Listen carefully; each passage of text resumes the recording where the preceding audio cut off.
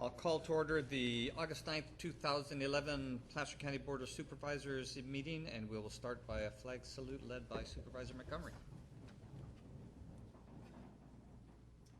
I pledge allegiance to the flag of the United States of America and to the republic for which it stands, one nation, under God, indivisible, with liberty and justice for all.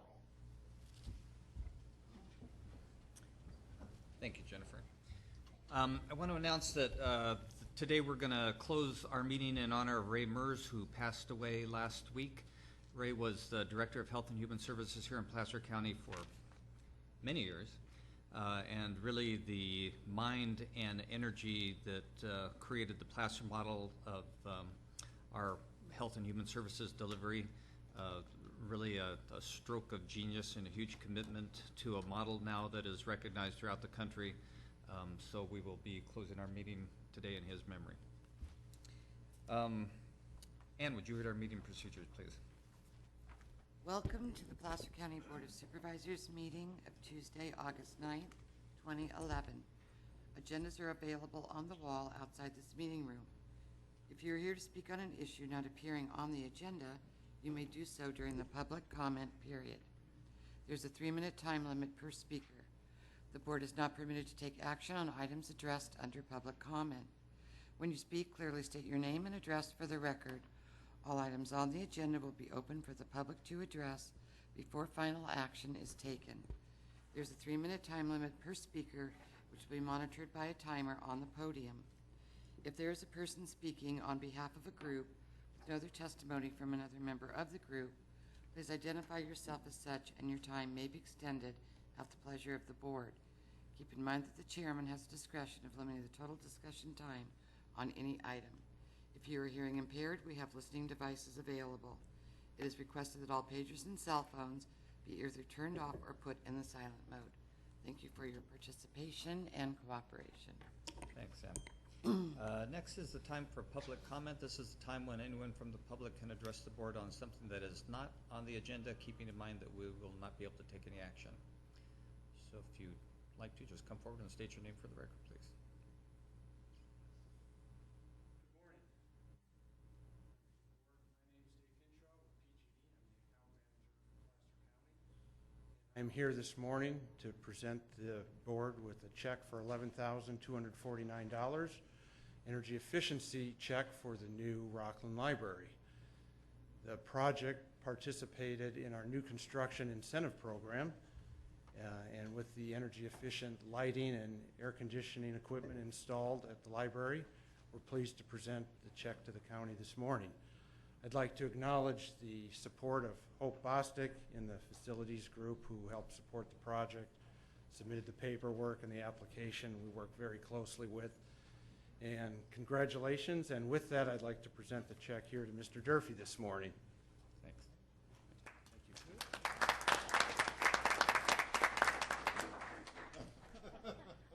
Thanks, Dave. I wanted to thank Dave and PG&E. We have a real strong partnership with PG&E on energy efficiency, and a lot of stuff behind the scenes. You know, we get a nice check like this, or they've helped us with incentive programs on our alternative energy programs and so forth. But behind the scenes, they're always helping us with billing issues and just ways on a day-to-day basis that we're trying to keep our utilities costs down. And through efforts out of Dave's office and working with the support of your board and facility services, we've generally kept our electric and gas costs over the last 4 years very flat. And I know that rates have gone up, but we've done a lot of work on efficiency, and a lot of it is really our partnership with PG&E and just all of the hundreds of things that they do to help us every year. So I wanted to thank Dave for that. Yeah. Thanks to both of you. Jim and board just did a quick straw poll, so go ahead and put the check in your pocket, but we want an especially nice lunch today because we have a meeting's going to extend on over into the afternoon. And you know, I'll tell you what, we'll take care of the lunch. Thanks. Thank you. Anyone else from the public like to address the board on something that's not on the agenda? Seeing none, we'll close public comment and bring it back to the board for committee reports. Jennifer. It's not technically a committee, but last weekend I went to a biomass conference put on by the Society of American Foresters down in Jackson. Brett was there, Tad was there from TSS. It was a really great event, probably 50, 60 foresters there working on biomass and putting forward proposals to address the excess biomass, both in our forests and in our agricultural lands. But Jim Boyd, who is with the CEC, the California Energy Commission, was the speaker on Friday night, had a lot of very nice things to say about Placer County and the projects that we're working on, and just really wanted to let this board and the community know that there's a great deal of support out there for biomass projects, such as the one that we're trying to do here at the county, and we are truly seen as a leader in this effort, and I just think it's really important that we hear that, because we often get beat up about it, but there are people who are very, very positive about the direction we're trying to go. Jim? Thank you, Mr. Chairman. In that regard, as you know, in June, I went back to the DC to receive the Clean Air Excellence Award from the U.S. Environmental Protection Agency. At that time, we had some high-level meetings with Department of Forestry, U.S. Department of Forestry staff. We had applied for a biomass utilization grant for $50,000, which I believe was denied. But as a result of our trip and our meetings, that biomass grant was approved, but not at $50,000, at $150,000. So good work on part of the biomass team for bringing that forward. And we'll have a report on that on our next board meeting. Jack? Yes, just wanted to report out, both Supervisor Holmes and I work with the SACOG, both the actual COG and the transportation piece of that.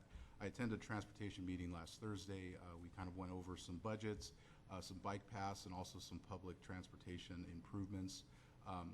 Nothing, there are a couple of items that were for Placer County. Nothing's been adopted, but just wanted to report back.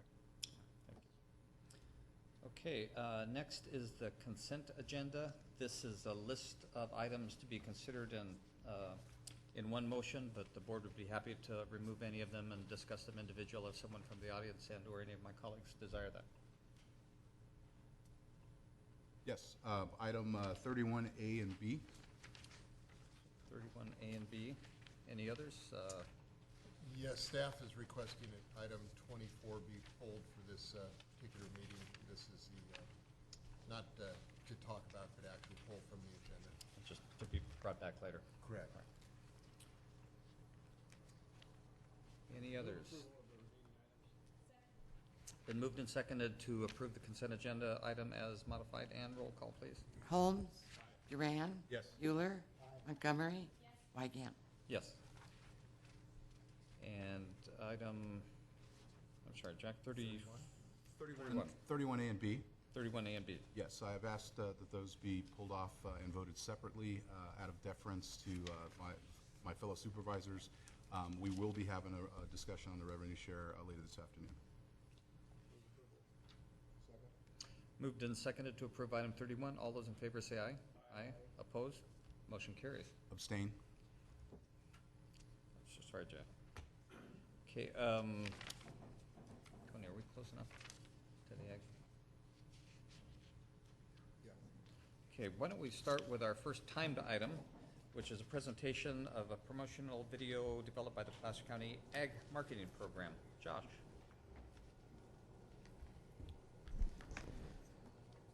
Good morning, Chairman Wygant and Board. Thank you today for this opportunity to present this item to you. First, I'd like to say that this is a video you're going to see today that was developed in conjunction and cooperation with Placer County Media Services, which is part of Placer County's Admin Services Department. And just like to say that they are a wonderful resource and really probably an underutilized resource that the county has available to it.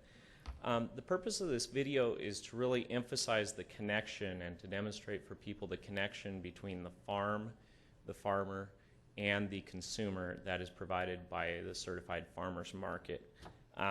Recently there's been some marketing campaigns within Placer County by major chain retailers to call themselves a farmer's market, or call food that's maybe not quite so local, and things like that. And this video also seeks to clarify what a real farmer's market is for people, so that when a consumer sees this video, they can help understand just what a real farmer's market looks like. Traditionally, the ag marketing program has done a great job with print media. We've done a lot with posters and flyers and brochures and produce some really high quality materials, but their impact as far as the number of people that form of media can outreach is sometimes very limited. And so looking to transition and get up with the times in some of the new media, the YouTube, the Facebook, the website type videos can be a very powerful tool. And so this, I'm hoping, will serve as sort of a pilot to show and demonstrate within the agricultural community what can be done to outreach to much larger numbers of people and be more effective. Finally, I'd just like to, again, thank Admin Services as well as the Foothill Farmers Market Association for helping to produce this video. And I'm pretty proud of it. I think it turned out really well, and I hope you enjoy it. Thank you. Thanks, Josh.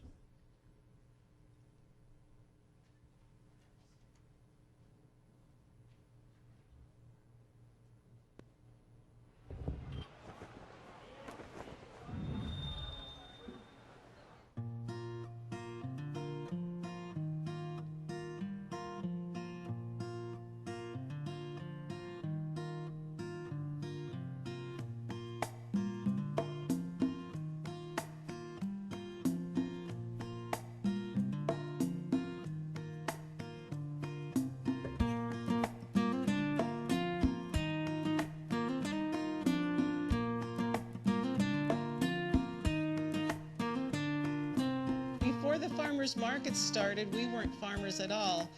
My husband was a building contractor and I was a stay-at-home mom. But the farmers markets gave us an opportunity to do something we loved, and we had the farm here, the land to work on. So we planted some crops and took them to the farmers markets, and we're full-time farmers now, and it works well. I know tomatoes are ripe when they turn red. I mean, we pick them when they're red and fully ripe and ready to eat. We can get it to the customer, the consumer, fresher than anyone else can. I love farming because of being out here with nature, with my plants. I like selling at the farmers market because I love interacting with customers. I think that for me is one of my favorite parts. I love seeing a plant start from a seed in my greenhouse and then being out in the field, watching it grow, and then having that first giant tomato off the plants, because that never gets to market. It goes right to my table. Why mandarins? Mandarins, well, this is kind of a funny little story. My wife and her sister used to ride their horses across the street, and across the street there was all these old mandarin trees, and they would come back from riding the horses with pockets full of mandarins. So my in-laws decided that, my mother-in-law specifically, decided that her girls ought to have some mandarin trees right at the yard so they didn't have to go across the street. I was born at the Old Auburn Hospital, and I rolled downhill to Penryn. And in the mid-70s, my grandfather wrote me a letter stating that he was tired of farming and was going to sell the place. And I called him up and I said, well, hang on, and I'll be down and try it for a year. And I think that was 37 years ago, and we're still trying. The farms here are pretty small, so there's more attention to detail. In Placer County especially, we have really good soil, so for the mandarins, it makes a really good flavor. Our old trees, these trees being so old, also gives a different flavor. Every farm in Placer County will have a little bit different flavor, but I really think it's the attention that the small farmer can give to their crops. We go out and we hand select each piece of fruit that we clip off the tree. And then that fruit goes into our packing shed, where in our packing shed, once again, it's all hand sorted into bags or into bulk bins to be taken to the market. One of the things that's pretty unique is that not a lot of the operations can say that the farmer actually touched each piece of fruit that goes to market. The fruit goes to market the next day, where it gets sold.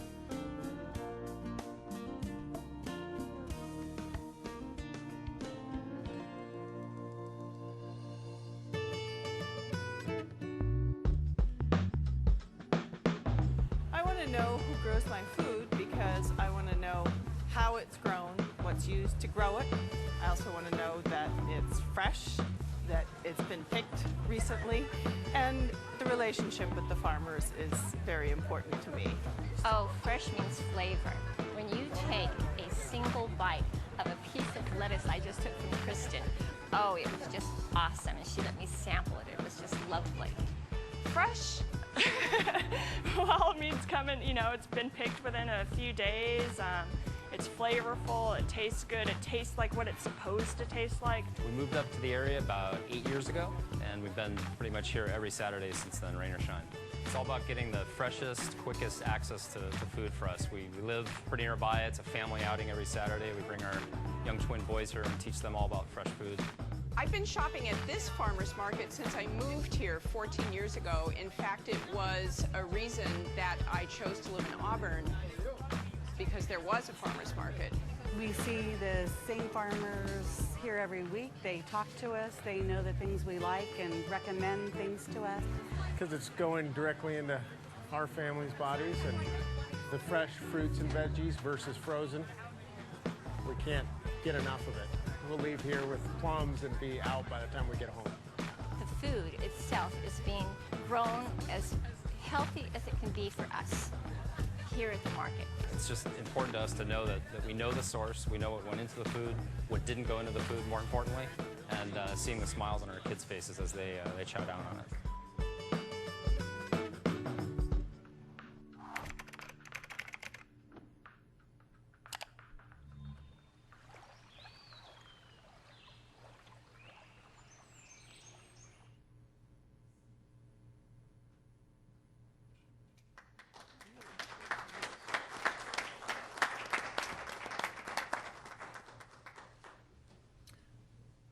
Really well done.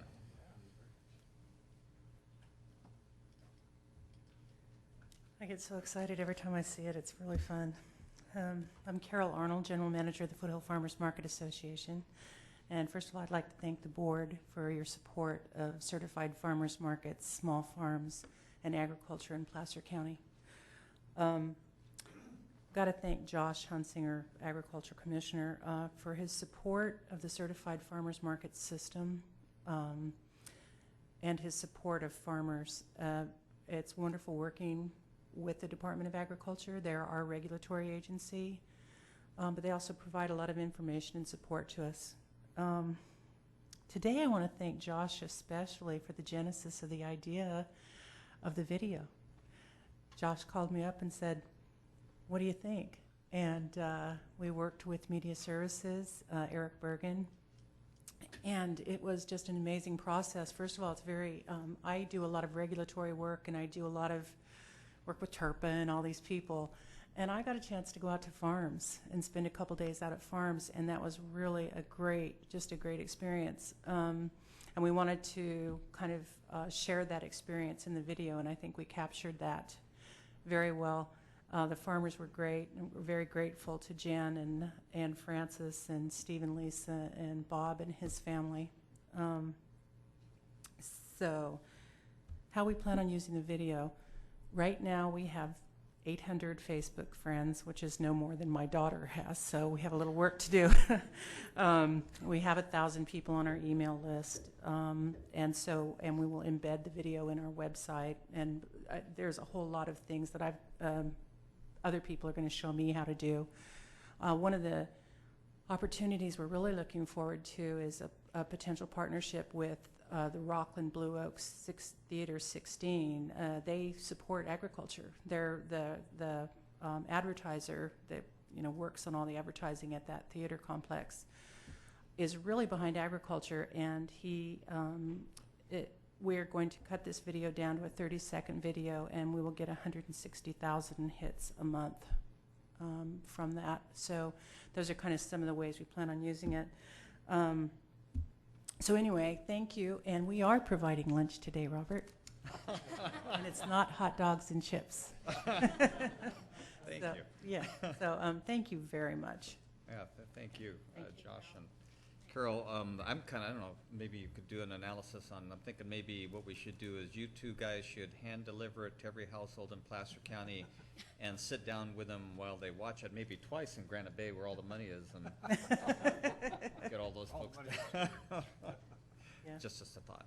Yeah. But Well, thank you. There you go, thank you. Jim? Oh, I just wanted to say that I really enjoy the farmers markets. I try to get to the one in Auburn. I get to meet a lot of people there that are, engaged in the agricultural community. But the main reason I go is so I get there when Joanne Neff's there, so she can give me my direction and tell me what to buy at the farmers market. But I was in Rockland a couple weeks ago, and I had to be down there for an event, and I wanted to get back to get some tomatoes at the Auburn. But I happened to go by the Rockland Farmers Market, and it was very nice, well attended. A lot of the same vendors are there, so I really enjoyed that. So anytime I'm down in that area on Saturday mornings, I'll be visiting it. So anyhow, great job. Yeah, there's just a little piece of information. That zip code 95747 is a huge target for us because those are folks that don't have any idea that we have an agricultural county.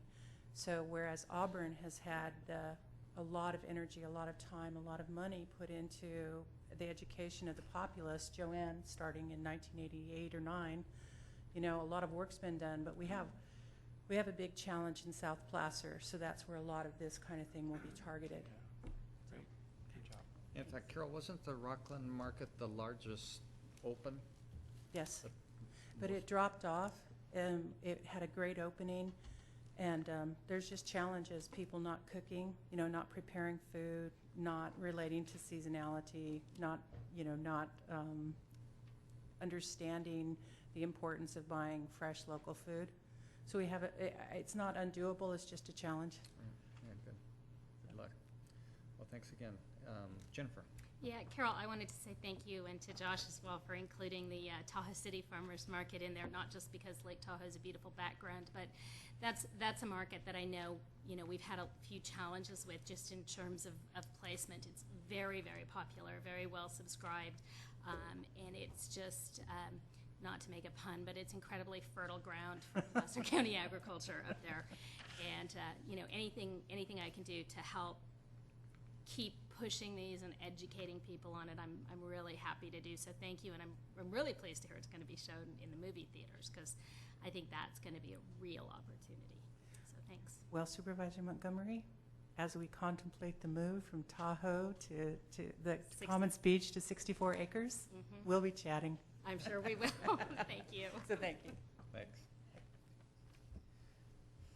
Okay, we'll take up our first department item now, item 9, which is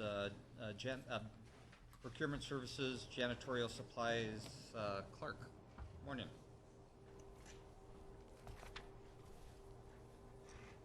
Good morning, Chairman Wygant, members of the board. Clark Moots, Director of Administrative Services.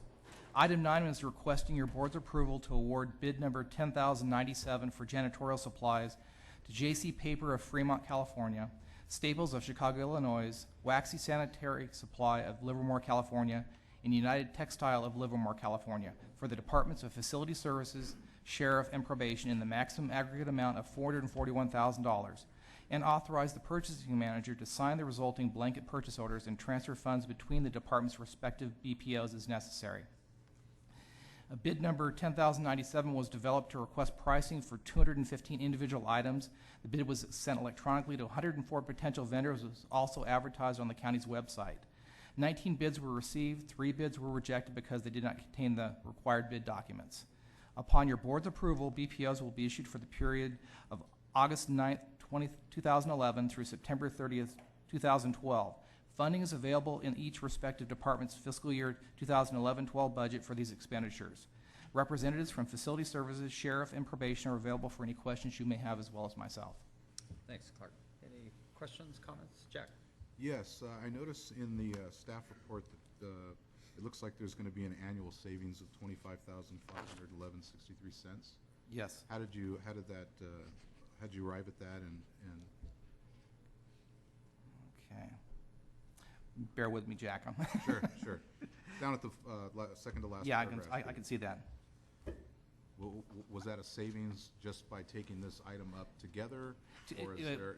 By combining it into categories, that's where we get the annual savings. Instead of splitting it apart, because typically in procurement, you can go by line item, and so when we looked from line items as opposed to categories, it made more sense to go by categories. As well as there's more of an efficiency sake of administrative cost by having to manage it by line item as opposed to categories. Because otherwise we would have potentially 35, 40 BPOs as opposed to the several we have here. Great, thank you, and good work on that. Thanks. Jennifer. Yeah, I wanted to follow up. I really appreciated the breakout that you guys did here, explaining which were done by line item and which were done otherwise. And just getting to Supervisor Duran's question, on page 390 and on page 392, there are a couple areas that were identified specifically as savings. So those are I'm sure you saw it, but those are the specific areas where the savings occurred, and it was specific to the way these were bid.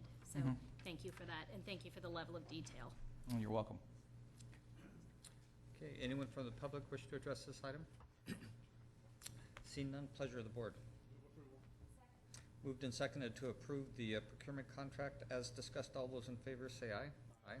Opposed? Motion carries. Thank you. Thanks, Clark. Our next department item is Community Development Resources Agency. Essentially, CEDRA and County Exec's Office is seeking direction, if any, from the Board of Supervisors, predicated on the discussion we had at our last meeting up at Squaw Valley. Michael. Thank you, Mr. Chair. Michael Johnson with the Community Development Resource Agency. As you previously reported to your board at the July 26th meeting, the environmental analysis performed to date for the Eastern Placer County Biomass Project has identified a noise impact associated with the Kings Beach site that cannot be mitigated. As identified in the environmental analysis, noise levels would exceed the thresholds for the north and east property lines, and this impact cannot be mitigated to a less than significant level, even with mitigation measures being included. On October 4th of this year, Placer County received a letter from the Executive Director of TRPA stating that TRPA would be no longer considering the Kings Beach site as part of its biomass environmental analysis. The decision by TRPA to remove the Kings Beach site from consideration was based upon the identified noise impacts in the environmental analysis. In your board report, there were a series of options that were outlined for the board to consider relative how best to move forward with this project. Staff has concluded that given TRPA's decision to remove the Kings Beach site from consideration, that it would be appropriate for the board to direct staff to stop the analysis of the Kings Beach site and instead direct staff to move forward with an environmental analysis for the Cabin Creek site located off of Highway 89 on the west side of the lake.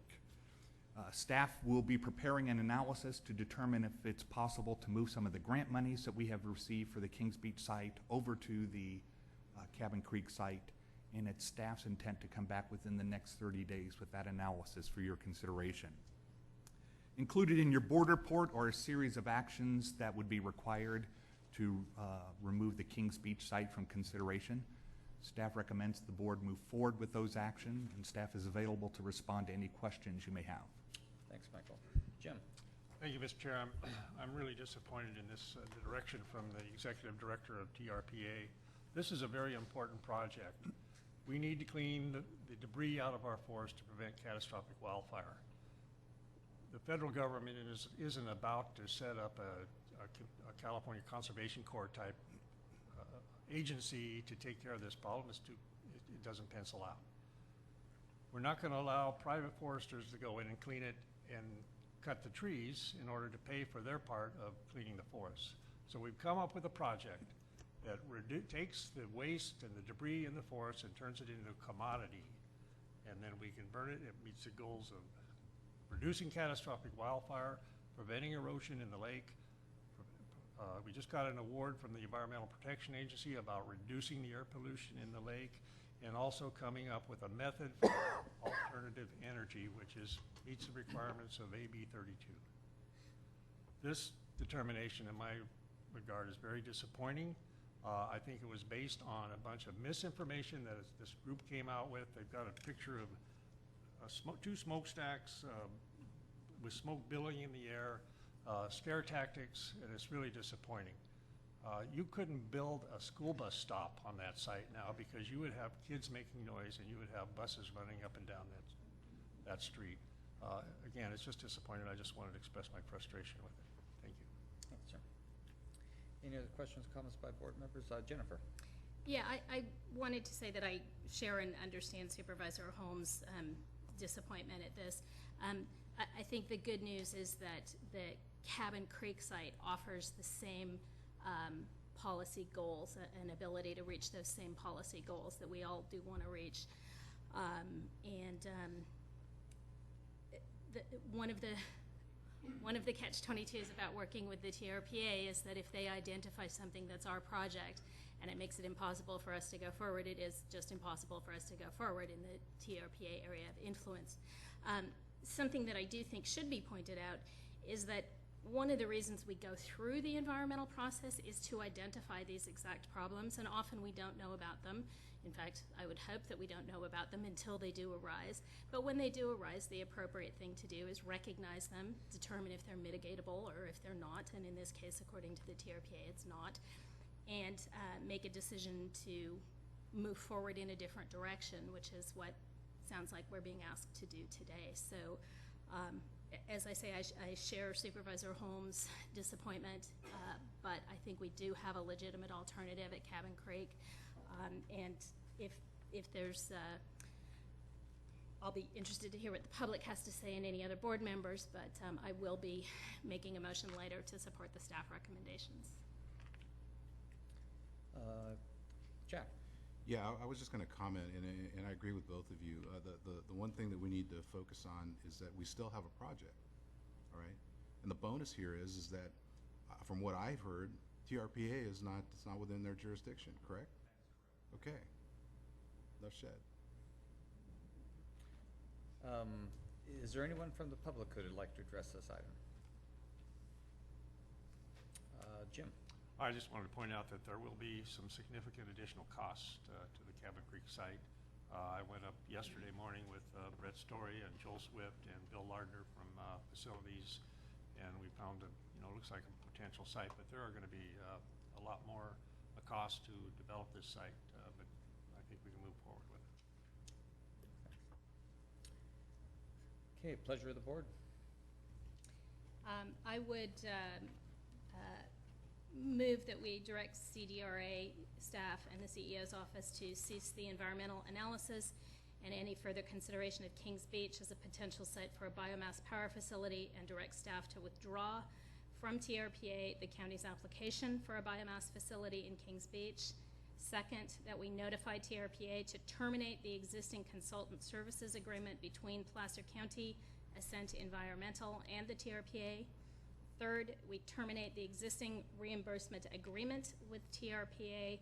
And fourth, we prepare a new contract for an EIR-EA, which identifies the Eastern Regional Landfill Site as the proposed location for a biomass to energy facility, and direct staff to return to the board to present cost estimates associated with the environmental review for a biomass facility at the Eastern Regional Landfill Site, otherwise known as Cabin Creek. Second. It's been moved and seconded, essentially, to remove Kings Beach as site consideration. Robert, I think Kirk has that. Yeah, under I'm sorry, discussion. Yes. Okay. Yeah, my only concern with this is there are several people that we've heard from up in particularly the Kings Beach, Tahoe Vista area over the past couple of years who seem to make their stock in trade in accusing our board and our staff of coming up with new and creative ways to ruin their lives and the lake. And by taking this action, we're taking away a very potent inflammatory issue that they've used, and a little disappointed to see that they're now going to have to go scrambling for another issue to use to accuse us, our board, and our staff of figuring out ways to destroy their lives in the lake. So that'd be my only concern with us taking this action. And Mr. Chair, I'd like to point out that many of the arguments that this group used about the biomass plant in Kings Beach can be also transferred to the biomass plant at Cabin Creek. The fun never ends.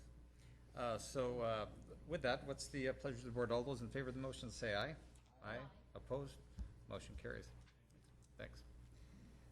We'll take up our next department item, which is a myriad of contract amendments for the children's system of care. Richard? Oh, there you are.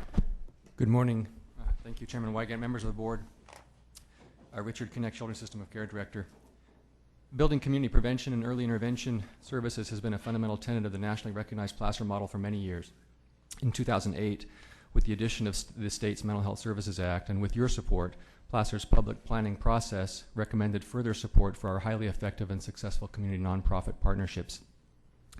These state prevention funds have been made available to mitigate the effects of serious and persistent mental illness, reduce the costs associated with these diseases, and reduce the stigma which often accompanies them. The department has recently identified one-time state funds to enhance these contracts, which were initiated in January of 2010. No county funds are required. The contract amendments and renewals outlined here represent 12 of the prevention and early intervention approaches chosen by the Campaign for Community Wellness to meet the needs of our most vulnerable populations here in Placer. Since their inception in January of 2010, more than 12,000 Placer County families have been served in a non-stigmatizing and culturally accessible manner while preserving the county's capacity to serve those with more severe illness. I would recommend your approval and welcome any questions. Questions by the board? And Richard, your presentation is at item 11(1)A through 8I, and then we'll do item 2 second, or is it? We can do them all together at your discretion.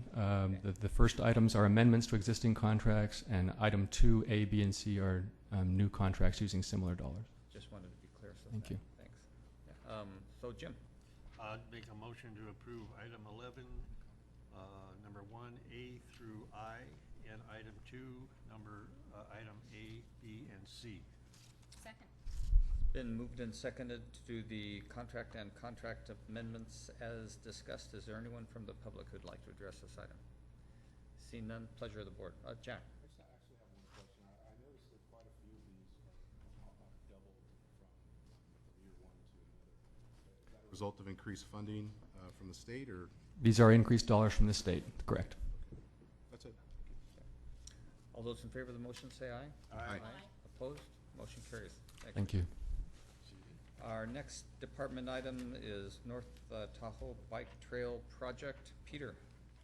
Good morning, Chairman, members of the board. Department item number 12A, Peter Kratz with Public Works. This item consists of asking for chairman authorization to execute professional services agreement number 1113 with Hauge Bruick Associates, LLC, for preliminary engineering design and environmental permitting of the North Tahoe Bike Trail project in the amount of approximately $344,000. The request also includes asking the chairman to authorize the director of Public Works to approve and sign future amendments as determined necessary up to approximately $34,400. This project is located along the north shore of Lake Tahoe, north and west of State Route 28 between Dollar Hill and Tahoe Vista, with an alignment that extends the existing North Shore multi-use trail 2.5 miles north of Dollar Hill.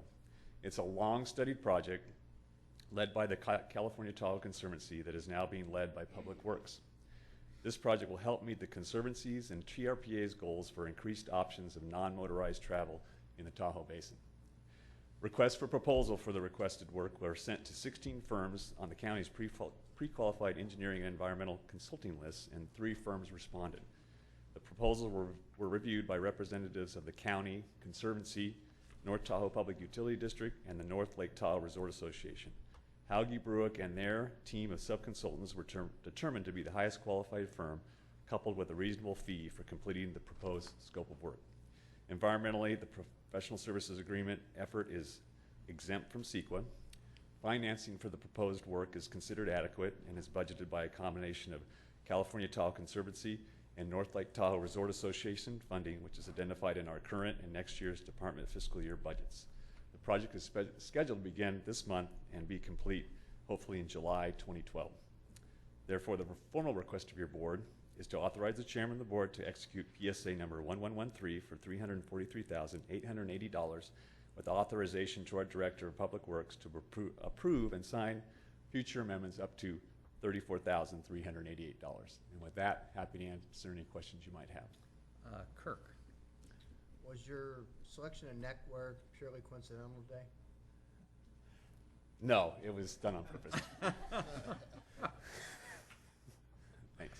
Jack? Yes, what is the total cost, estimated cost of the project?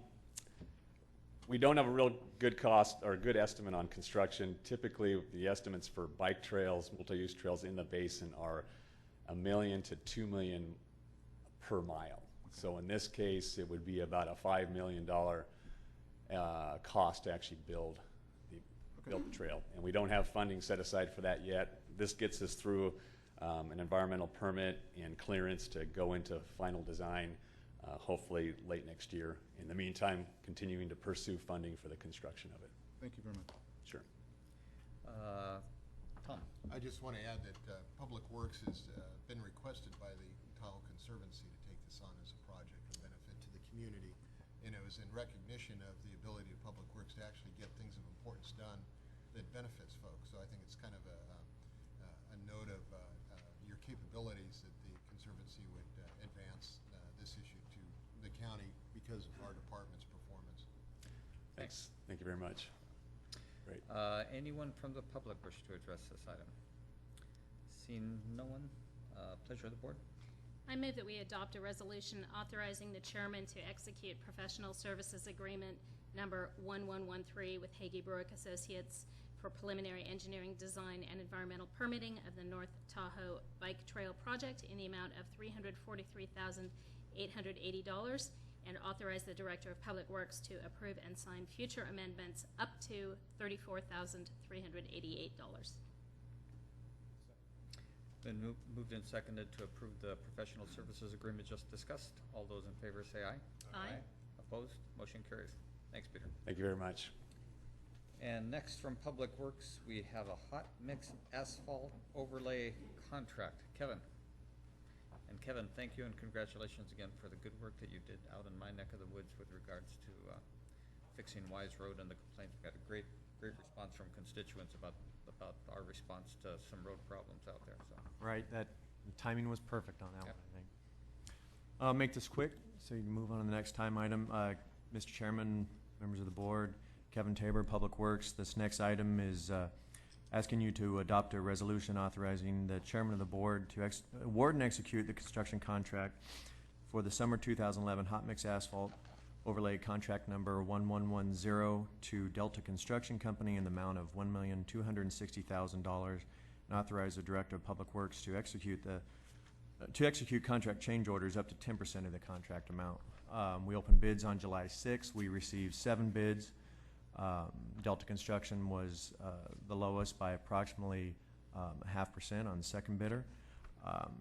We're utilizing 100% of funding from Proposition 1B, so this is an entirely state-funded project.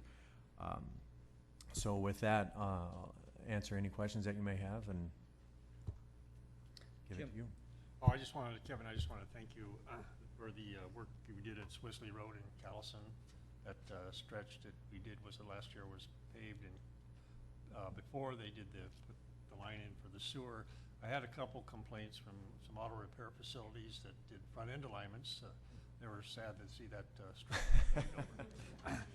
But then I appreciate, actually, I had a lot of good comments about having that done, and then there were some complaints about not finishing the project, but I see we're going to do that, and we've explained that to those people. So thank you very much for your leadership on that. Oh, you're welcome. I think it worked out. We worked pretty well with SP Mud and coordinating our initial work and then letting them do their project, and then we'll follow it up with a final overlay. So yeah, it should Thank you. go smoothly. Any other questions, comments from the board? Anyone from the public wish to address this item? It's been moved and seconded to approve the overlay contract just discussed in the amount of $1.26 million. All those in favor say aye. Aye. Opposed? Motion carries. Thanks, Kevin. Thank you.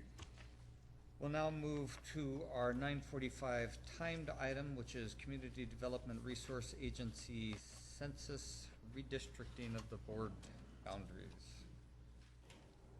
Michael and Lauren.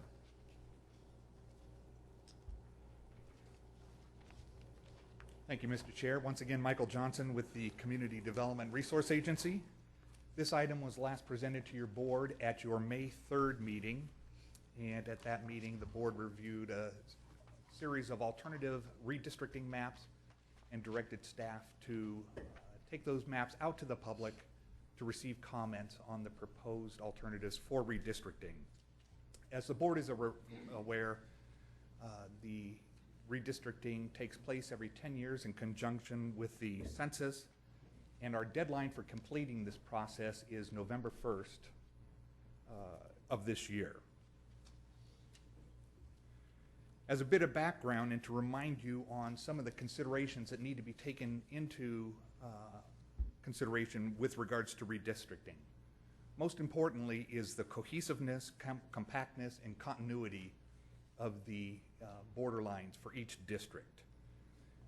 The integrity of communities is an area of very important consideration, and to maintain local neighborhoods to the extent possible. While the intent is to maintain a maximum deviation of 5% between the high and the low of each district, state law does allow for deviation up to 10% if specific findings can be made. And based upon the district or the direction from your board, staff followed the existing district boundaries to the extent possible, and staff took into consideration topography and the geography of the area. As a reminder to you, the 2010 census for the county showed that there were 348,432 residents in the county, and to achieve parity between each of the 5 districts, that would be to have 69,684 persons in each district. As an example, District 2, which had the largest area of growth over the last 10 years, would need to lose 35,000 persons, and District 5 would need to gain more than 20,000 persons to achieve that parity. Is there any way I could pick the individuals? Yeah, I was just gonna say, we can make this process a lot smoother if Robert got to choose which 35,000. I will have to defer to counsel on that request. I have a Buses list. lining up, are they? I apologize. Sorry, Michael. As directed by the board, staff went out and received public input. We presented the 5 alternatives to 13 municipal advisory councils. We also presented to the Roseville Chamber of Commerce, the North Lake Tahoe Resort and Chamber of Commerce, the Sun City Republican Association, and the South Placer Women's Coalition.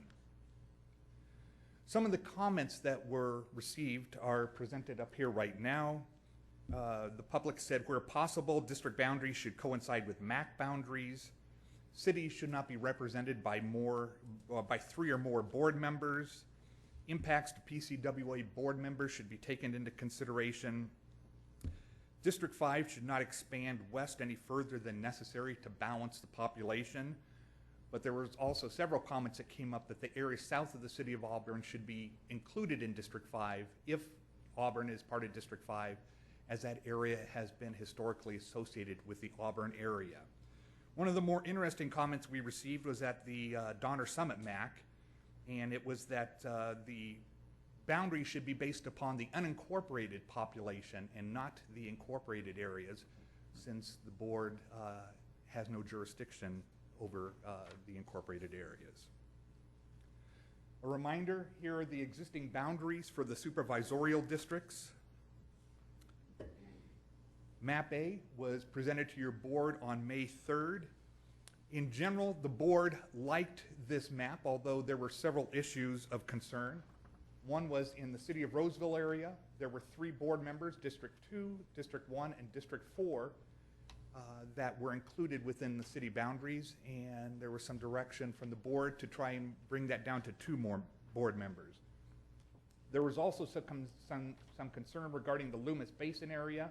District 4 went into the Loomis Basin. District 5 came down into the Loomis Basin. It was seen as a community of interest that should be maintained in one supervisorial district. In an effort to bring District 4 out of the Loomis Basin with this alternative, you can see we brought District 4 down in this area here. District 5 is still within the Loomis Basin, and so this did not achieve all of the direction that the board had wanted. Alternative C, we were able to get, we were able to get District 5 out of the Loomis Basin area, but as a result, District 4 came up into the Loomis Basin area. We had an opportunity to meet with most of the board members and to go through our computer programs for these various alternatives. And as the board is well aware, it's very much like a balloon. When you try to address one issue, when you push in one area, it pops out on another. And it's not just as easy as moving lines on a map, but to maintain those communities of interest, to maintain boundaries, so the communities of interest are not divided, becomes very problematic. Alternative D, we were able to get District 4 out of the Loomis Basin. We were also able to get District 5 out of the Loomis Basin.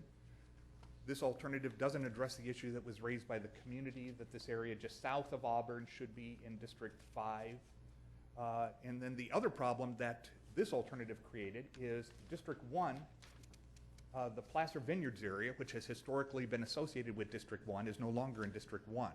As a result, District 1 would have little or no unincorporated area to govern. And we heard from numerous community groups that it was important that every board member have some incorporated area to govern. The fifth alternative, Map E, we were able to address the Loomis Basin area for both District 4 and District 5. And with this alternative, we were able to include the Placer Vineyards area within District 1. As you can see, there are a myriad of options that can be considered. What staff is looking for from the board today is final direction on a preferred alternative. It's staff's intent to return to the board on September 13th at 10 a.m. to conduct a public hearing. State law requires that 2 public hearings be held. We have anticipated September 13th be the first public hearing, and then October 11th would be the second public hearing. Staff is available to respond to any questions you may have, and we are seeking direction on a preferred alternative that we can bring back to your board. Thanks, Michael. So we'll start out with questions, comments from the board. Jack, then Jim. Yeah, Michael, can you go back to, I think it's map E?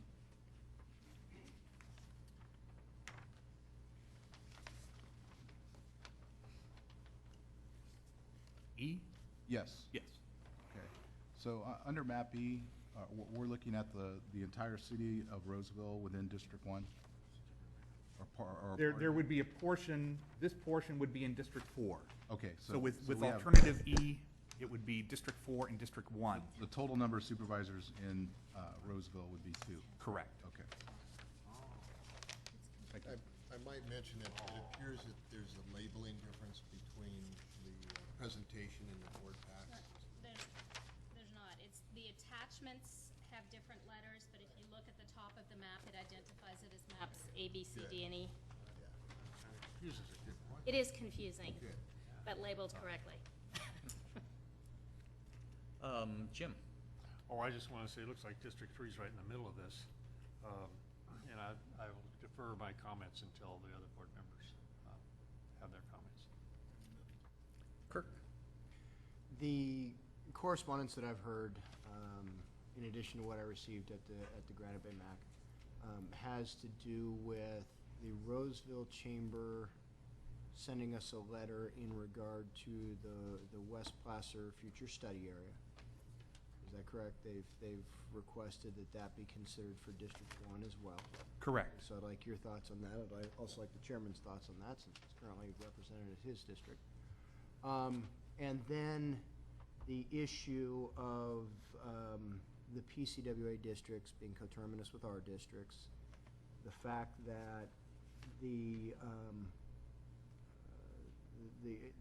effort to keep areas of interest, communities of interest, consolidated means that in District 4, our representative, Mike Lee, who's here today, ends up in District 3, and according, I believe, in this one, it places Gray Allen, who just ran for and was elected by the people of District 1, into 4 in this one. And while it's tough to balance all of these things, and the board has made our concerns or our priorities fairly clear in terms of not wanting the city to be represented by more than 2 supervisors and wanting to keep communities of interest intact. I'm wondering if staff has any thoughts, given that member Allen just ran for and was reelected by the voters of District 1, if staff has given any thoughts to some potential modifications to the map that might allow for Mr. Allen to continue to represent District 1, knowing that it would leave 4 without a representative. However, 4 is up in this election anyway. So has staff given any thoughts to how, if that were to be accommodated, how it might work? And does, within Roseville, it would require obviously the moving of some of Roseville's population where Mr. Allen is back into District 1, and some of what's currently shown as District 1 moving it into 4. Has staff given some thought as to what part of Roseville that's already contiguous to District 4 represents kind of an area of interest or community of interest that might be appropriate for moving into 4, should we make the allowance to keep Mr. Allen in District 1? I'll start out with the easy question, and that deals with the future growth areas in the city of Roseville. Mr. Euler is correct. There was a letter that was submitted. It's in your packet from the Roseville Chamber of Commerce, and because there are future growth areas to the west of Roseville, primarily the Curry Creek area over in this area here, there was a request that that be included in District 1. Because there is little or no population out in that area now, staff has concluded, should it be the desire of the board, it would be a pretty simple fix to include those future growth areas within the District 1 area. The issue as it relates to the PCWA board members was probably one of the more problematic issues that we've looked at, and we have looked at it extensively. Mr. Allen lives in this area, generally right about here, and staff has looked at a couple of alternatives. We have not yet presented them to your board, but we do believe it will be possible to modify boundaries between District 1 and District 4 to include Mr. Allen within the District 1 boundary, so that would not disrupt that portion of PCWA. The greater challenge is Mr. Lee and District 4. Mr. Lee lives up in this area here, and the challenge has been, how do we maintain the community of interest of the Loomis Basin as one contiguous area represented by one district, and it's very problematic. As you saw from some of the alternatives that were presented to your board this morning, we can move District 5 up, but that has impacts on District 5. We can move District 5 down, but that has impacts on District 1. It just becomes problematic because of where Mr. Lee lives, generally in the middle of the Loomis Basin. With that, we'll defer to the board for direction. But in my professional opinion, it would be difficult to include that area in part of District 4 and still maintain communities of interest. And Mr. Chairman, since this is just kind of a open and freewheeling discussion, to the extent that you and Supervisor Duran are willing to comment on those particular items that I'd raised, I'd like to hear your thoughts on them. Particularly as it relates to the Chamber's request in regard to the West Placer area, and then Mr. Duran, your thoughts on the PCWA lines in your district. Jennifer has her light on next, so I'll jump over there. Supervisor Euler's comment. Should they so choose or whatever? Okay, fine. You're not going to force them to respond? Okay. I've gone over these maps with a lot of constituents, particularly in the Auburn area, because folks in the Auburn area have some real angst, frankly, about coming out of District 3 and moving into District 5. But one of the things that has come up consistently with people in the Auburn area is that they feel that the Shoreland Tract, which in Map E is associated with District 3, has more in common with the city of Auburn than the Loomis Basin area. I can't really speak to that because I'm not a resident of the city of Auburn or the Shoreland Tract, but this is just something that I've heard from people over time. And so looking at the maps, one of the things that was suggested to me by some constituents was that as relates to the District 3 and the District 5 boundaries, we do something that kind of takes Map C and Map E and makes some shifts, as it were. So the boundaries between District 3 and District 5 in Map C have been suggested to me as being more appropriate boundaries by residents of the Shoreland Tract and the Auburn area than the boundaries as shown on Map E. However, those same residents have said that for the rest of the districts, they love Map E.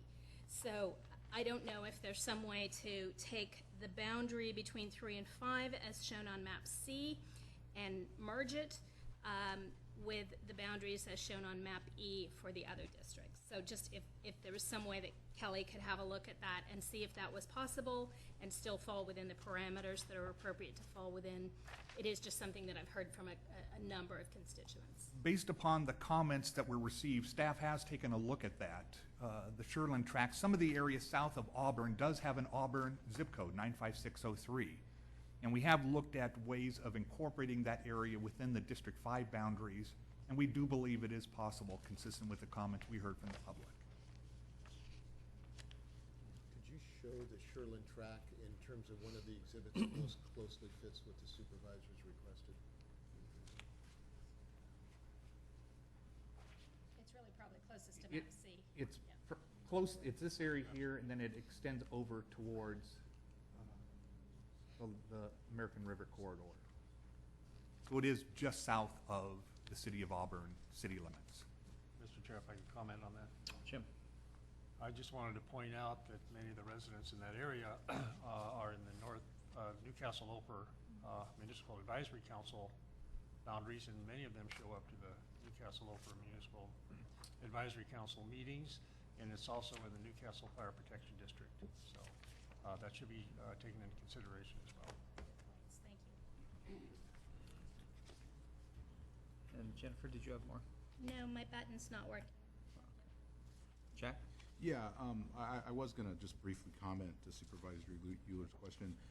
The only thing that I would appreciate is any move that we make with regards to either the request by the chamber or the request with the PCWA just one situation is that we just make a move that makes sense, and that we don't do anything that looks just really strange, and for the purpose of representation. I mean, that's really what it comes down to. I've got to represent, the lot that I'm given, and I just want to make sure that the lines make sense. And unfortunately, it sounds to me that maybe one situation we may not have a solution to, and at the end of the day, that's where it ends. With the growth that occurred in the county over the last 10 years, there is such, as the board is aware, there's such an orientation towards the westerly side of the county, and more specifically the Lincoln, Roseville area, that it became problematic for areas like the Loomis Basin, which historically had been a part of the District 3 area, to try and keep that as one contiguous area. There really is a skew in our population right now towards the westerly side of the county. And so my comments, first of all, Kirk, I'm going to make a point of not taking the Roseville Chamber letter personally. Because all 35,000 people that are on my list? Seriously, that was a joke. One thing I will point out, that it sounds to me like the letter is actually incorrect, and that it states that given Roseville's population, maintaining 2 elected representatives is ideal. Actually, they're represented by 3 of us already. But I don't feel strongly one way or the other about the future study area, except for comments that I made earlier. The last time we discussed this include the fact that Lauren might know the numbers off the top of his head, but something like 80 to 90% of the future growth in the lower elevation part of Placer County is expected to occur in District 2 currently, and similarly about the same amount of property as in the Placer County Conservation Plan Reserve Area map. And I think that perspective is important for both of those concerns. So I think to the fullest extent possible, if District 2 can retain that same proportion, it'll serve whoever is in this seat well. The Roseville, for the longest time I did not represent any part of Roseville Incorporated, but it was virtually impossible to create it. Last time we did this, we drew boundaries where at that moment in time, District 2 did not include any part of Incorporated Roseville, but it was just inevitable that with the growth that we had, that the incorporated part of the city encroached into the boundaries of District 2. And in a perfect world, fewer supervisors in an incorporated area, I think it's better, but I don't think it's been a problem. It hasn't been a problem for me. I hope it hasn't been a problem for them. So we should try to achieve those kinds of things. I don't think for me, it's not the highest priority and a drop-dead concern. Other than that, I'm more concerned, I guess don't have any grand answers off the top of my head, but always before when I've seen this process, and the one other time that I've been personally involved in it, we've been able to preserve the residences of those electeds who represent both on behalf of the Board of Supervisors and the Placer County Water Agency. So I'm somewhat concerned about the agency representation and how that when we push on that balloon, we squeeze one way or the other. But those are just my thoughts off the top of my head. And Jim, did you have some other comments that you wanted? No, I just wanted to, from my perspective, it looks like map E would work for me, consistent with Supervisor Euler's concern about the District 1 Placer County Water Agency Director moving back and getting him back into District 1. Yeah, sure. Yeah, that's map E. Oh, I'm sorry, map E. The attachment H match map E, yeah. Subset 40. Seeing no other comments right now from the board, I will open this up to the public for anyone who'd like to address us. Then please come forward, Dave.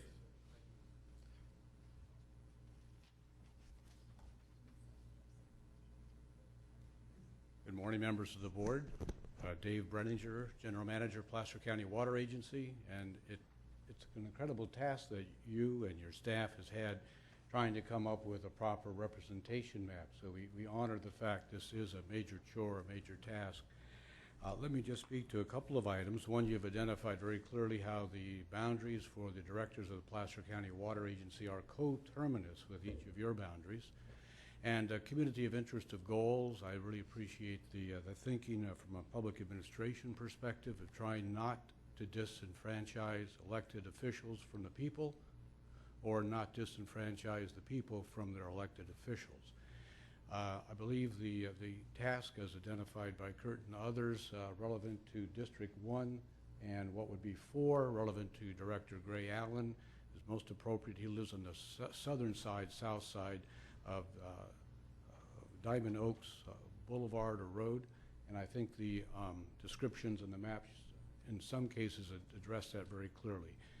The area, and this is where I would probably professionally disagree with Michael, I think the task isn't problematic to keep Director 4, Mike Lee, in the same boundaries with the people who elected him.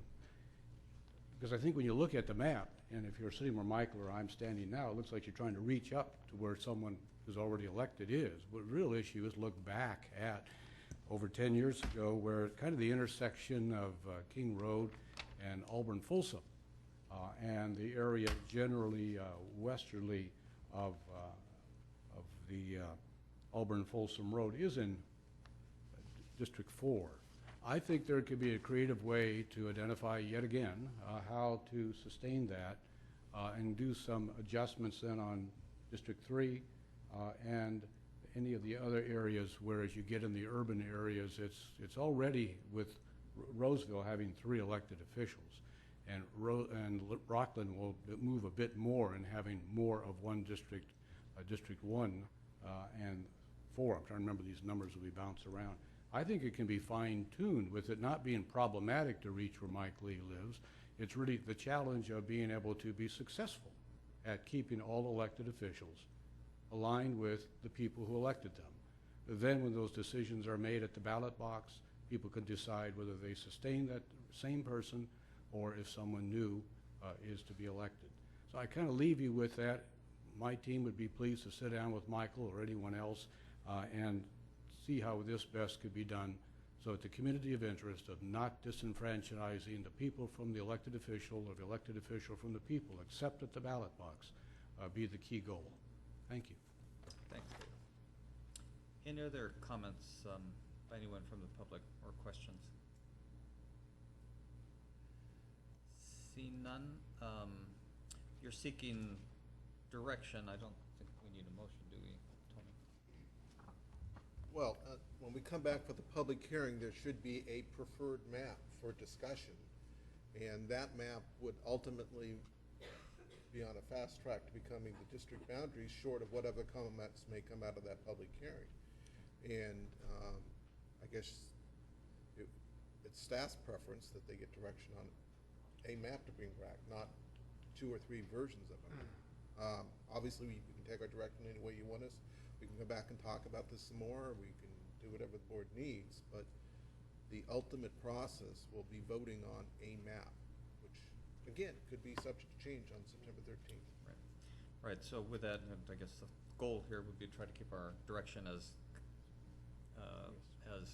concise as possible and with as much clarity amongst at least 3 of us as possible. So with that, Jennifer, you got your light on. Yeah, I was going to support Supervisor Holmes and say from the 5 maps that are in front of us today, map E I think is the most appropriate map from the perspective of the constituents I've spoken with in District 5. Kirk. Yeah, given, Robert, that you and I are the only 2 that go back 2 maps ago. When I was first elected in '92, we had just been through this exercise, and the District 4 at the time, my district actually came all the way up to King Road and went all the way across to the Loomis town limits and followed the Loomis town limits all the way around down to kind of that southwest corner of Loomis where it hits the railroad tracks. So I had the entire town of Loomis. All of the Horseshoe Bar Community Plan area was in my area. The entire town of Loomis came down. I split Rockland with Robert back then, with Alex before Robert. And then I came down and picked up Roseville, which I split with Phil Osnick and then Bill Santucci. And so back then, Rockland was divided between the 2 districts, and Roseville was divided between the 2 districts. And then the 2000 map came along. And 2000 map, of course, moved Loomis into 3 and took my district over and was able at the time, fortunately, by virtue of where the population had grown and had not grown as aggressively as it did in 2000, in that first decade of the century, was able at that time to keep Mr. Lee in the district. And Mr. Lee has served our district, obviously, as county supervisor, served District 4, and PCWA member served District 4. The growth that we've had over the last 10 years since 2 maps ago and then this more recent map just makes it a whole lot more difficult, I think, for us to accomplish that. And you know, as much as I'd like to keep Mike as my guy, what I'm currently dealing with in my district is I have right now a decent chunk of the Horseshoe Bar Community Plan area in my district, yet I don't appoint any of the MAC members. Supervisor Holmes out of District 3 gets to appoint all the MAC members to that one. And so that Horseshoe Bar Community Plan area is split between the two of us. So I just, you know, in the interest of keeping those areas of community, obviously as Granite Bay has built out and become more suburban, and certainly in some cases people might argue urban with the full development of Tree Lake, I think the Granite Bay area does have more in common with, and certainly more common utilization with, Roseville now than it did in 1990 and in 2000, when you could make the case that Roseville, or that Granite Bay still at the time, largely more rural, had more in common with the greater Loomis Basin. Granite Bay, of course, having been carved out of the greater Loomis Basin. And so I think just the evolution of time and the build-out according to our plans have kind of morphed the Granite Bay area into an area that is more consistent with East Roseville and with the more urban setting. Certainly there are parts of Granite Bay that are still rural, and so I think in the board's expressed interest of trying to keep cities down to represented by 2 supervisors, as we were after the 1990 map, and areas of interest together, it's going to be real tough to try to accommodate Mr. Brenninger's request of keeping everybody in their seats, but hopefully, it'd be my hope at least, we can do what we can with District 1, given that Mr. Allen did just run an election, and we are looking at the opportunity, should we end up with nobody in 4 as a result of the map, no incumbent in 4, we have a scheduled election next year for that seat, gives us the opportunity to fill that seat. Just my thoughts, thank you. Jack? Yeah, I've previously commented, I do like Map E, Attachment H. And I do appreciate, you know, if you can look at it with take into consideration the PCWA District 1, you know, trying to finesse that. I'm also not opposed to at least looking into the situation in District 4, but I understand that there's, you know, some real serious challenges there. So that's kind of where I'm at. And so, Mike, did you have more comments? No, it's your button, okay. So my attachment E also, I think, is a good sort of core thrust on the question of the Roseville Chamber letter. I think I addressed that okay. I'm not sure what exactly that would do, but my emphasis would be on the preponderance of future growth and the conservation plan congruity to the fullest extent possible. And then similarly with Jack, I'd like to see what you could do if you move things around to the full extent that we could accommodate the directors of the water agency. I'd like that's a priority for me. So I'd like to see the work that I understand the challenges and the dynamics, but I'd like to see some iterations on that if possible. And with that, in light of Tony's comments, are you perplexed at this point, or do you need more specificity from us, or are you okay with bringing back?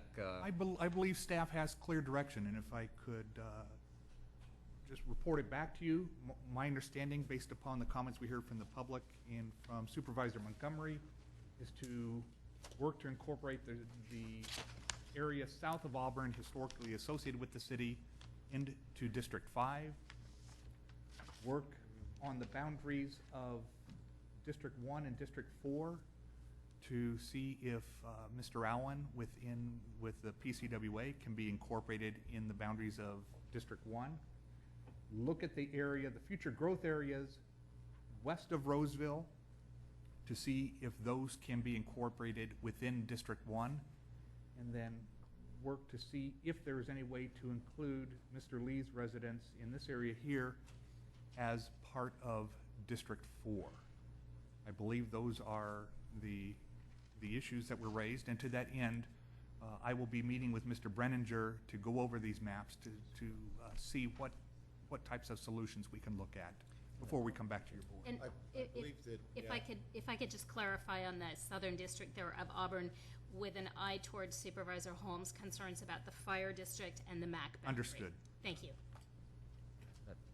So you're clear that that area will be in District 3? And that depends on 3 votes?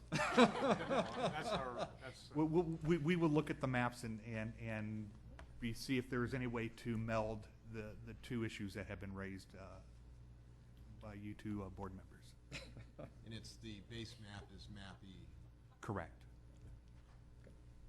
Thanks. Thanks, Michael. Warren. We will now take up our 10 o'clock timed item, which is a public workshop regarding the Creek West Placer Community Transportation Plan element. Ken, I think you need a couple more binders and a few sheets of paper to... We'll leave it right over here. I'm not sure if your report's going to be complete without... Here we go. Good morning, or I'll wait a moment. Good morning, Ken. Good morning, Chairman, board members. My name is Ken Grimm with the Department of Public Works. This next item is your consideration of a revision to the transportation element of the Dry Creek Community Plan. We're asking you specifically today to consider approving a revision to the transportation element of the Dry Creek Community Plan. We're asking you to certify the EIR, adopt the findings, the statement of overriding consideration, as well as the mitigation and monitoring plan. Before, at the end, I will have some technical corrections to the resolutions, and I'll mention those and give those to the clerk of the board at the very end. The Planning Commission recommended approval of the staff's recommendation on a 5-2 vote back in October of last year. A little history on the community plan for Dry Creek, approved last time in the early 90s. One of the key elements of that community plan was the installation of a full closure on PFE Road. And that would essentially prevent traffic from going down that road and crossing over this line near Cook-Riolo Road. A lot of things have changed since then. This shows a lot of the growth that's happening in West Placer. Specifically, there's first off some new communities that have come into existence since that community plan was approved. We've got Morgan Creek, we've got Doyle Ranch, all brand new. We've also approved the Placer Vineyard specific plan, although contemplated when the original community plan was done. Now we know a whole lot more about what's going to be happening out there. But probably more than anything else is not what was happening within the plan area, but what's happening external to the plan area. Tremendous growth in the West Roseville area, the North Sacramento County area, as well as now some proposed development even in South Sutter County along Riego Road. One other thing that's also happened since that time, a new middle school has been built on Cook-Riolo Road that would have been located behind this closure that now is a full-fledged middle school drawing from children all around that area. So all of this put together say, hey, we need to relook at the transportation system. What do we want to see and what are we going to need for the future? To start that, we had a community plan process. We've been working with them for years. This is a series of meetings we've had, most of those with the West Placer MAC, to identify the issues, talk about different alternatives and solutions. 3 things came out of that discussion with the community. One was this future proposed closure on PFE Road. Should we do it or not? The second was there's an existing closure, or what we call a diverter, on Baseline Road at Cook-Riolo. This is a picture of that existing diverter. It prevents traffic from Roseville along Wood Creek Oaks from going through the Dry Creek community and actually diverts them over to other roads like Walerga Road primarily, but also perhaps Watt Avenue.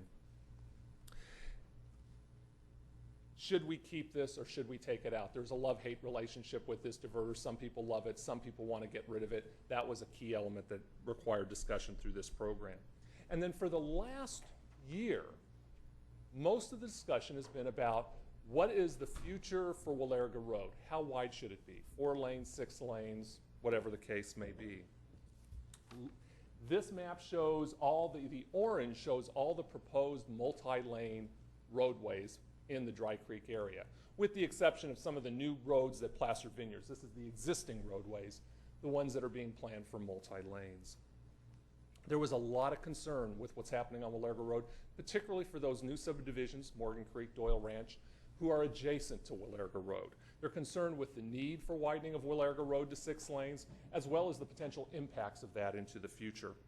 And so since the Planning Commission meeting, we've gathered some additional information that we went and we shared with the community to let them know what to expect. First off, today, in that orange circle, that shows Willarga Road. Right now, there's about 15,000 cars per day using that. Substantial amount, but by no means huge. With all the proposed development within the plan area as well as external to the plan area, we're forecasting over 50,000 cars a day utilizing that roadway. With the community, we looked at, well, what would happen if we just said we're only going to make Willarga Road a 4-lane roadway? Well, that 53 would go down to 43,000 cars a day. That's still a tremendous amount of cars, can't be handled by a 4-lane. Typically at 40,000 cars and above, you're looking at a 6-lane roadway in that area.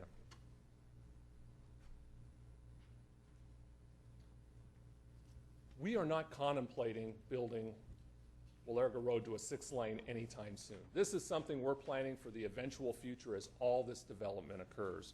And so we wanted to show people and give people an idea of what that meant. Right now, 15,000 cars a day. If we have 25% of the proposed growth in that West Placer area, which we're saying is about 11,000 new homes, the traffic on Willarga is only going to go to about 20,000 vehicles a day. If we have half the growth, about 22,000 new homes in that area, it's going to take a tremendous amount of time, particularly in the climate we're in now, for us ever to build that many homes in that area. But even at that time, there'll only be 25,000 cars a day. 4 lanes is going to serve that Dry Creek area for a very long time. But eventually, we are going to get into those numbers of 40 and 50,000 vehicles a day. And we want to make sure that we're planning now for that eventual outcome. There was also some concern, 40,000 cars a day, 50,000 cars a day. What does that look like? Here's a map of kind of the central Roseville area around Highway 65 and 80, showing roads like Harding Boulevard has 44. Right in front of the Galleria, that's 44,000 vehicles a day. It's a 6-lane roadway. Eureka Road, 74,000 as a 6-lane roadway. Various locations, and I think what this shows is that typically when you're hitting 40,000 vehicles a day, you're gonna want and probably want to have a 6-lane roadway. That's just to give a feeling for those different types and what that amount of traffic actually looks like. The other issue that came up was the concern that, hey, there's some existing communities there right now. How's this road going to impact us? We're afraid of taking our backyards going away. This map, and you can barely see those red lines that show how a widening might look like in the future. And I think what we'll be able to show folks is, particularly on the side of Morgan Creek, which is the bottom side there, that we're actually able to work within the area of the existing sidewalk. So no, we're not doing this massive, there is no need to do, even in the 6-lane scenario, a massive widening out, impacting either the row of trees substantially or particularly people's direct property in their backyards. What we did agree, because we did understand this concern, there is no immediate need to widen Willarga Road, but we want to make sure we're providing our successors with that opportunity to make that decision in the future. When we plan today for widening to 6 lanes, we're making sure we set aside the right-of-way so that we can build that in the future. We're also making sure that all development, in the meantime, is paying their fair share contribution to that project. It will give us the choice in the future for that community, that board, when it comes time to implement, to see whether they want a 4 or a 6-lane roadway. We have agreed, and we've added into the transportation element some language letting folks know that, first off, this idea of Willarga going to 6-lane, probably the most controversial element today, was that it will need to be revisited in the future. There is not consensus on the 6-lane today, but we want to make sure that we provide that opportunity and that option in the future. And that's what the staff recommendation. We're providing that, and we're putting that language specifically in the transportation element so those in the future will know that's what was discussed at this point in time.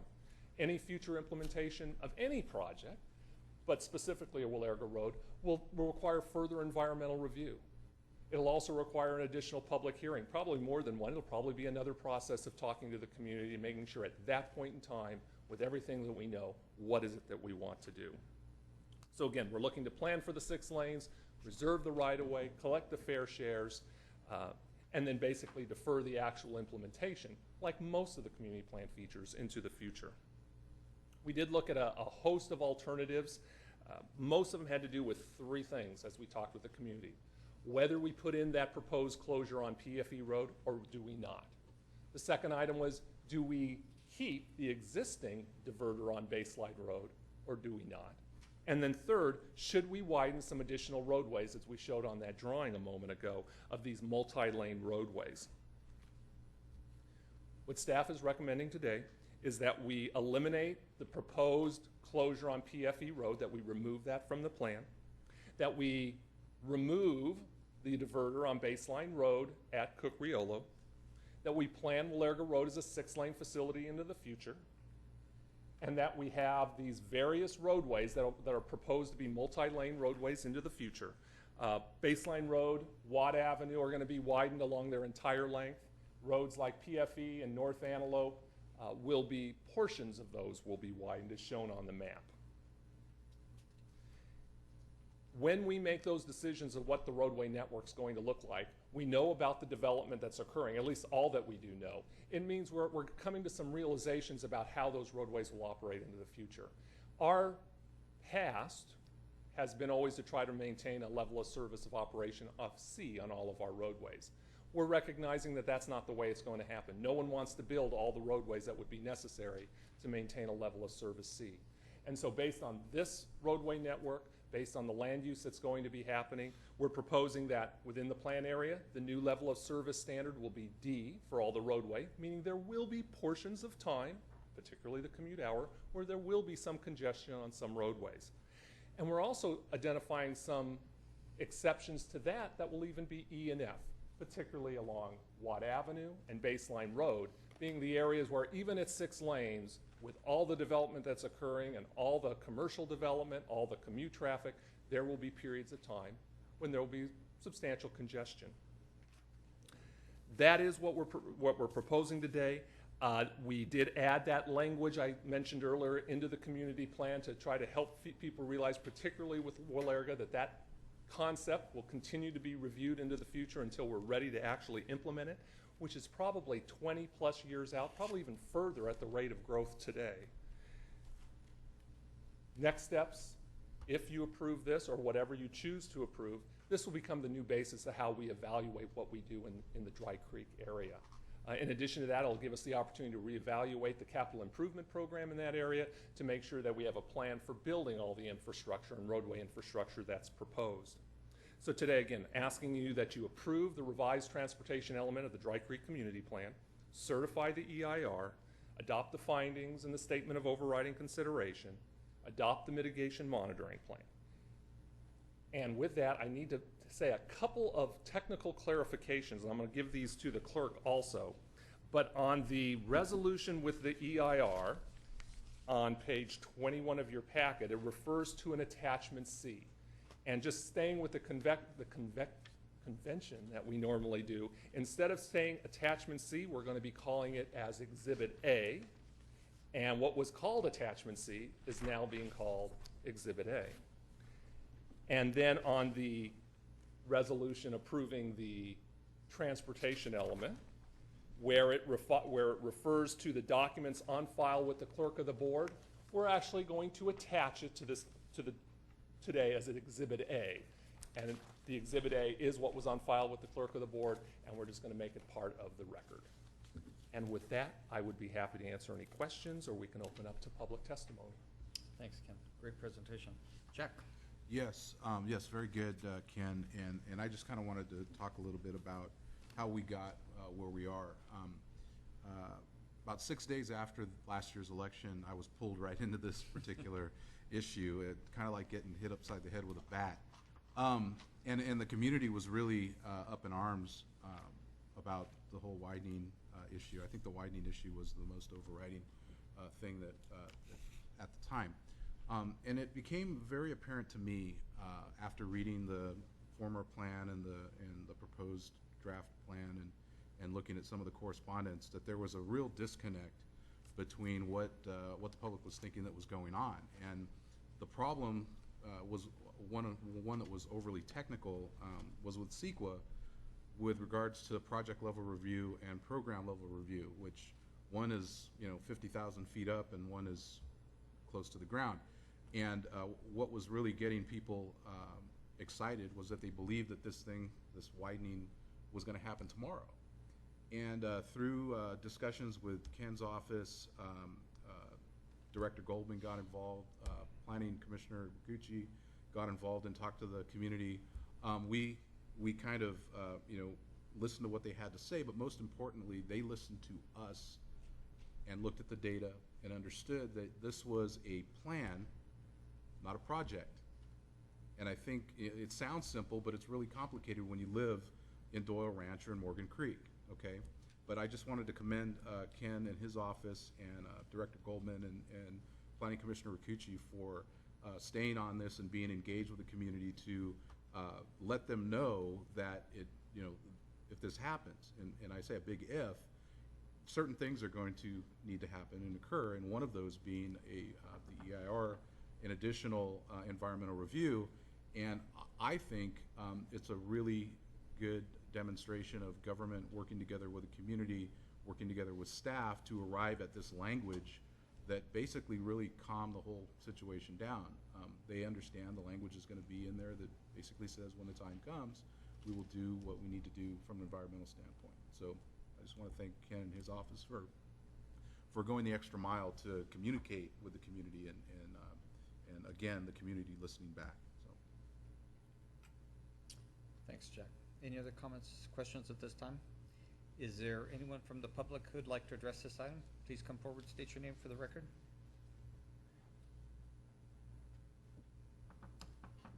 Seeing no one, bring it back to the board for consideration. Second. Moved and seconded to adopt the resolution certifying the final environmental impact report and adopting the CEQA findings of fact, statement of overriding considerations, mitigation monitoring plan, and to approve and update the 1990 Dry Creek West Placer Community Transportation Plan circulation element. All those in favor say aye. Aye. Opposed? Motion carries. Thanks, Ken. We will now take up our 10:30 timed item, which is community development resources. It's an appeal of third-party appeal, Planning Commission's actions pertaining to Timberline at Auburn project.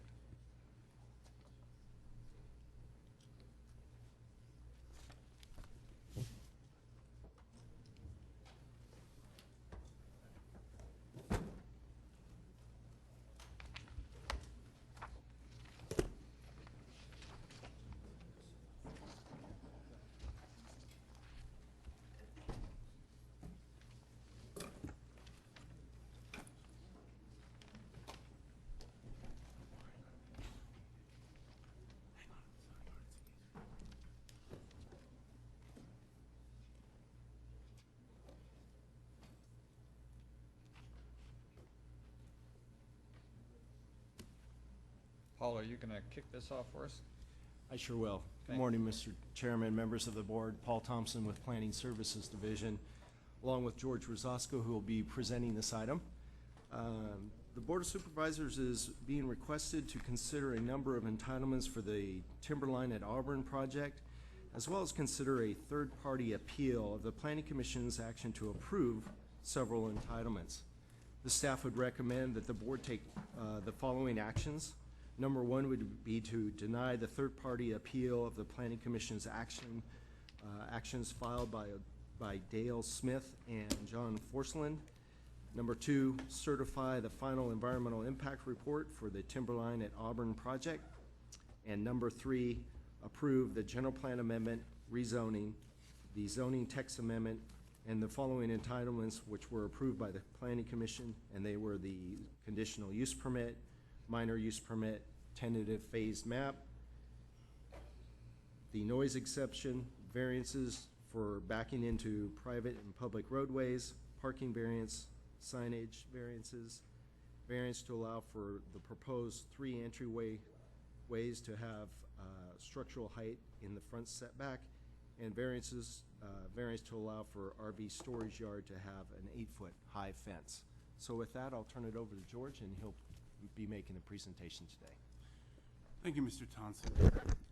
As Mr. Thompson said earlier, before you today is a Timberline project which was partially approved by the Planning Commission on May 12, 2011. Their decision was appealed by Dale Smith and John Forsland. Mr. Thompson already went over the entitlement, so I won't do that again. But what I would tell you is that the general plan amendment, rezoning and zoning text amendment were not approved by the Planning Commission. However, they did recommend to the Board of Supervisors that they consider and approve those entitlements. George, I'm sorry, could you speak into the microphone a little bit? We're having some microphone maintenance issues here, so. How about that? Perfect, thanks. Okay. I'll talk louder too. No. There you go. So, the project entitlements that weren't approved by the Planning Commission are the General Plan Amendment Rezoning and Zoning Text Amendment. However, they did recommend to the Board of Supervisors that they consider those and approve them. The rest of the entitlements that Mr. Thompson mentioned in his presentation were approved by the Planning Commission. The Planning Commission also recommended that the board certify the environmental impact that was prepared for the project. With regard to the project, I'm going to go up here. Let me switch. With regard to the actual project, so you know where the location is, that's Bell Road. This is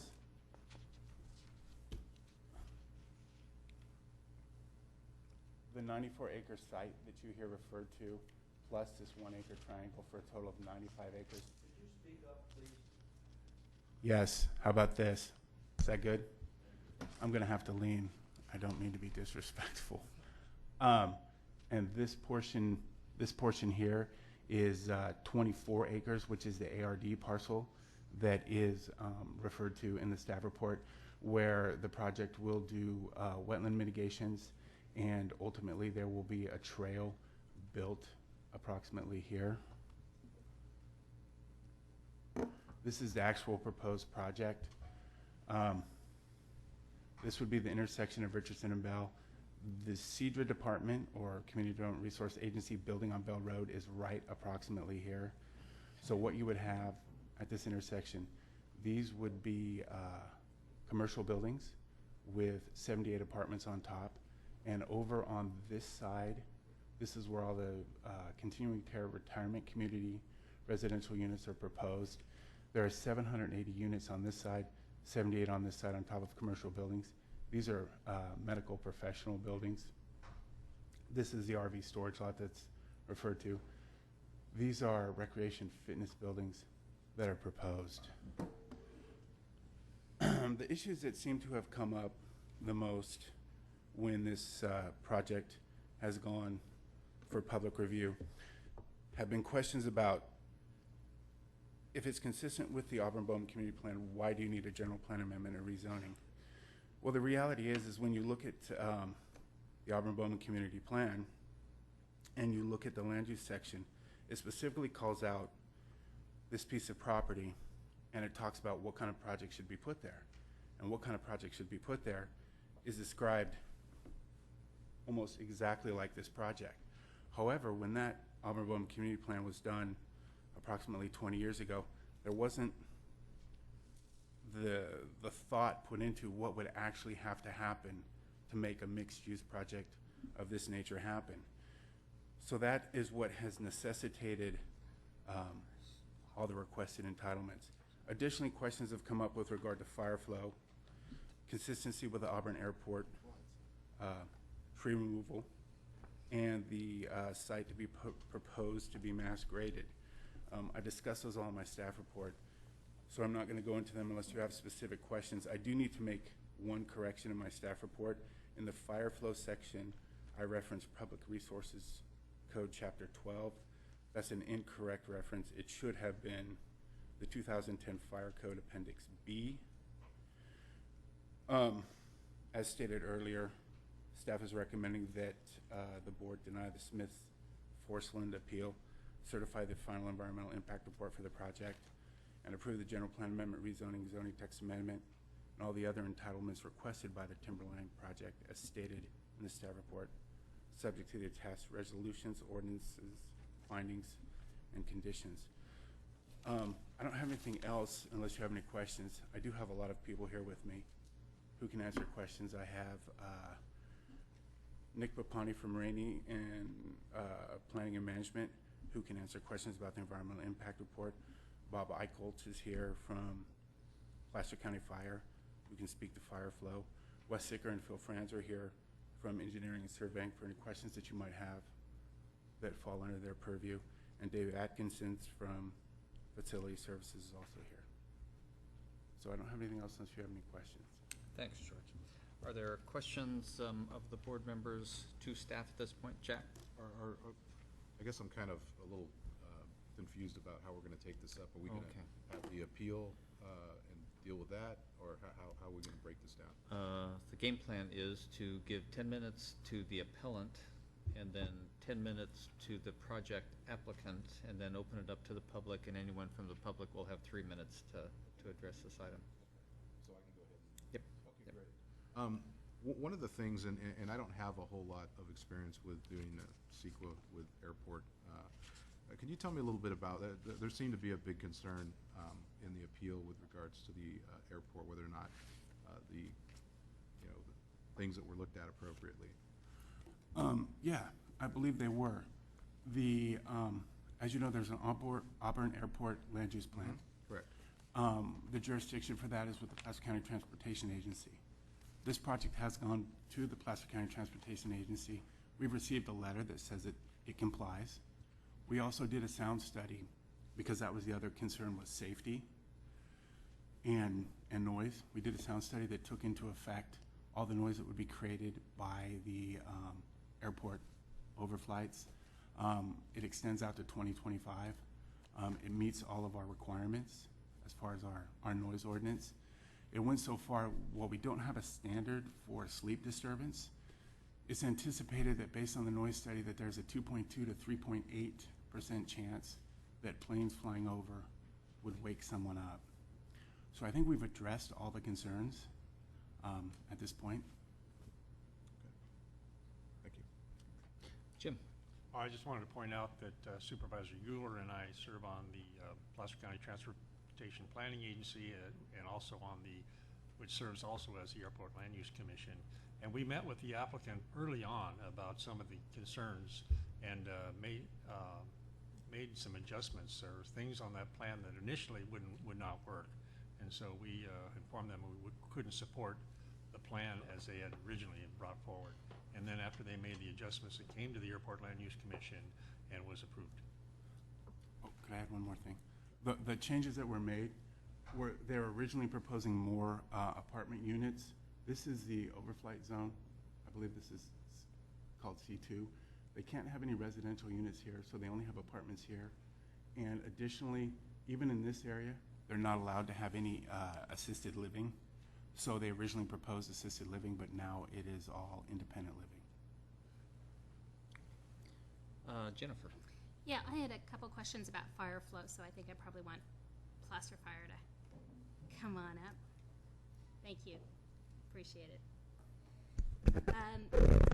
The issue of fire flow, adequate fire flow, has been raised for this location. And so I guess my first question is there adequate fire flow today for this build-out? Currently, there's not adequate fire flow. NID has a project that they've been working on for a number of years to extend lines and to increase the fire flow for this area and for northern Auburn. And do we have a hard and fast commitment from NID to nothing make in that writing. project come forward? We've been waiting on the project to go for like the last 6 years. Okay, should that infrastructure not come forward, what alternatives exist to provide adequate fire flow? Fire flow is determined by total square footage and type of construction. And that's for a hydrated area. In this case, given a type 5 or normal construction, would require approximately 8,000 gallons a minute flow. And that's, when you say that, you mean stick frame construction? Yes. Okay. Normal stick frame construction. We give a 50% credit. Fire code allows us to give 75. So that would bring it down to 4,000 gallons a minute. The applicant can increase the type of construction all the way up to type 1, which would be non-combustible, like a hospital or a jail would be built. And then they would actually have sufficient water But currently. it would have to be type 1 construction at It would this have to point be in order type 1 have- construction. Okay. What about, I understand that when the, I'm going to get it wrong, I'm going to call it a Home Depot. It is a Home Depot. When that was built, they undergrounded tanks. Is that a possibility at this site? There's another avenue, which is in National Fire Protection Association. It's the section on urban and suburban areas that don't have water sources. And it's a calculation that we use. It's cubic footage, type of use, type of construction. For this particular project, given the largest building and a 50% modifier because of proximal buildings, would give us approximately 150,000 gallons of on-site storage. So what they did with Home Depot was a combination of the two to attain their required fire flow. And would that on-site storage then be adequate from your perspective for fire flow? Yes, it would. As per NFPA, that would be the required fire flow for that. Okay, so barring the infrastructure from NID, there's really two alternatives. More fire-resistant materials or undergrounding of tanks, or maybe a combination of those two. Combination would probably be the most advantageous for the applicant. Thank you. Bob Eicholtz, Placer County Fire, CAL FIRE. Jim? But Mr. Eccles, you would not approve, you wouldn't give a will serve letter to the project if there was an adequate fire flow, if that hadn't been addressed. Correct, and my will serve would come at a later date when we have, when we actually know the total cubic or square footage, and we'd have a lot more information in front of us. Thank you. Kirk? So, Mr. Chairman, I don't have a question for you, sir. Thank you. Thank you very much for your time.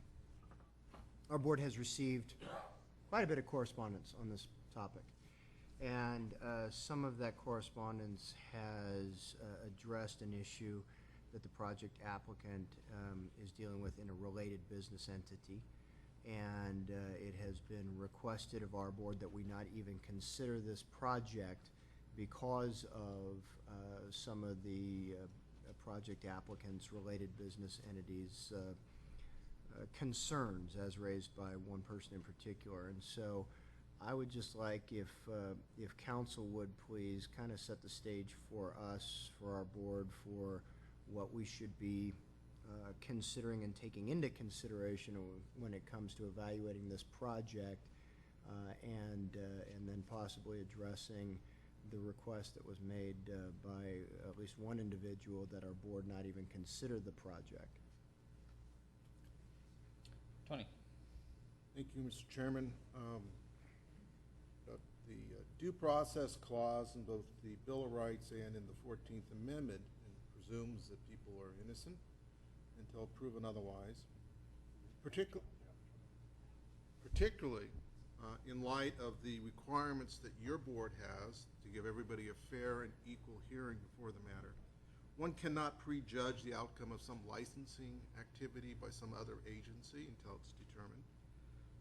It may, in fact, have effects on the businesses in the future, but not yet. And as we sit here today, I don't think you have any lawful right to postpone or delay this proceeding simply because of that investigation.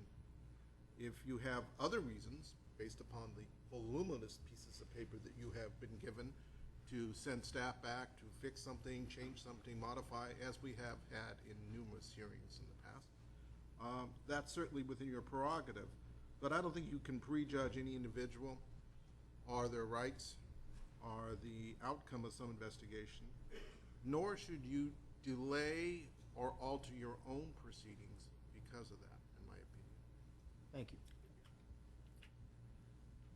Okay, see no other questions or comments from the board, Ann, let's give 10 minutes to the appellant, their representative, and then we'll do the same for the applicant, and then we'll open it up to the public.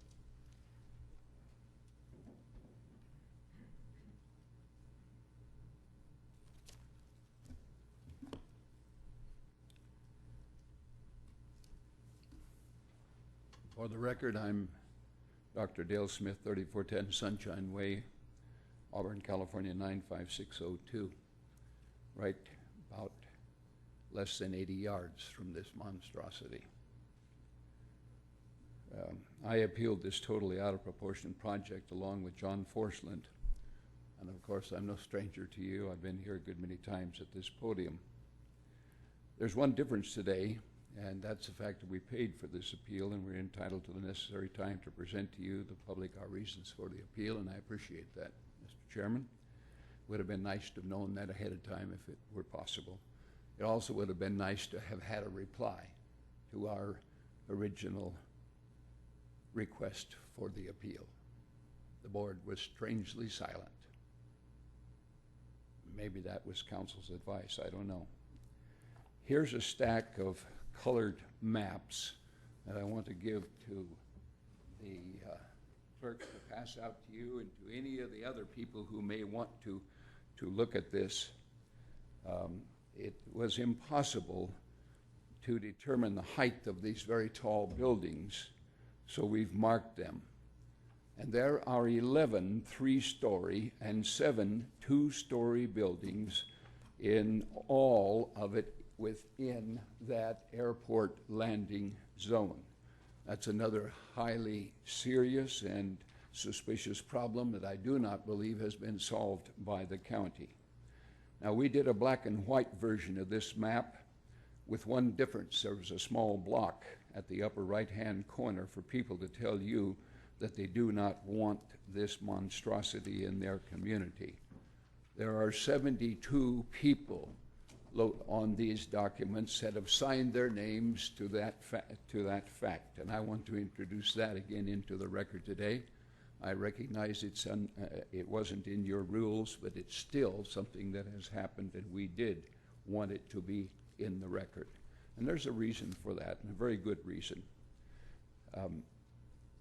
It's the third district's constituents whose voices are going to be heard loud and clear at the next re-election of the board if this program goes through as it is currently projected.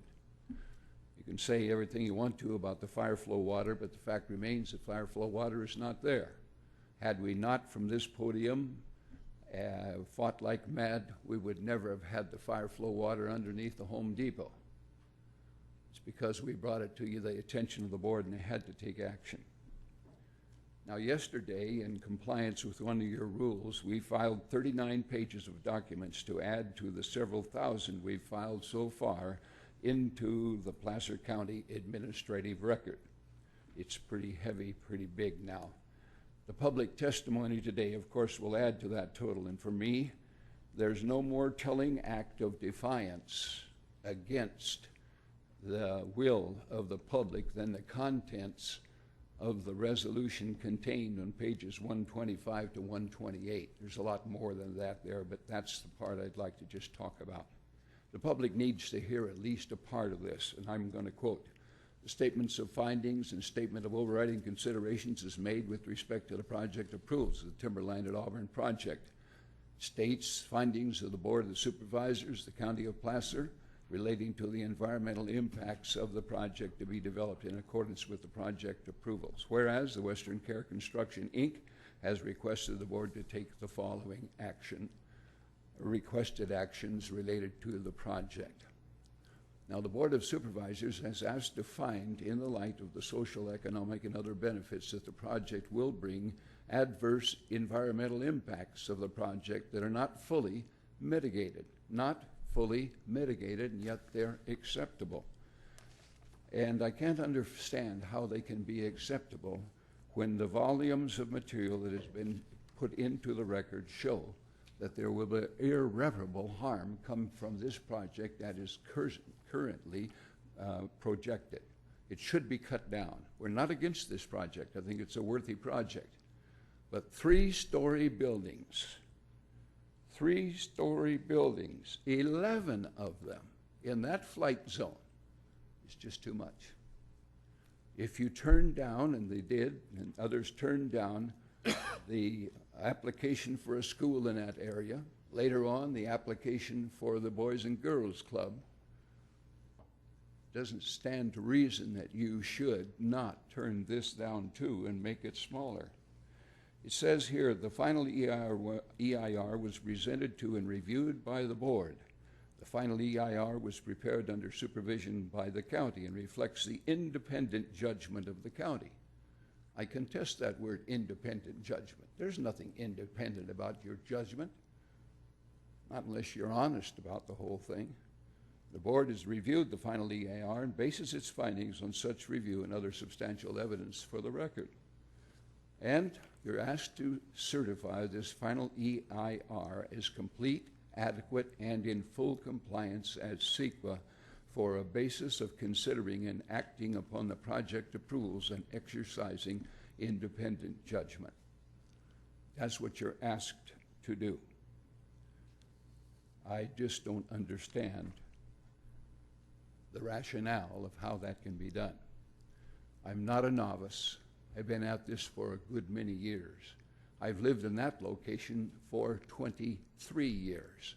And by definitions of CEQA, that makes me an expert in certain areas of this situation. And I can guarantee you that everything has not been correctly looked at. Fire flow water is just one of them. There's a good many others.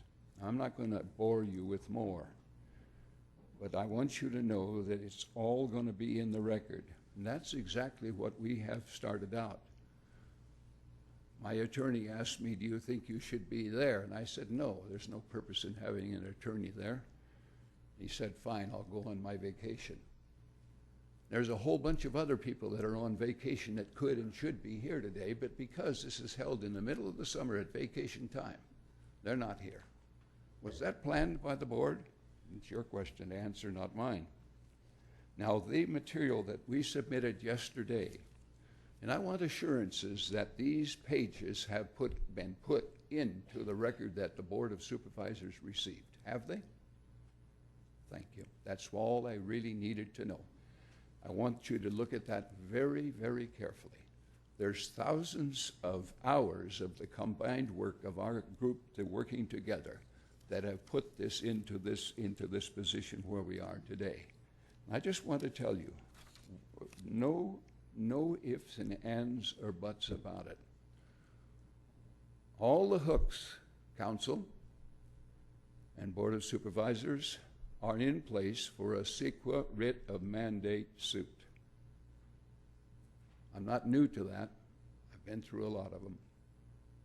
I wouldn't take the time and make the effort if I didn't think we had a tremendously good opportunity to win this battle, as we have won others. And I just want to leave it there because I don't think there's any real reason for me to go on and belabor and bring all the rest of it up. It's all in the documentation. And I hope you'll give very serious consideration. My recommendation to you is to send this back to the planning department for a little bit more study. Cut it down to a reasonable size so it's livable. And don't forget the important fact that once those trees are cut down and those holes are dug in the ground for the underground parking for all those buildings, and the proponent, who is in some legal difficulties right now, is unable to continue this, all that area and where I live is going to be stuck with destroyed trees and big holes. Interesting thing about all that is, the matter of fact, when that happens, it will increase the value of that property 5, 6, 7, or 8-fold. So how can the proponent ever lose? He can't. But we in the community can lose big time. Please, send it back. Ask for it to be tamed down. Thank you. I do want this in the record. Thank you. We'll now give 10 minutes to the applicant of the project or his representative. Mr. Chair, if I could make a comment. The two projects referred to, the school at the Church of the Nazarene and the Boys and Girls Club, which would have been on our ARD property, were never turned down by this board. They were in the overflight zone, but the applications were withdrawn, so they never fully came to this board. Thanks, Jim. Good morning. I'm John Margowski with Western Care Construction. I have been the acting project manager for Timberline at Auburn since we began the entitlement process nearly 4 years ago. We wish to thank the board, neighbors, and staff for attending today's meeting to consider our important project. As you have probably heard, the first baby boomers turned 65 this year, and over the next 20 years, the California senior population will double from 4.5 million today to 9 million in year 2030. There will be a growing need for quality senior housing. We believe Timberline at Auburn will fulfill some of that need and will be a great asset and a good neighbor to the community. In addition to fulfilling the needs of the growing senior population, which happens to be one of the stated goals in the county's general plan, we'll be creating quality jobs. We project at full build-out that we'll create 600 full-time permanent jobs and in addition 1,000 construction jobs. With me today, I have our lead architect, Bruce McPherson with Pushlik Design Associates. But before I turn this over or back to you folks, just one point on Dale's handout. He has a version that we gave to people when we had a community meeting back, I think it was, here we go, in March of 2008. So this site plan is outdated. So a lot of the 3-story buildings that he shows on the map, once we had the public meeting and we had 80 people in attendance, we went back and we reduced some of the 3-story buildings to 2-story buildings. So I just want to correct the 3-story buildings that Dale has on his map here. So he has this one and this one as 3-story, which are actually 2 stories. And then this and this are also 2 stories. And again, the thought process after our meeting with the neighbors was the homes here, we'd have 1-story villas, 2-story, and then 3-story buildings in the back over here further away from the residential. And with that, as time goes on, if you have any more questions, I'd be happy to answer them. Thank you. Thank you. Jim? Yeah, I just have a question. There's some medical and professional buildings. Can you point those out that are planned? Yes. And they're to be either 2-story or 3-story? That is correct. So if they're 3-story, they'll be professional buildings? Yes. And I know we're looking into the future, but with all the professional buildings that are empty right now, do you think it would be feasible to make them 3 stories or just make 2 stories since the hospital and everything there for medical? It all depends at the point of time. We're not going to spec out all of those buildings without a tenant. But you wouldn't be averse to taking them down to 2-story if the market showed that it wasn't feasible? If the market showed it wasn't feasible, we would definitely take them down to 2-story or 1-story. Okay, thank you. Okay, now we'll open it up to the public. If you would like to address the board, please come forward. You'll have 3 minutes and state your name for the record. Please come forward.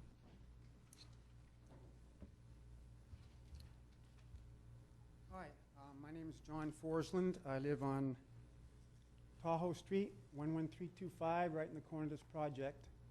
My main concern is I was told by the developer that my fence is on his property line. Didn't say how much, why, or when. Can that be addressed? Are they going to take part of my property? Also, the 3 stories is going to take most of my view. Another question, that blue building on the corner, you see that right down the very corner there on Tahoe, there's a blue building. Is that a 24-hour-a-day building? It's right next to my house. Okay. Thank you very much. I was just real curious about my property rights. Thank you. Thank you. Staff, do you have any answers to the questions that were just posed?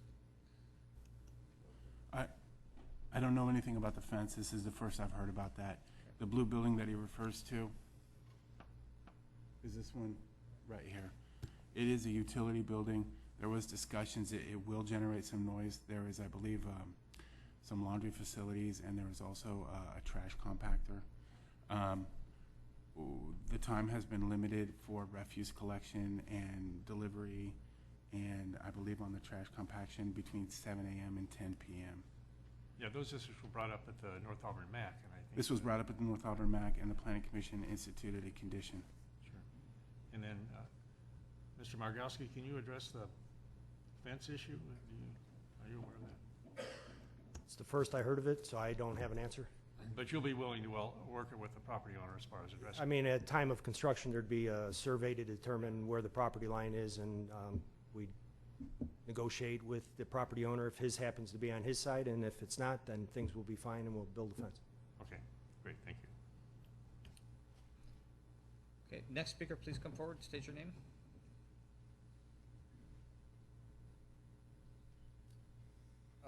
Eric Hill, and I live just to the west of the development, near where Jim lives. First of all, I've lived there 15 years. There's no airport issue. Saturday morning, a few airplanes fly over, but it's never awakened me in 15 years, so I don't think it's an issue. I want you to realize that this property is near Bell and 49, which is sort of the center of North Auburn. This is prime property. It's going to get developed one way or another. I think this is an absolutely ideal type development for this area. We could get an extension of the greens, we could get an industrial park, we could get big box stores, we get all kinds of stuff that would be less desirable than this. But I think this is a very, very desirable type improvement of this land. As was pointed out, there are going to be a lot of people getting old, like we all are, that are going to need this. And there is really there are no good facilities in Auburn for that need at this point. If there are, they're very, very limited. So I think it would be a real plus to the community to have this. And I just want to say, don't let a couple people who complain about every project drive this project. Thank you. Thank you for your comments. Any other speakers, please?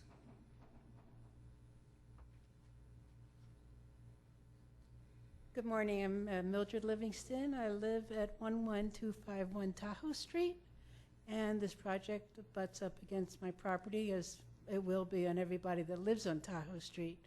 I've invited the Board of Supervisors to come and look at our land and come and see our neighborhood. I have not heard of anybody coming, and I'm just like to extend, Jennifer's raising her hand, Ms. Montgomery's raising her hand, that she went, I guess. She didn't come to my house, which everyone is welcome to do. So I would appreciate the Board of Supervisors putting this back to committee and to the developers, downsizing it as much as they can. We're really not opposed to helping seniors. I'm one of those seniors myself, and I wouldn't have far to go. I could just go over my fence and be right there. So if you would all just come and make a point of letting us know and make a public statement about our neighborhood, it would really be appreciated. Thank you. Thank you. Is there anyone else who'd like to address the board? Mr. Chair, before he comes up, I just want to let Ms. Livingston know that I live just below Tahoe Street, and I've been out in your neighborhood many, many times. I've even walked through it, so I understand your concern. Hi, I'm Cale Muscat. I'm the District Administrator for the Auburn Recreation District, and as was referenced earlier in the presentation, the Timberline project will have a proposed wetland mitigation on our property, which is just north of theirs. And just speaking about that, we feel that the proposed wetland mitigation will offer residents an opportunity to walk on a beautiful ADA accessible pathway that will let the user experience the current and new wetlands, which the wetlands you can see off to the left of the picture, which would also be the east. Well, it's one of those tricky ones. Oh, okay. Anyway, so this is the existing wetlands, and this will be the new created. And obviously, here's the pathway. And if you're familiar with Regional Park, the rest of the park's over here. But anyways, this will be a great pathway for the entire community to use, and we just feel that it's, as has been said before, a win-win for everybody, and we're just excited to be part of this process and this project. We feel it's been a good thing for everybody. Mr. Chair, is that upper ball field, will that be disturbed, or will you still have? No, that sits, I don't know, 15 feet below this. Okay, I thought so. Okay, thank you. Next speaker, please. Hello, Scott Holbrook, North Auburn resident. I am on the Auburn Rec District Board also, but I'm speaking my own opinions here. If you hear somebody, you might think we're going to have an oil refinery with a big box store attached coming into this. This is going to be an upscale retirement community. It's going to be built by an organization that has a long and standing track record of not only working with the community, but providing a nice living facility for residents of different economic statuses to live in. This is not their first project of this stature. It's going to be nice. It's going to be a very symbiotic relationship with the community. They're not going to build a place that no one would want to live in. The people that are going to live there are people of means, and it'll be a nice place. I always love the airport argument. I think if people were really concerned, you'd all gather together, close down the greens, close down the mobile home parks, close the schools, because planes are going to be dropping out of the sky. Reality of it is, they don't fall out. There's tens of thousands of planes flying right this minute, and people are living through it. This is a good project. It's going to be phased in. They're not going to build it all at once. It's going to be working with the fire, with the local community, and it's good. It's a win-win. I hope you'll support it. We need this in North Auburn, and we should move quickly on it. Thank you. Any other speakers, please? Please come forward.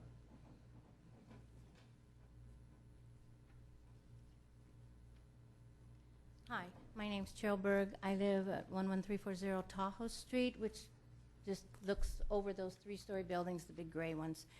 And that's what I'll be looking at instead of the Sierras when this is built. And those brown ones up on the hilltop, if those could stay 2 stories, at least I could see the snow on the Sierras. But anyway, in the words of Huell Hauser, it's amazing that this project is seemingly being approved straight across the board, everything they want, everything's okay, bam, bam, bam. And I'm thinking 3-story buildings, why not 2-story buildings? And he says, 2-story now, maybe 3-story. Well, I'm sorry, but you know how that works. If you can maybe have 3-story, guess what you're going to have? 3 stories. I'm sorry. If that's approved as 3-story, if it's approved as 2, it will be 2. But if it's approved possibility of 3, you know how it works. The other thing was just said, this is going to be built in phases. Well, as someone who lives right there, has seen deer, quail, hawks, rabbits, all this wildlife, if you're going to build in phases, then why not tell them, okay, if you're going to build in phases, then you clear in phases. To go and clear that whole land, destroy all the wildlife possibilities. How many animals could be born over 15 years? This could be a 20-year project in reality to be built out. To destroy that land and to destroy the habitat of those wild animals seems amazing. To just go whack and whack it all down. And those are reasonable things. The other thing, and I know the project is a good project, but to build these 3-story buildings, you look around Auburn, how many 3-story buildings are in Auburn? And the ambiance of Auburn is the foothills, where you see the buildings blending in to the surroundings. The name of this thing is the Yosemite Lodge. And if you look at the spirals that go above the 3 stories, it's Yosemite Lodge, which would look fabulous against the mountains of Yosemite. But this is Auburn. And it's not going to be surrounded by big steeples. It's going to be surrounded by homes. And I just don't see how it can just be flat out approved. Go ahead, build 3 stories. Go ahead, tear all the trees down right away. Go ahead, doesn't matter if the water's in or not. Probably it will be in, and if it's not, we'll work on it. and I guess the integrity of our, you know, leaders these days, I just pray that yours is there and you think more than just, okay, approve this plan because this is what he wants, we're going to give him everything, with disregard to the community, the wildlife, what Auburn is, and please consider some of these things. Thank you. Thank you for your comments. How many more speakers would like to address the board? Please, if you could be ready to come to the podium when the next speaker finishes, it'd help speed us along. Appreciate it. Thank you. Good morning. My name is Kim Siegelkoff. I live in Deer Ridge, and my house borders the project's proposed property on the northern side. It's right behind my fence. As our county supervisors, we expect you to do the right thing for your constituents and for the community, not just the most financially lucrative thing. I fully agree with and support the previous comments, and I won't repeat them.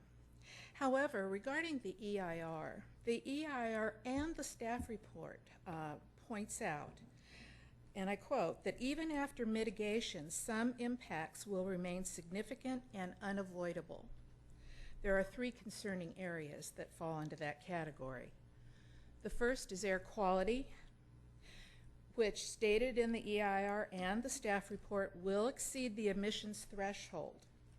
How can we afford to let this happen when we should be making efforts to improve our air quality, not making it worse? The next area is transportation. The project will clog already congested highways and intersections. This will make Auburn a real bottleneck in the already congested Highway 49 corridor. And streets surrounding the projects that are already highly traveled will be more congested at the intersections. The biological resources portion of the EIR shows that destruction of the woodlands and wetlands, scenic vistas, and the devaluation of surrounding residents. This does not seem prudent nor consistent with the reputation that Auburn holds, which was previously stated, of the Foothill community. Property values of surrounding homes will most certainly decline as scenic vistas disappear, privacy is destroyed by three-story buildings, and the entire nature of North Auburn turns more commercial. These things are not unavoidable. A few changes in the plan could easily mitigate them. Approving this project would be irresponsible without fully understanding the financial realities and legal or criminal status of the developer and his numerous corporations and operations. I agree with what the council said. However, it ought to be a concern. It is a red flag. Analysis of the developer's phased financial requirements to proceed with future phases of the project should be fully understood by you before an approval is given.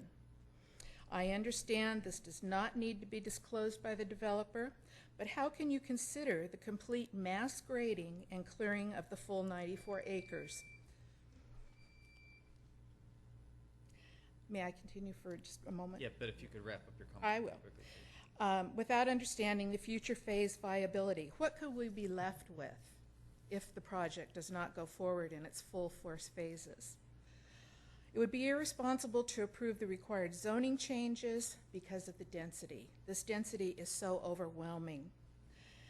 It would be irresponsible to approve the project based on the currently intended use of these facilities when it states in your staff report that the developer may plan to come back at a later time to change the use of those buildings to assisted living.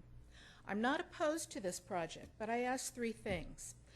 A less dense plan limited to 1 or 2 story buildings like its surroundings, a phased grading and clearing plan to guard against the total unnecessary destruction of the valuable blue oak forests, and more complete screening plan and buffers for all surrounding residents to counter the project's intrusion on our way of life and the disruption caused by the next 15 years of build-out that's proposed. Thank you. Thank you. Next speaker, please.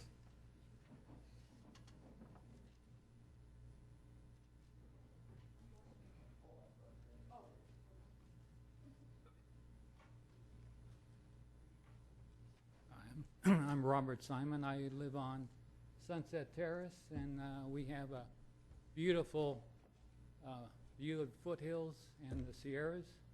When these 2- and 3-story buildings come in, we're going to lose it. I talked to the architect during the planning commission, and he thought possible if we can put a flat roof on these buildings, it might give us a little more a view so we wouldn't be robbed that. Plus, it would kind of rob our property values because we all have a beautiful view of the whole place. Thank you. Thank you for your comments. Are there any other speakers who'd like to address the board? My name is Thelma Lowry. I live in Deer Ridge, and along with what my neighbors that have expressed concern, I would like to say a couple things, and perhaps it might be redundant, but I also agree that repetition is probably the best way.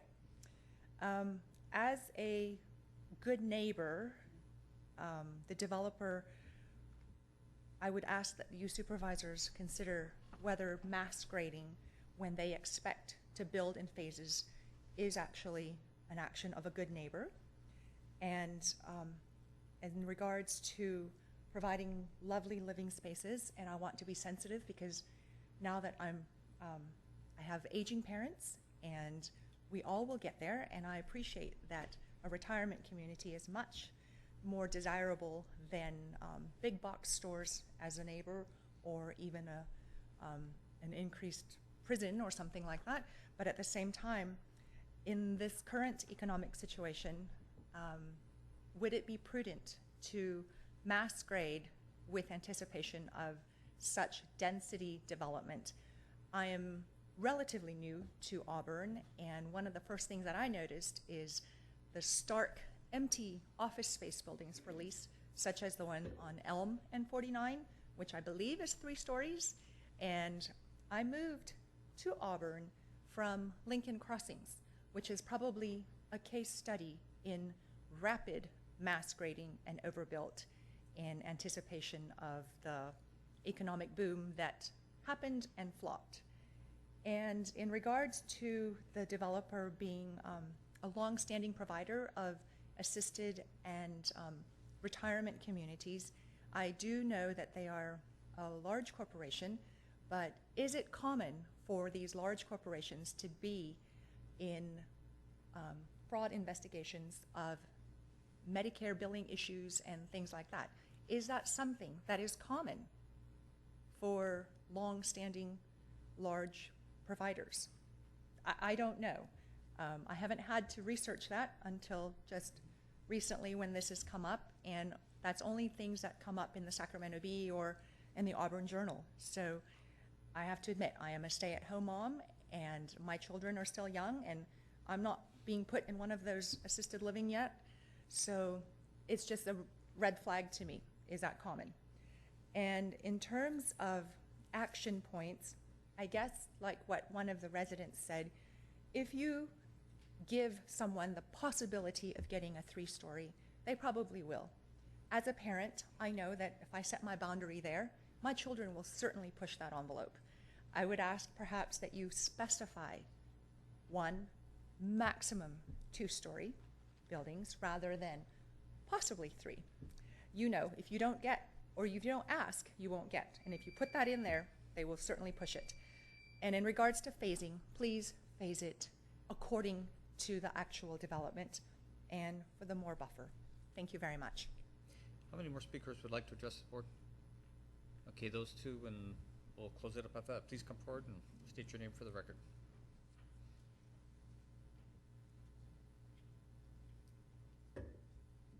Good morning. Still morning, I guess. My name is Bill Radakovich. I live at 3580 Deer Ridge Lane.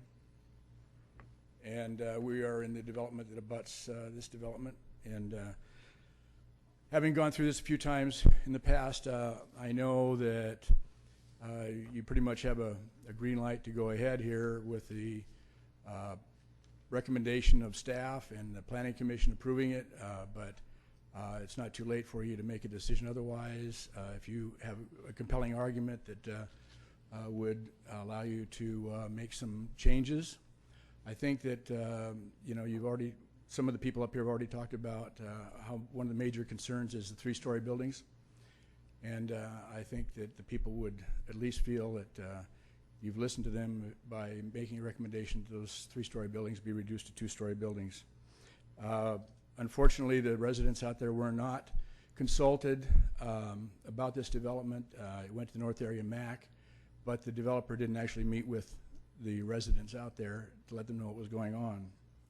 As far as the airport is concerned, I'm a pilot, and I'm concerned about the potential for that airport having to close in the event there are problems. I mean, more voices coming from this development about the concern over noise, and obviously the potential exists that if there is a problem with the plane, they don't have any place to land out there.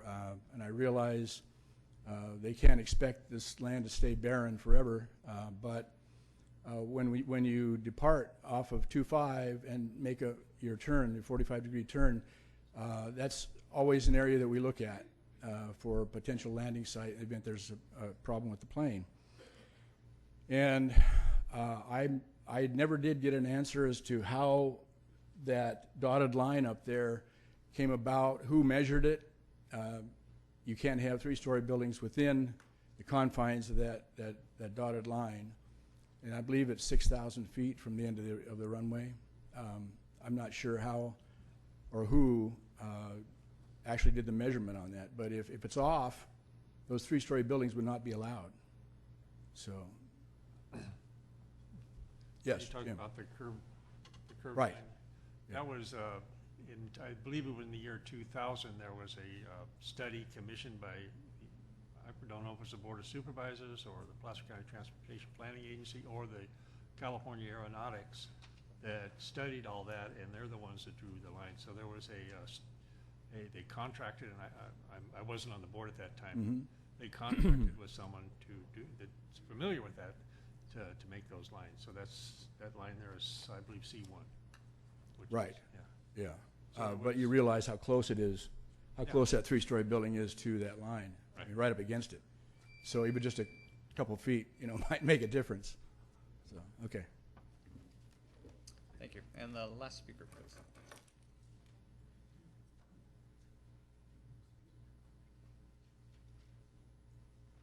Good morning, still. My name is Jeff Thomas. I live in North Auburn on Hubbard Road.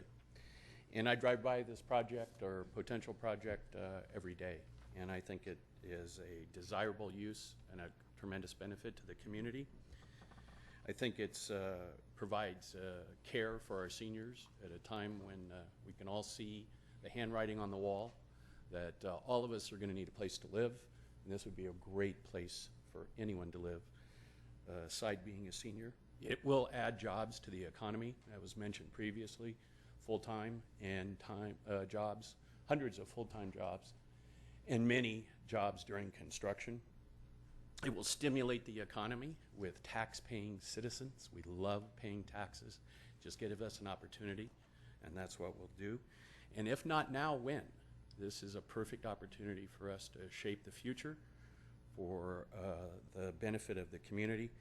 And all the innuendo to the applicant's behavior, it's not really material to this. Nevertheless, he's been a supporter of the community, and just by the definition of, or the name of his company, he cares for the community, and I think this would be a project that you should certify the EIR, and you should approve the general plan and the entitlements. Thank you for your comments. Okay, with that, I will close the public hearing and bring it back to the board for further questions or comments or deliberations or action. Jennifer. I had a question. George, I heard Bill say that you can't have three-story buildings within I think it's the airport overflight zone. I think that's the dotted line. Is that true? I don't actually have the information in front of me, but I don't believe it has to do with 3 stories. I believe it has to do with height, actual height of buildings. And in the C2, where most of this is located, you can go to 50 feet. Okay, but within the airflight overflight, No. airport overflight zone, how tall can those go? Do we know? I don't have that information in front of me. John seems to be indicating that he knows. Yeah, we've got two airport zones. We've got the C1 zone and the C2 zone, and both of them have various restrictions. The 3 stories are allowed in both of those zones. The big difference is residential is strictly prohibited in the C1 zone, which is closest to the airport. So the 3-story buildings in either zone are allowed, but residential is not. So that's why all the residential is to the south. Okay, so 3-story buildings are allowed in either, it's just the use which changes. That's correct. And the height, Jim says. There's 3-story, maybe 50 feet. I don't know the exact, but this complies. They reviewed it as 3 stories. Those buildings that are dictated as 3 stories, Stan Tidman over that at the airport land use, and so they are in compliance with the plan. This plan. Okay, thank you. Thanks. Kirk? Yeah, question perhaps before you run away. Pardon me. What are you proposing as the ridge height for those buildings, those 3? Pardon me? Your ridge height for those 3-story buildings? The maximum height is 50 feet, and we're proposing, I think, 46 feet. 46, okay. Not that, just for perspective, not that I would expect staff to have this number off the top of their head, but for instance, the Cedar building that we have almost across the street, even though it's only 2-story, do you know what the height of that building is?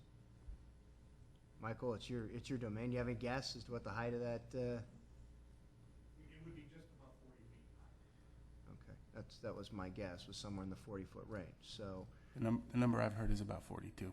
42? 42. So we're looking at 46 across the street. We've got Cedar at 42.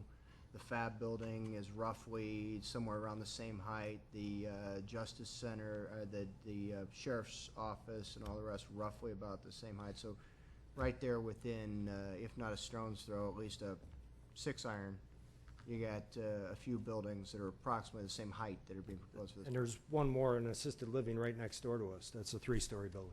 Okay. John, before you leave, I had a quick follow-up question. Could you identify again the buildings which you have definitively changed to 2 stories? Okay. The ones that we've changed, 2 stories, 2 stories, 2 stories, 2 stories. Okay, but the others that are identified on Mr. Smith's handout remain 3 stories? That's correct, except the ones he has that are 2 stories are actually 3 stories. On the other side of the, okay, Right. thank you. And then if Kirk, you're like, yes, thank you. Now, to the issue of density and the overall density on the project site all in, we are looking at a rezone. What is the reason for that? Mostly the rezone is being done to accommodate the mixed use. The actual density that would be allowed based on the. Would you speak up, please? I'm sorry. Sorry. Mostly the reason the rezoning and the general plan amendment are taking place is to accommodate the mixed use and the multifamily nature of the project.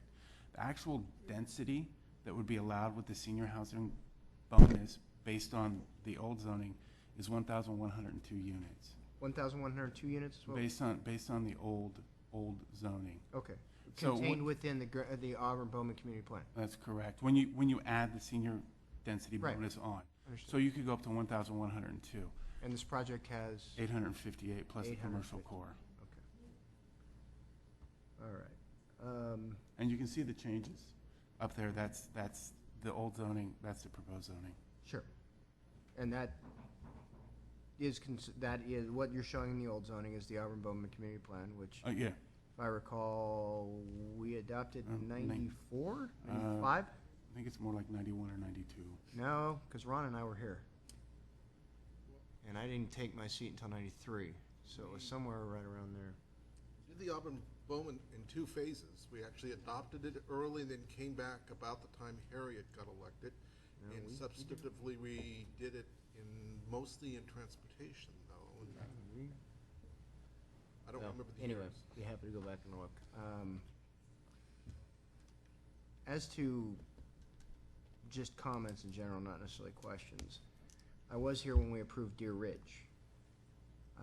And I recall a number of comments coming from folks off of Foothill Oaks, off of Meadowbrook, off of Dry Creek, that Deer Ridge was going to be pretty much the end of rural Auburn, that it was too dense, too urban a land use, that even though it met overall what the conditions were, that subdivision right there was kind of the undoing of North Auburn with its smaller lots, respective to those things around. So a little bit interesting to hear these arguments kind of perpetuated from project to project as we move along through the landscape. But what I see of Deer Ridge, I like. I think it's a very nice subdivision. I think it turned out well. I think our board did a good job in improving it. I am concerned about the idea of mass grading the project.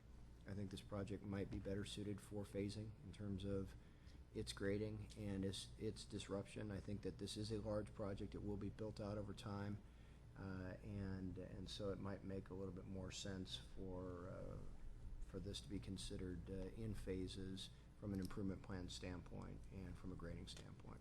Those are my comments. Any other comments, questions? Jennifer? Yeah, I want to follow up on Kirk's comment. I too am very concerned about the mass grading. I really don't want to see Bickford Ranch 2 here 10 years from now. I'll say it. Everyone else dances around it. I think if we go forward with an approval on this, we should condition it on phased grading as the project is phased to be built.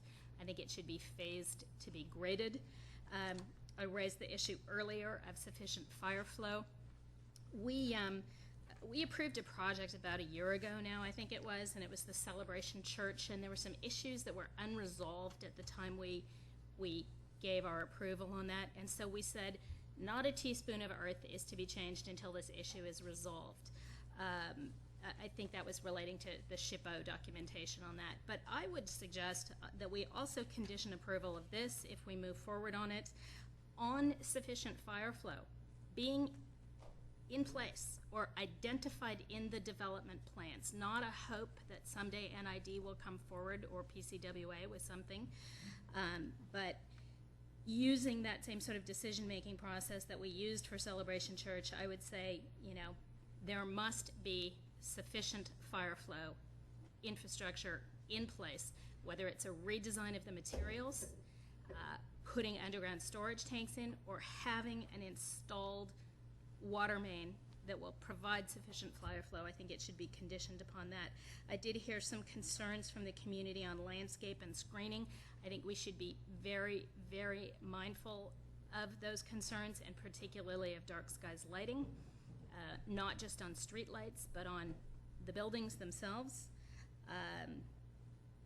I understand the angst people are having with the 3 stories, but I think the developers made some good changes at the buildings that are immediately adjacent to neighborhoods. And I did go walk around the neighborhood. I actually had friends who lived on Sunset Terrace for a number of years, and they've moved since, but I called them up and I said, what did you know about this property when you lived there? And they said, well, we thought of it as open space, but we knew it was going to be built on. We knew it was zoned to be built on. And I kind of ran past them what it was that was proposed, and their perspective from Texas, because they've moved, is that sounds pretty appropriate. I spoke to a number of folks in the various conservation communities in the area who said this is appropriate infill. They were either supportive of the project or not interested in opposing it, and said, really, if we're going to do this kind of infill, this is the kind of infill we need to look for. So I would just say that the 2 things that I'm really, really bent on getting put in here in terms of conditions of approval would be sufficient fire flow and phased grading. Jim? Mr. Chairman, I'm prepared to make a motion. I concur with Supervisor Euler and Supervisor Montgomery about the phased grading. I think that's a good idea. Of course, we want to make sure that the sufficient fire flow, and I'm sure that CAL FIRE or Placer County Fire will not allow anything to happen before that issue is addressed. I want to make sure that Mr. Porcelain's issue is taken care of before anything happens in that regard, as far as property, the fence and the property line. So I would move with those conditions that we deny the third-party appeal of the Planning Commission's actions filed by Dale Smith and John Forsland, and certify the final environmental impact report for the Timberline project, and approve the general plan amendment, rezoning and zoning text amendment, and following entitlements as approved by the Planning Commission: the conditional use permit, minor use permit, tentative phase map, noise exception, variance for backing into public or private roadways, parking variance, signage variance, variance to allow the proposed 3 entryways to have increased fence height in the front yard setback, and variance to allow the RV storage yard to have an 8-foot fence. Second. With the additional conditions that have been listed by the maker, I would go to page 114 of your agenda, and the maker has summarized in his motion the detailed findings which are outlined with regards to certifying the environmental document, the appropriate attachments. Goes on to page 115. As you know, that there are a number of, there's a conditional use permit, a minor use permit, a number of variances, and those findings are also necessary as part of the motion, and it takes you up, as far as I can tell, to page 20. And I assume that the maker was including all of those items in his motion. Yes. Page 20 of the staff report on the agenda. I'm sorry. That's fine. Page 120 120 of actually. the agenda. Thank you. The maker concurs? Yes. Second? I think Supervisor. Is there, oh, she did? Did you? I did. And the second concurs? Yes. Under the question, Mr. Chairman. George. Just for clarification, we are changing from mass grading to phase grading. Is that Correct. So I believe we should probably make a change to the conditions, because there's 4 conditions that reference mass grading. Correct. Did that happen, or did I miss that?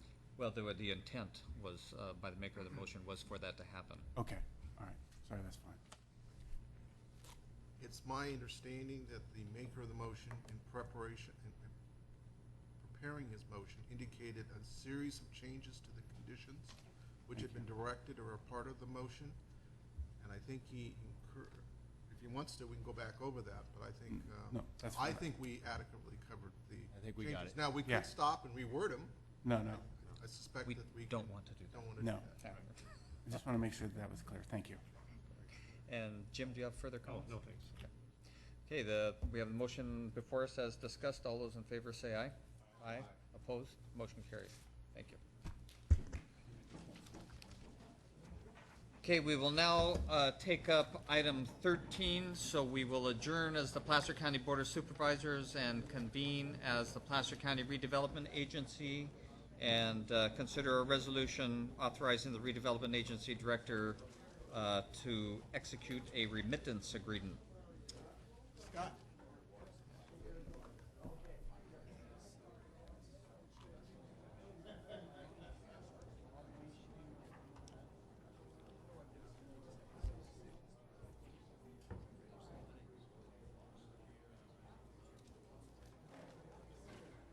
You sure you want to go over those conditions? In detail. I'm just not comfortable with the wording.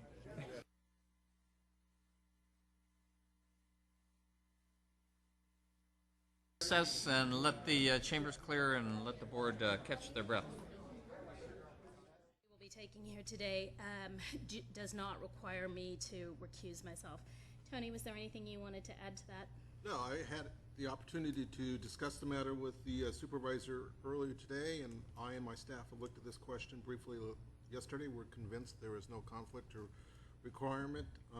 As the chairman has indicated, this is an action pressed upon us by the wonderful decisions of the state legislature, and that they are setting the taxing structure, not the county of Placer. And all we are doing is contracting between the county and redevelopment agency to move forward after we pay our participation fee. How's that? Dan Stickett. Entry fee. The mandated entry fee. That's good. I wasn't going to go that path. Yeah. Sounds like, it'd be a horrible thing if a fire Okay. So with that, Jim. Thank you. Happy noon to you. Recent legislation adopted by the state, as was referred to, requires the redevelopment agency and county to make decisions and take specific actions to determine the future of our redevelopment agency. This is actions that are being taken by local municipalities across the state, having to decide whether to continue their redevelopment agencies or actually close them down. Items 13 and 14 on your agenda are related actions that, taken together, would commit the redevelopment agency and the county to making significant annual payments on behalf of local school districts and fire districts. Approximately $3.8 million for this fiscal year and approximately $900,000 in subsequent years. This commitment would avoid elimination of our redevelopment agency and prevent the redistribution of a large majority of the agency's revenue and assets. I'm giving the overview presentation now for all the items, the 4 items related to this action. On June 29, 2011, the governor signed budget trailer bills ABX 126 and ABX 127, which did the following. 1, immediately froze many activities of all redevelopment agencies in California and prohibited them from making any new financial commitments or entering into any new contracts. 2, allow a redevelopment agency to become unfrozen and to resume operating as before the adoption of the legislation, if and when the legislative body for the agency, which is, in our case, is the County Board of Supervisors, adopts an ordinance committing to pay so-called voluntary payments to local school districts and special districts. 3, eliminate all redevelopment agencies that do not have adopted ordinances, by November 1, 2011. And 4, for eliminated redevelopment agencies, the legislation establishes a process to redirect the revenue streams and to seize, liquidate, and redistribute the assets. And by assets, I mean reserves of funding balances, real property owned by the redevelopment agency, and mortgage notes owned by the redevelopment agency. In the weeks leading up to the June 29th state action and thereafter, a focus working group comprised of staff of the redevelopment agency, county executive office, county council, and auditor, along with outside special counsel, has been evaluating the impacts of the legislation on both the county and redevelopment agency. The working group considered both scenarios of redevelopment agency elimination and opting for the voluntary payment program. Although there are some remaining questions about the impacts of the legislation, and we may see changes coming from follow-up legislation, but there's no certainty about that, our working group came to a few basic conclusions. One being, many Placer County priorities are met through the combined efforts of the county and redevelopment agency. There are a number of examples of projects that we've been working on, joint efforts of the county and redevelopment agency, working closely together, and the redevelopment being used as an important tool for funding and helping these projects go forward. Examples being Kings Beach Commercial Core Improvement Project, Kings Beach Scattered Sites Housing Project, the Highway 65 Sunset Boulevard Interchange improvements, streetscape improvements, and commercial property improvements in the Highway 49 corridor of North Auburn. 2, the elimination of the redevelopment agency is expected to result in a much greater combined loss for the county and redevelopment agency as compared to the voluntary payment, which is the other option. Even though with redevelopment's elimination, some of the funds taken from the redevelopment agency would wind up coming back to the county, the majority of those funds would go to local school districts and special districts. Attachment C for the Board of Supervisors agenda item 14A on the proposed voluntary payment ordinance, which is page 453 in your packet, is a table prepared by the county auditor controller that quantifies those estimated impacts. The working group also analyzed the question of whether the redevelopment agency could realistically make the voluntary payments. It wasn't a sure thing, and there are some jurisdictions around the state who have concluded that it's too difficult for them to make those payments, and they're opting to pass and therefore be eliminated. We have concluded that the redevelopment agency could make those payments. Attachment B for agenda item 14A on page 443 of your packet describes the anticipated impacts of making the payments on each of the 30 projects and programs which are included in the fiscal year 2011-12 redevelopment agency work program that was approved by your board in June as part of the FY 2011-12 proposed budget. The redevelopment agency is able to make the voluntary payment and still continue to implement almost its entire adopted work program. We will need to draw on program reserves, operate with a lean staff. Our agency has 3 current vacancies. 2 people recently retired. Another person is scheduled to retire November 5th, and we're not looking to fill those vacancies in the short term. And we would have to narrow our focus to concentrate on existing projects and programs with less flexibility to take on new obligations in the future. As mentioned earlier, a series of actions is proposed for the Redevelopment Agency Board and the Board of Supervisors. The first action before you is to authorize the Redevelopment Agency Deputy Director or designee to execute a remittance agreement with the county. The agreement stipulates that the redevelopment agency will provide all of the funds needed for the county to make the voluntary payment, which is estimated at $3,806,964 for the current fiscal year and approximately $895,756 for future fiscal years.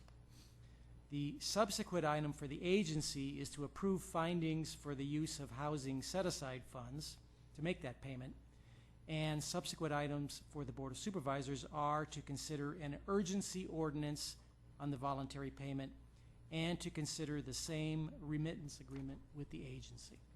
That concludes my report. Questions or comments by the board? Pardon? I'd like to make a comment. Tony. With regards to, I'm skipping a little bit ahead, but when you get down to 14A, the urgency nature, obviously we have until November to make our payment. But essentially, the county's redevelopment agency is frozen. And some of the actions which we will see later in the actions requested by the redevelopment agency deal with, as ever, our ever-shortening building season in Kings Beach and the Tahoe area, which is one of our 3 redevelopment agencies. Those effectively would be ended for this year. So we will be recommending when you get there that the appropriate finding with it, that there was an urgency to do this forthwith rather than to take a slower process and mail the check in November. Otherwise, you're going to lose a lot of capacity for the agency to function over the next several weeks, and those are critical weeks, particularly in the high country. Thanks, Don. So we have Jennifer, then Jack. We have our auditor controller here today, and I know that she was an integral part of this process. Was there anything that you wanted to add to this at all since we have your presence?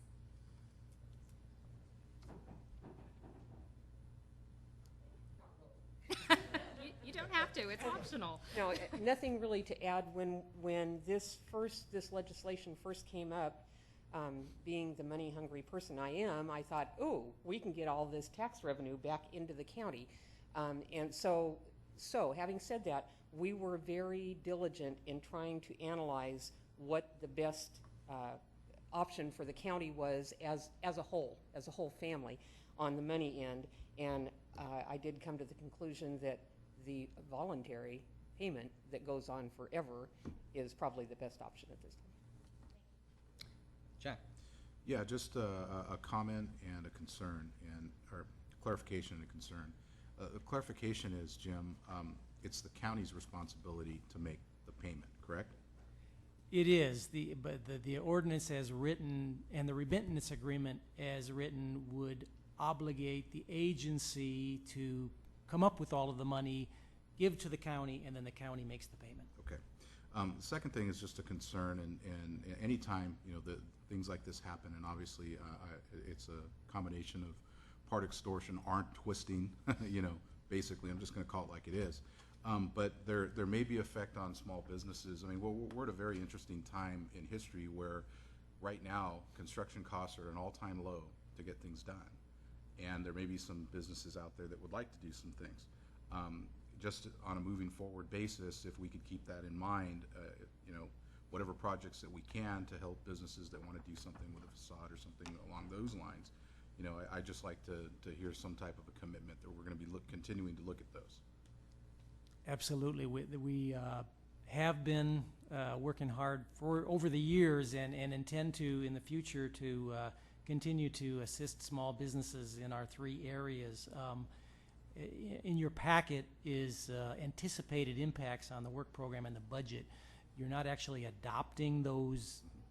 We're going to come back in September or October with the final budget, and at that time you'll be adopting the actual where the money all comes from in detail, and we'll keep that in mind to try to support the small businesses in any way we can. Any other questions, comments? Is there anyone from the public who'd like to address this? Seeing none, bring it back to the board for consideration of our arm twisting extortion / voluntary option for the conveying money to the state of California.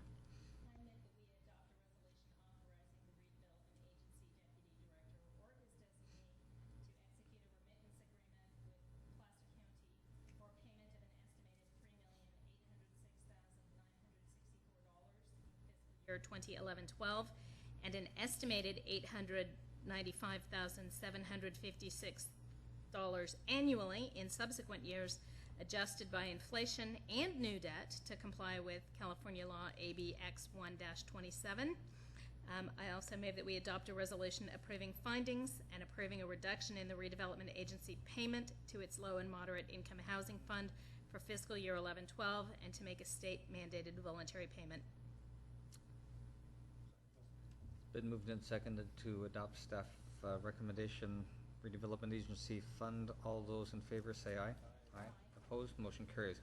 Now we'll adjourn as the redevelopment agency and reconvene as the Board of Supervisors to essentially consider the mirror side of that as it relates to the relationship between the redevelopment agency and the Board of Supervisors. Questions, comments? Anyone from the public? Pleasure of the board.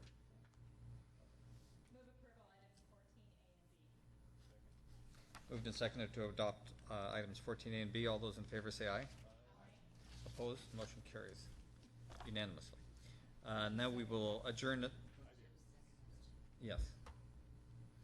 Adjourn as Board of Supervisors and reconvene again as the Redevelopment Agency Board. And Jim. Thank you. We are officially unfrozen, so we are now able to conduct business and take on new contracts and obligations.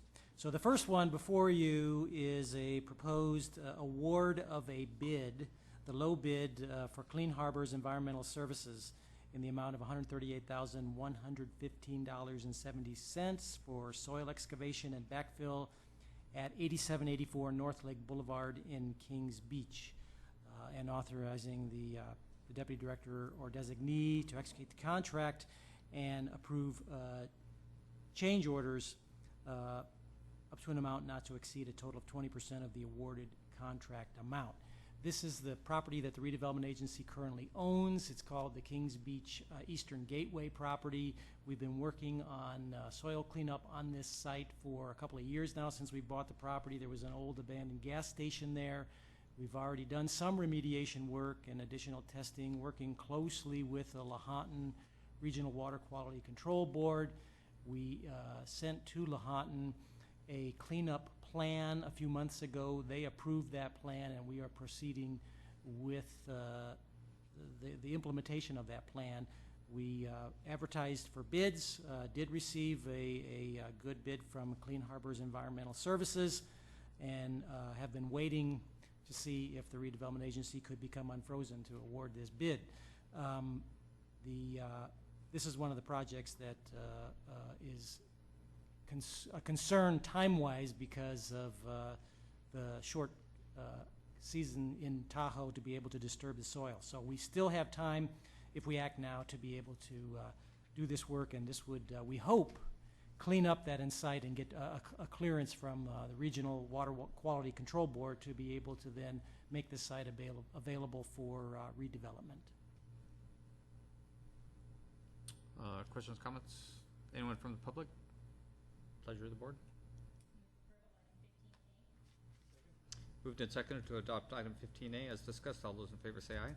Aye. Opposed? Motion carries. B.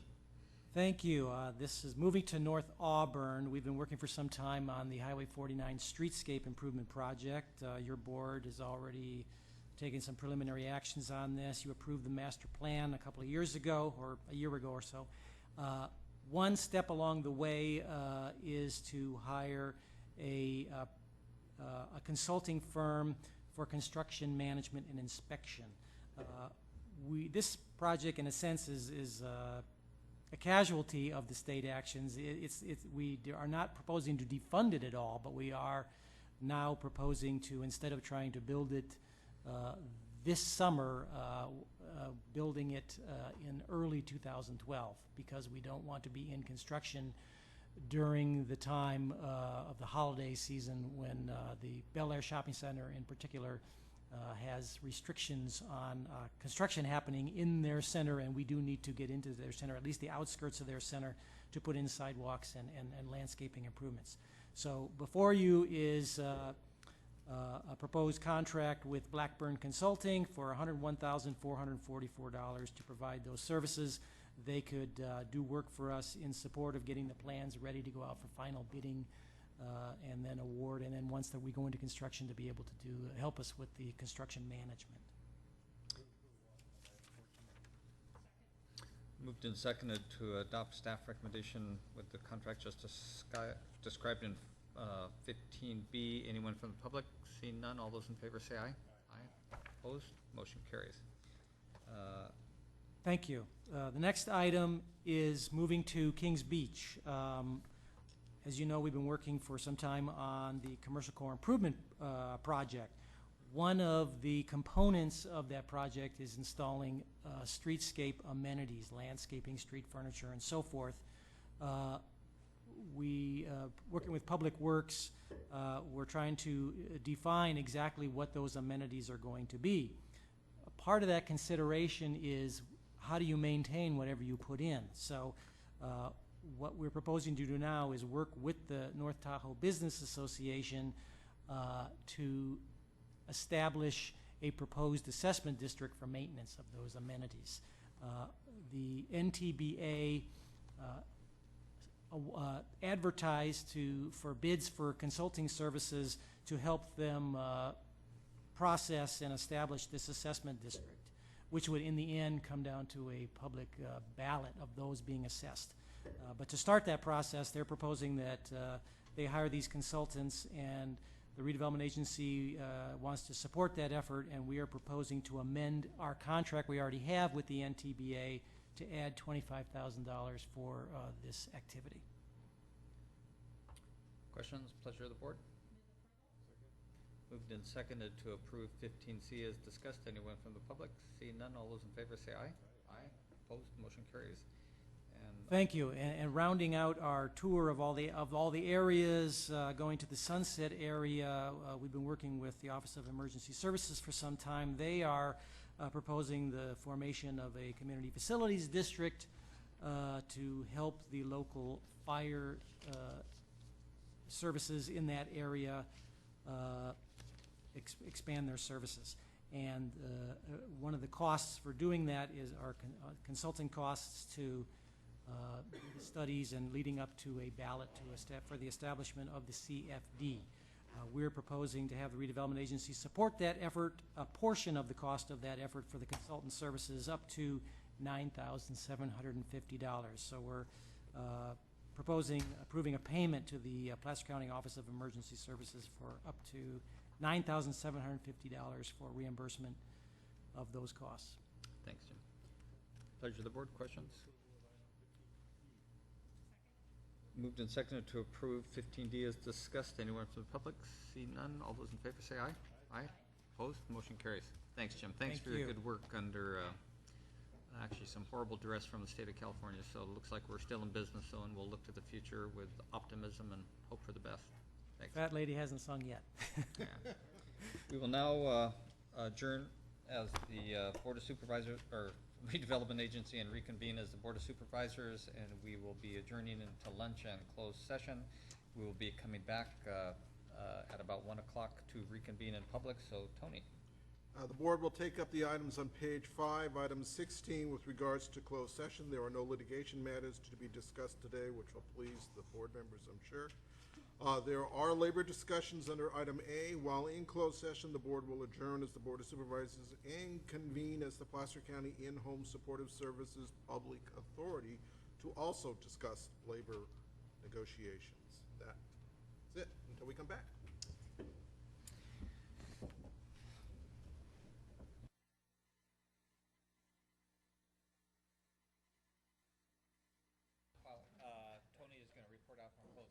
The board has returned from closed session on page 5, item 16. It did meet with its labor negotiators for both PPEO, although I don't think there's any discussion of DSA.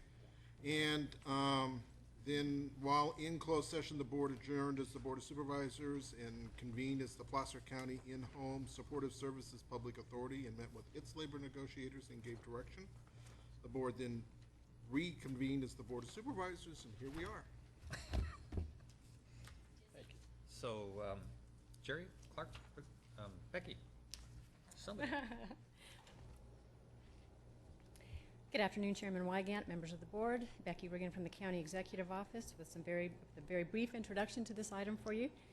The presentation by HHS and Administrative Services today is another step in the county's review of service delivery options and in seeking the most efficient use of county resources to deliver services in these times of diminishing revenues and reduced budgets. The IT consolidation proposal for your board's consideration today focuses on process improvements and cost reduction strategies and does not negatively impact services to citizens nor to HHS's ability to deliver its services. It represents a more centralized approach to managing information technology platforms and reduces duplication of effort among staff, reduces overhead costs, and implements the advances in the ever-changing world of technology. These are proposals that we are very pleased to bring to your board in these times. So with that, we will turn the presentation over to Dr. Jim Ganley, Assistant Director of HHS, and to Jerry Gamez, Assistant Director of Administrative Services. Thank you. Good afternoon, Mr. Chairman, board members, Jim Ganley, Health and Human Services.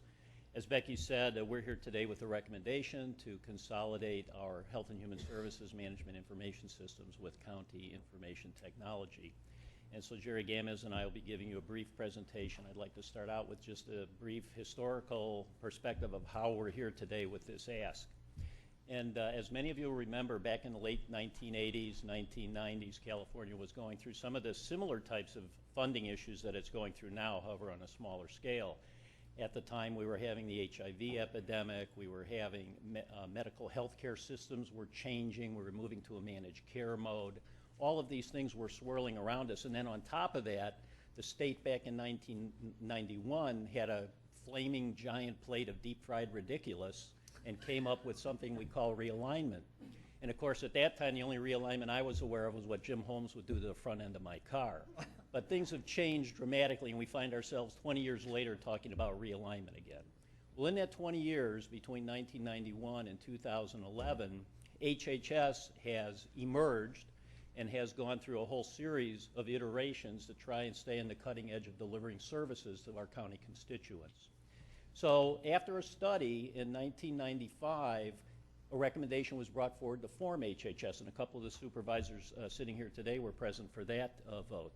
And at that time, we were 3 separate departments: the Department of Health and Medical Services, which I was a part of at that time, we were the Welfare Department, and we were Community Services. With your support, we brought that department together, and basically, immediately, overnight, we became the single largest department in the county. And so along with that responsibility and that change came specific issues that we had to deal with in order to keep our machine running.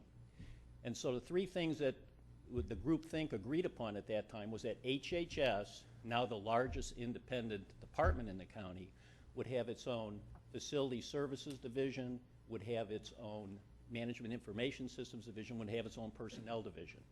And so that's how we kicked the ball down the road at that time. During the next several years, We functioned very well through the boom 90s and into the early 2000s.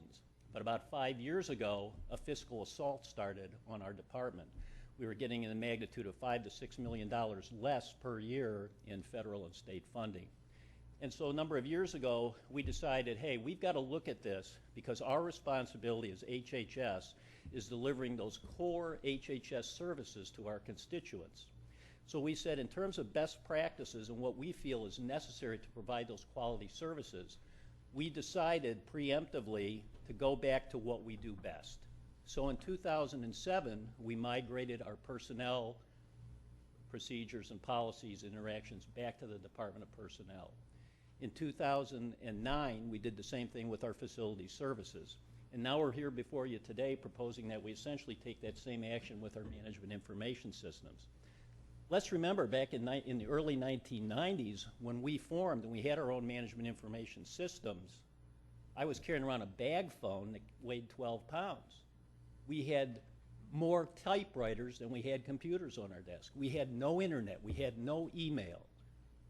Today, look where we're at today. We have cell phones the size of credit cards. We have Facebook and Twitter and Skype. And we have servers that are now the size of shoe boxes instead of refrigerators. So what's happened, our MIS system has done a wonderful job during this past decade keeping up with that cutting edge technology. But so has county IT. And so we've looked for as an opportunity to become more efficient and have less redundancy in the services we provide. So with that in mind, we are proposing that we migrate back our MIS component to IT because they have the expertise. And fortunately, the buzzword now is the cloud environment.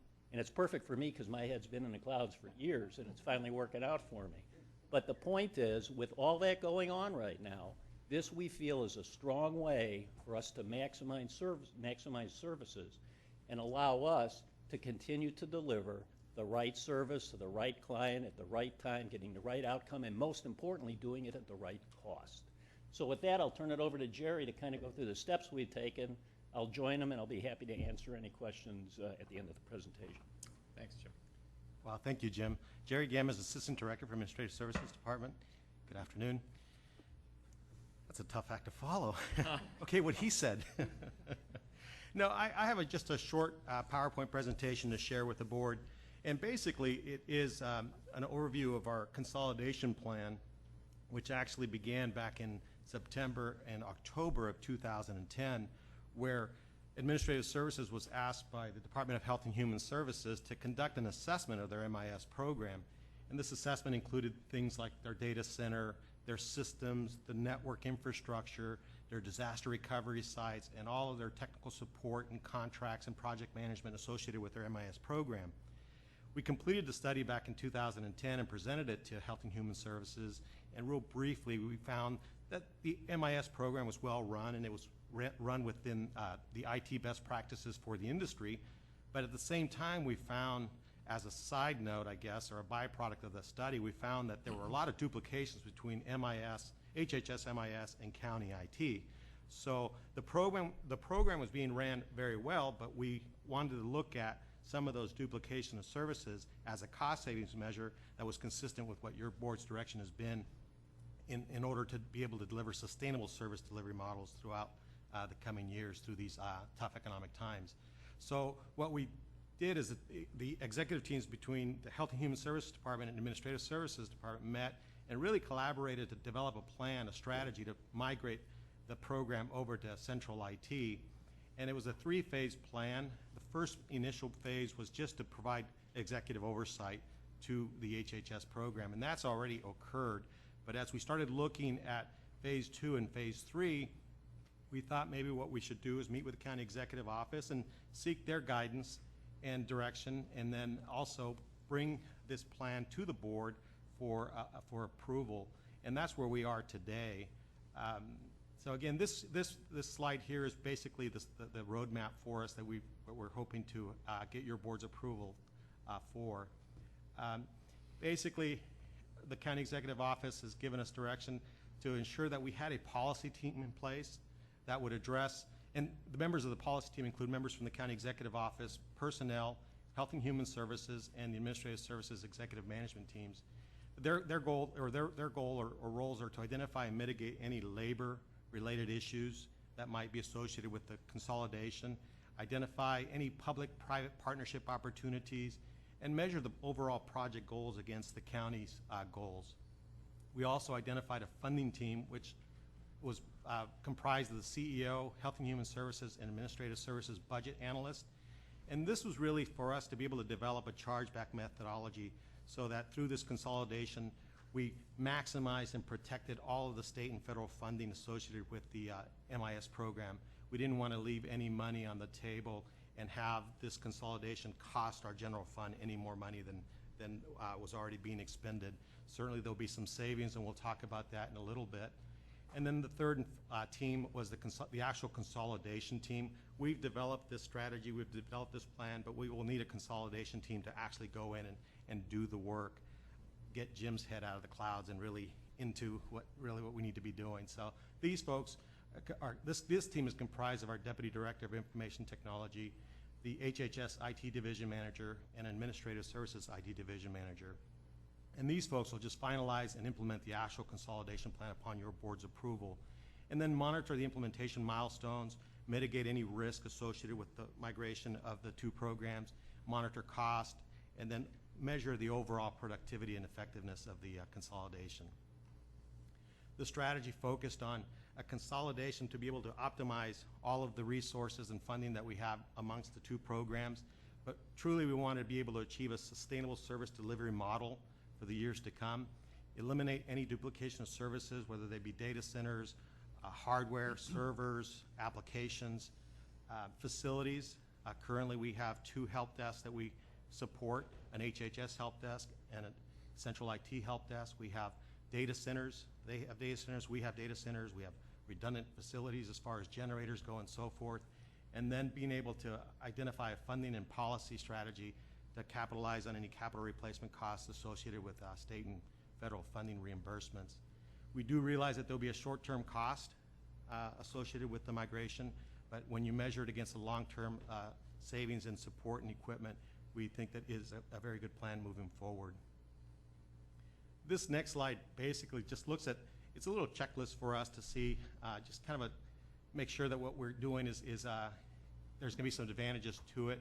We do have a consolidation strategy, we have an implementation plan, we have a staffing and allocation model, a funding plan, and a facilities requirement associated with this consolidation. And what we wanted to do was ensure that there was going to be some cost savings with each and every one of these initiatives. There was going to be a process reduction, and certainly we wanted to be able to maintain the same quality of service and improve upon that quality of services that was being delivered by the MIS team to the Health and Human Services folks, and then efficiently utilize our resources, whether they be staffing or hardware resources. And where we are now is here in front of you now, seeking your board's direction and approval of the plan. Like I said, we've met with the County Executive Office, we've developed and met with our budget and policy teams, we've finalized the plan priorities, and today we're seeking your approval of the plan. And before, I guess, we ask for it, we want to see if there's any questions that you might have that we might be able to ask. We do have folks from Health and Human Services and Administrative Services here to answer any questions that your board might have. One question off the top of my head. Over all these years, if my memory serves me correctly, and we were at one point doing some kind of consideration of a technology question for the Board of Supervisors, there were, I recall, some special challenges because Health and Human Services, is a federal, state delivered program. We, of course, with Placer Model have a lot more flexibility, but that drove some special problems and constraints, as I recall, as it related to trying to comply with the state's requirements for certain reporting practices. Is that still a factor as Placer Model relieves some of that, or? Yes, Mr. Chairman, I can speak to that. We still have the same requirements. We still have those same challenges. However, it's the technology that changed. Another significant one, since you mentioned those, were our HIPAA requirements. We have very strong HIPAA requirements. And now that we've been grappling with those and dealing with them for a number of years, we're very confident that that will translate well into a more county-operated system. Back in the early to mid-90s, these programs were very disparate. I mean, the languages of the programs, or some all the technical stuff that Jerry can speak to much better, were so different because they were all being developed as like beta and VHS or CD and DVD and DVR. All this stuff was going on at the same time, and there was great concern about that interconnectivity. Now with this, where we're at today in 2011, a lot of those technological changes have been addressed that will allow us to still maintain the integrity of the reporting, of the confidentiality, and the specific issues we'll have, regardless of where that brain, kind of IT brain sits, whether it sits with us or whether it sits at the county level. Great, good. Jack? Yeah, a couple of questions. With this consolidation, is there going to be any type of a effect on staffing for all the information? Yes, that's a very valid question, and it's one that we've looked at very closely. And so there are no associated staffing cuts. There are no layoffs anticipated. There's none of those staffing changes associated with this. The way that Jerry has explained of our phase-in process, phase 2, which we will be starting this current fiscal year, will be the year where we will work out the basic staffing positions, the basic claiming process, because another major concern is we want to assure that we're still able to claim the state and federal dollars as efficiently and effectively as we have in the past. And so we have some projection models, which we're happy to bring back to this board after getting some approval, that demonstrate that there are no current positions being cut, but certainly over the next 2 to 3 years, there will certainly be some requests through personnel to perhaps consolidate or change some of the job descriptions, but certainly incumbent staff will certainly have the ability and they'll have the training to do fine in those positions. Sure. I also noticed there's about a 6-month swing in the implementation plan period. Is that for things that may come up that yes, and so are unexpected? Yes, and so part of the swing is internal to give us a little breathing room, and part of it is what the pleasure of the board is. We wanted to bring forward that option and hear from the board what your expectation of us would be in terms of the transition. Sure. And I noticed that the annual program cost savings are between 300 to 400. And how was that? How did you arrive at that figure? Those savings are going to be initially done through attrition of staff who have either resigned or retired or moved off. However, the thing is, where we were a little concerned about bringing forward too big of a number, we're confident that what we're seeking over the long term is the greatest amount of efficiency of the dollars we have. And so we feel over a 5-year horizon will certainly demonstrate significant savings through those efficiencies. However, the question on everybody's thing is, what can you save for us this year? So we feel that that's a pretty strong number that we can, demonstrate and stand behind for the first 18 to 24 months. So you're basically looking at savings over the longer term. Over the life of the program. Yes, and allowing us, as I said earlier, to take the reduced funding that we're living with and apply the maximum amount of that funding towards delivering HHS core services. Because the IT stuff is not our expertise, and there's not a doubt in our mind that a larger IT can help us be the most efficient in terms of addressing our IT needs. Okay. Thank you. Jennifer, you had your light on, but Jack had asked all my questions. great, super. So I don't see any other questions or comments. Is there anyone from the public who'd like to address this item? Seeing none, you're requesting direction for us to basically approve What we're requesting, I'll let Jerry read the specific language. What we're requesting from the board is your approval to implement the Health and Human Services and Administrative Services Department's Information Technology Consolidation Plan and authorize the Director of Administrative Services and the Director of Health and Human Services to fully transition the program over in accordance with county policies and industry's best practices. Moved and seconded to approve staff recommendation. All those in favor say aye. Aye. Opposed? Motion carries. Yeah, and unanimously. Thank you. Thanks. Good report. Appreciate it. Our next item is a report as it relates to prospective remaining risk and potential mitigations with regards to the 2011-12 budget. Graham. Good afternoon.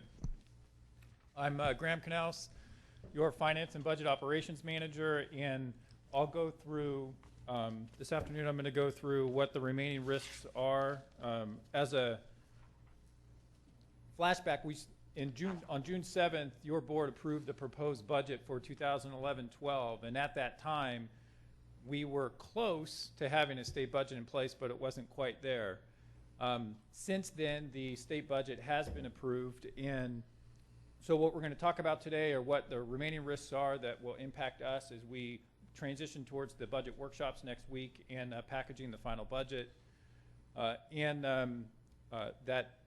big item that we keep talking about, which is realignment, in which both Becky and I will talk about the various components of it. So the state budget was enacted on June 30th, and as you know, there were some significant policy changes that were included in that. The complete rehaul to the approach to redevelopment, which your board took action on earlier today. The potential for some mid-year trigger cuts that would automatically go into effect, and I'll talk about those and go through those in just a moment. And certainly the realignment, which impacts both Health and Human Services and also public safety, a $5.6 billion solution to the state budget.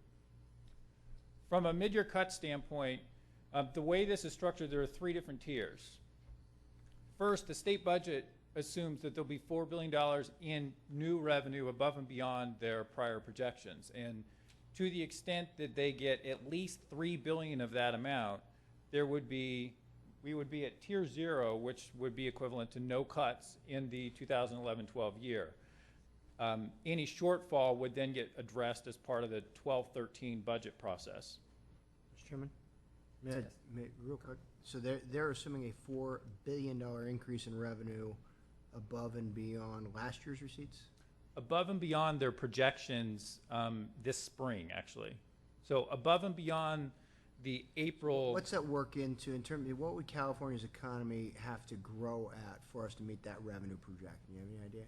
And off the top of my head, that sounds like about a 5%. Weren't we at like $86 billion budget this year? Mm-hmm. So just that $4 billion represents about a 5% increase of the total of this budget. You're saying it's an increase over what they already anticipated. That's correct. Okay, and right now, nationally, our economy is growing at 1.8%? Something like that?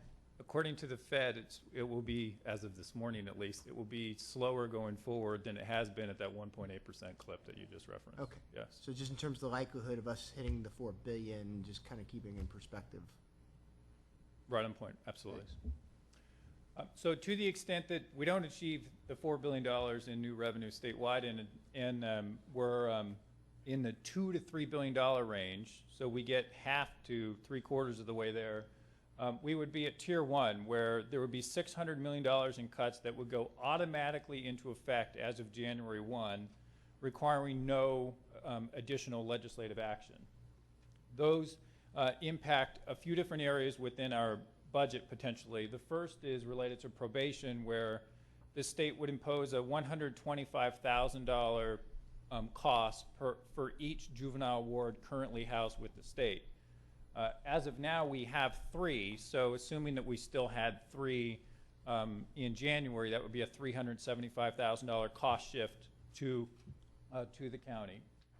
There's also an in-home supportive services anti-fraud grant, which we have received in each of the last couple of years, where funding would be eliminated. All remaining state support for the libraries would be eliminated as well, and there are other smaller impacts that would go into effect automatically, including a number of direct client services related impacts. To the extent that the revenue that comes in is even smaller, so we get just a portion of the $4 billion. Tier 2 would go into effect, which would institute $2.4 billion in mid-year reductions. And that would include all the Tier 1 reductions that I just went through, plus some impacts to K-12 education, primarily eliminating 7 school days in the 11-12 year, so that would occur between February and June, there would be about a week and a half lopped off of the K-12 school year. And there are some other education-related cuts, primarily in terms of state support for transportation in there. All total, from a county budget standpoint, in terms of what the risk may be, it's in the neighborhood of $1 million. That's at risk for our 11-12 budget related to these mid-year reductions. So we also have what's already in place as of July 1 is the Health and Human Services portion of the realignment. And this is very different than what you'll hear in a few moments from Becky related to public safety, in that what the HHS portion of realignment gives to us the same programs that we were already delivering on behalf of the state. The dollars are coming from a different fund source, so instead of coming from the state general fund, they're now coming from a dedicated sales tax, but it's largely the same thing that we were doing before. So, which is to say that we're not getting more money out of the deal, but we're not getting less either. What does come out of this is some reduced volatility related to the state budget. Some of these programs, which I'll go through in just a moment, some of these programs have been reduced in the past few years, putting your board in a difficult spot. For example, in child welfare services, where the state cut $1 million of funding to us in the last couple of years. So instead of being dependent upon the state budget and how things play out politically within the legislature each year, we would instead be dependent upon the performance of a statewide sales tax to fund the increased share of these programs. So what is going to occur is that whereas in the past, to the extent that the state was going to kick in $1 million for a program that was an entitlement program, and the caseload went up, they would continue to pay their share of that cost. What's changed now is that with these programs, and you'll see on the far right, all the way down the line, our county share is going to be 100% of what the state used to provide for each of these programs in Health and Human Services. So if you have a caseload increase in a program that triggers a cost that previously was in part covered by the state, now that's entirely covered by us, and would be dependent upon the performance of that statewide sales tax in terms of whether or not there would be sufficient revenue. So I point that out just to suggest that there are some risks built into this for us, in that the cost demands for managing these programs on behalf of the state is completely disconnected from how the revenues are derived, because the revenues, they don't have any relationship to each other.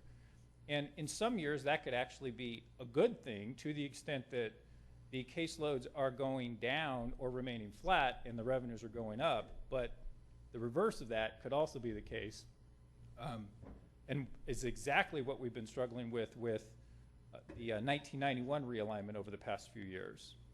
So these are each of the different Health and Human Services programs that are included in the realignment: foster care, child welfare services, adoptions assistance, which are the cash grants for folks who adopt children, the eligibility for that adoptions program, adult protective services, the CAPIT program, which is a very small child abuse prevention related program.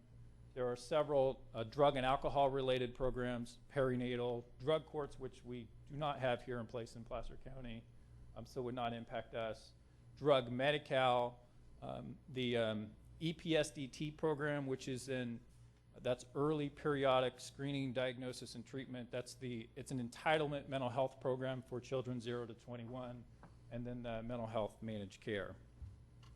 So with that, I will shift it over to Becky to talk about some of the public safety realignment as a follow-up to that July 25th meeting. Thank you, Graham. So as he mentioned, in contrast to the HHS realignment that shifts funding for existing county responsibilities, as we have discussed previously, public safety realignment shifts funding and new program responsibilities.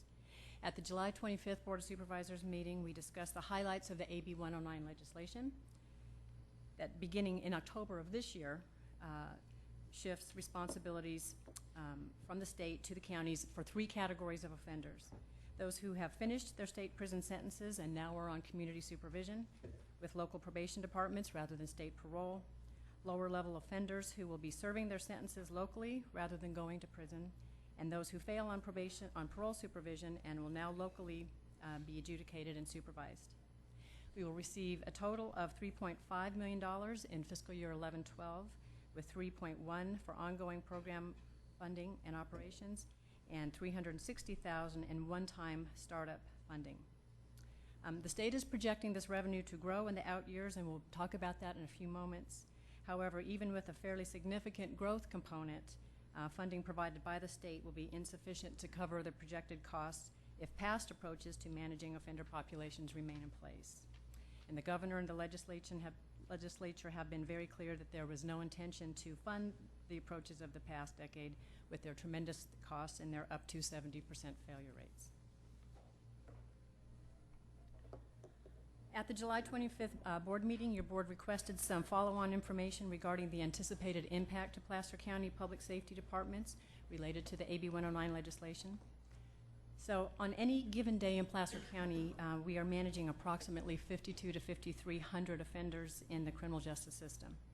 AB 109 data provided by the California Department of Corrections and Rehabilitation and the Department of Finance, along with an internal file review that was conducted by our district attorney and sheriff's offices, suggests that Placer County can expect to take on responsibility for managing an additional 350 to 400 new offenders per year in each of the first 2 years.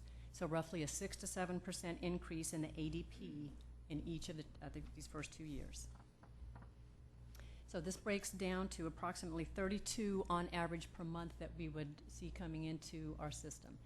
15 a month on average would be under probation's community supervision. Approximately 12 per month would no longer be going to prison, would be staying within our system locally. And then approximately 5 per month would be parole violators. And again, our internal review suggests that those numbers may be low. But with these numbers, I worked with the district attorney and sheriff's offices, with probation, public defender, and HHS to assess the potential impact to their organizations over the next couple of years. We arrayed the information according to best case and worst case scenarios in regards to identifying the resources that might be needed to equip the system to take on this new responsibility. And so here are the results of that. The Sheriff's Department reports that they have been running with an average daily population of approximately 525. And with the addition of approximately 10 new positions, that would bring the Auburn Jail up to its operational capacity of 581. So that would expand existing capacity by another 50.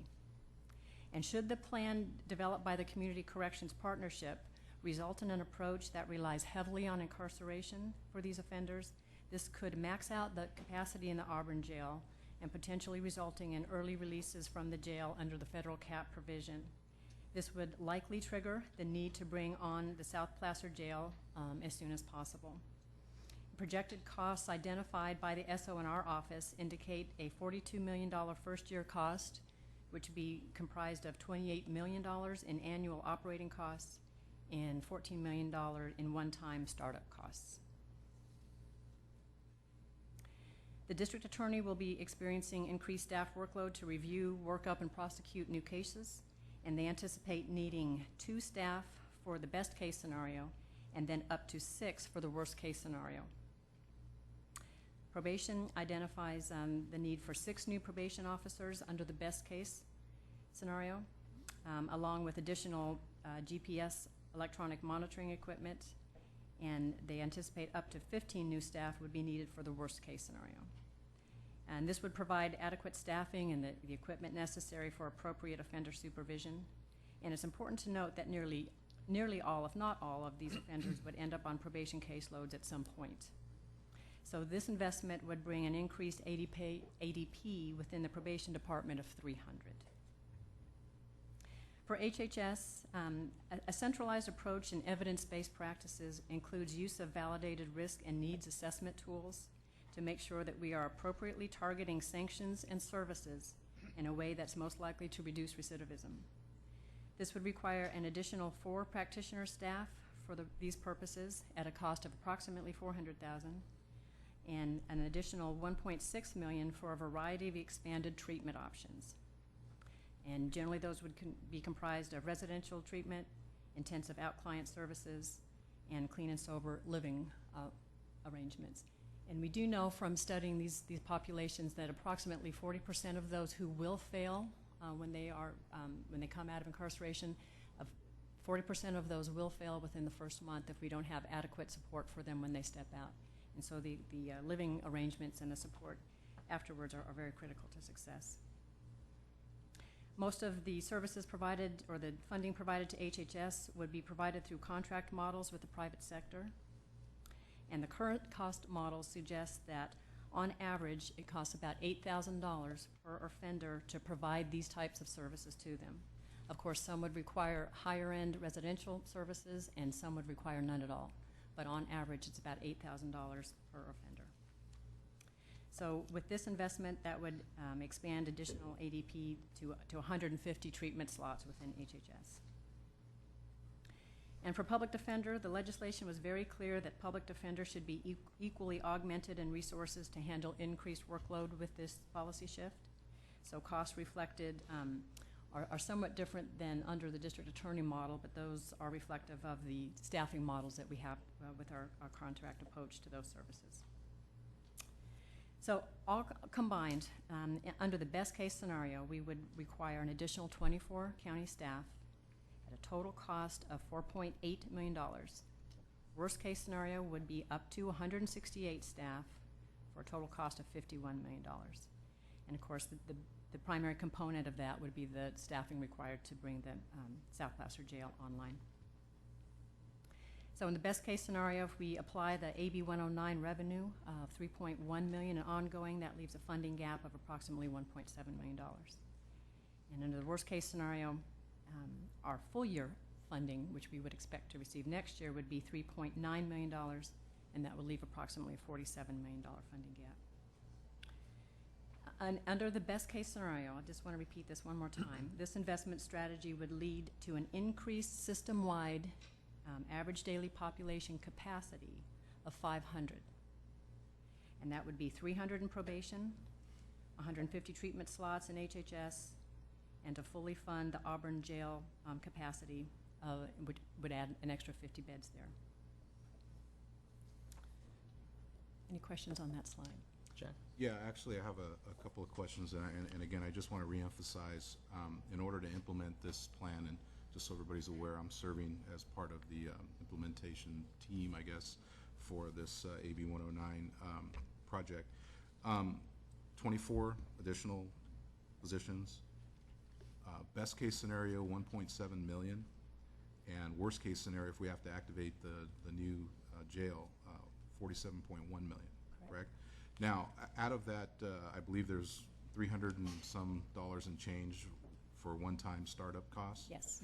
How is that being, I'm going to assume that the courts, probation, sheriff's office, DA's office are going to be wanting to utilize some of those funds to implement the program, correct?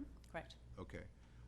There was one other thing that came up last week, and I just want to ask your opinion, and that was the fact that conveniently, nobody put any language in AB 109 to deal with the fact of these offenders coming out and who's going to pay for their meds, right? And if any of you are aware of what the cost is to pay for psychotropic drugs or even just regular heart medication, is it possible that the cost of that is going to eat into that $300 and some odd thousand that's going to go for one-time costs?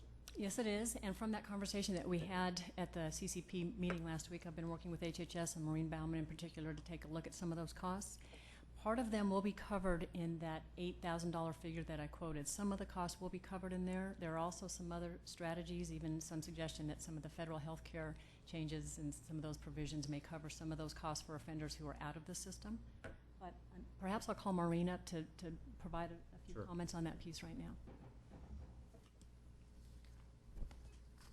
Sure, Maureen Badman, Health and Human Services. I don't think we have all the answers yet.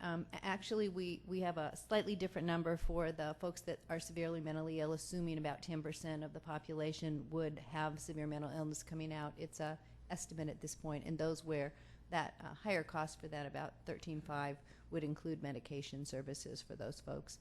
I think the other stuff, we'd be looking at what eligible options they have for medication, just like we do with other folks, and just like Becky said, you know, identifying some of those options and then seeing what the gap was, you know, at the end of the day. Great.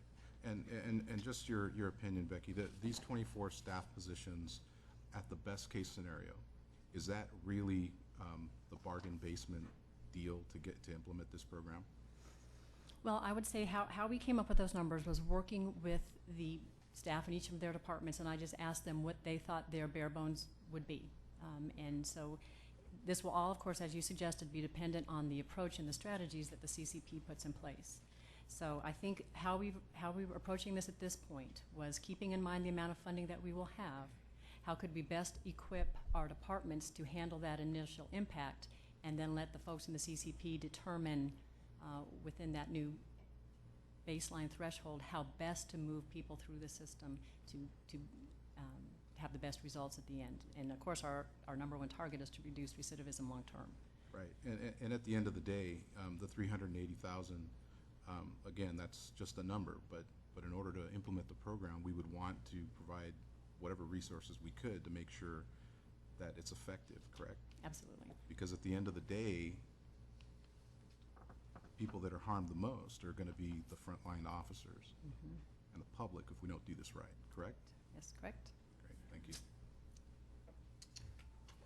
Kirk?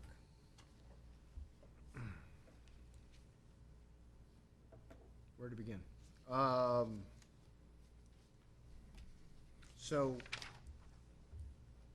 for whatever reason, in our previous briefings, I had understood the total impact of the realignment on the public safety to be the devolution, if you will, of 350 to 400 current wards of the state to the county. But this was the first time I realized, no, that's 350 to 400 per year for 2 years for 700 to 800 that the county will take responsibility for that are currently responsibilities of the state.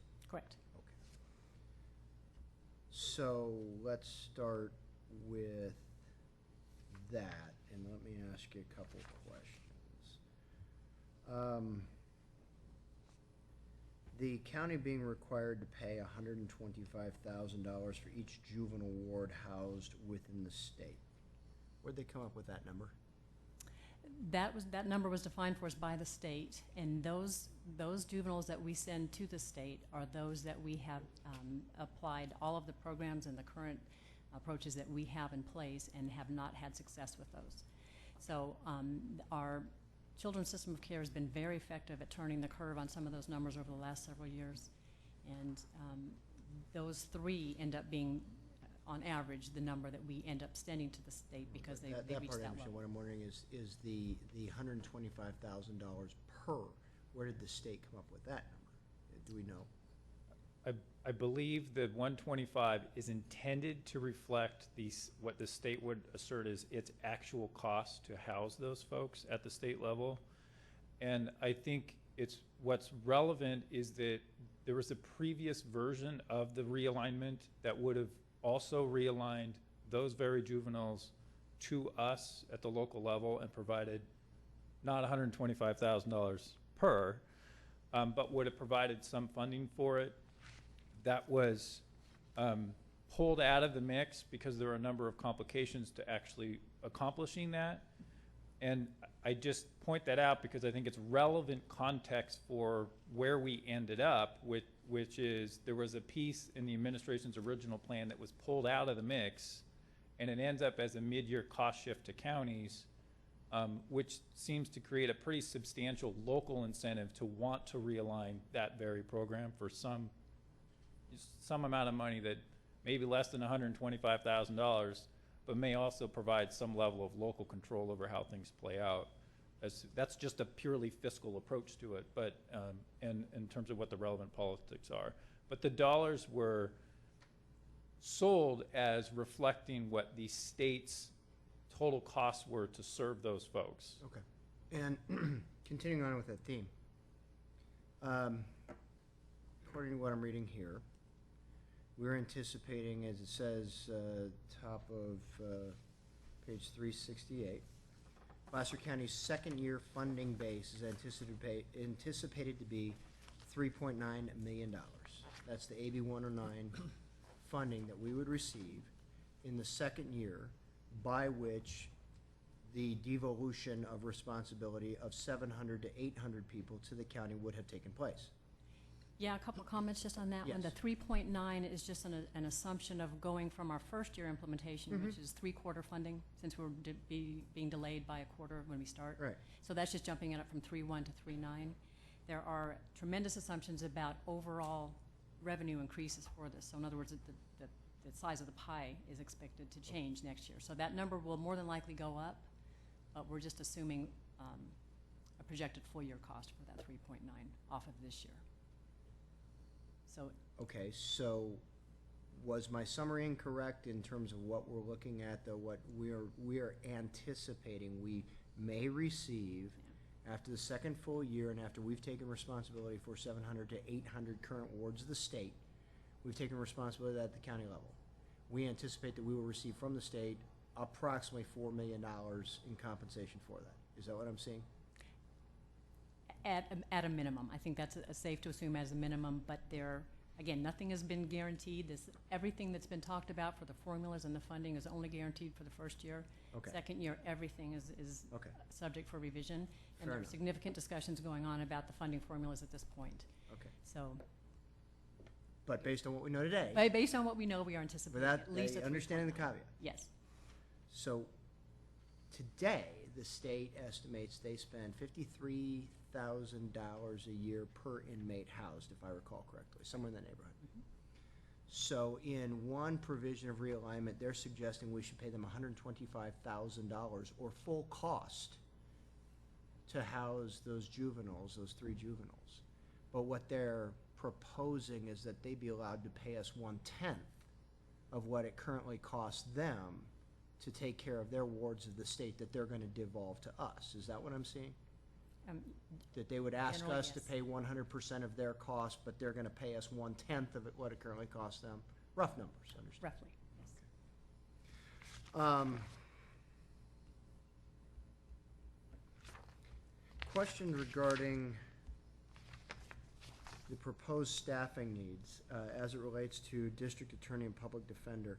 I'm assuming this has to do with additional responsibilities for people that have already been convicted of something, whether you have a violation of probation, something along those lines. Because we're already prosecuting these folks here locally that are ending up in state prison.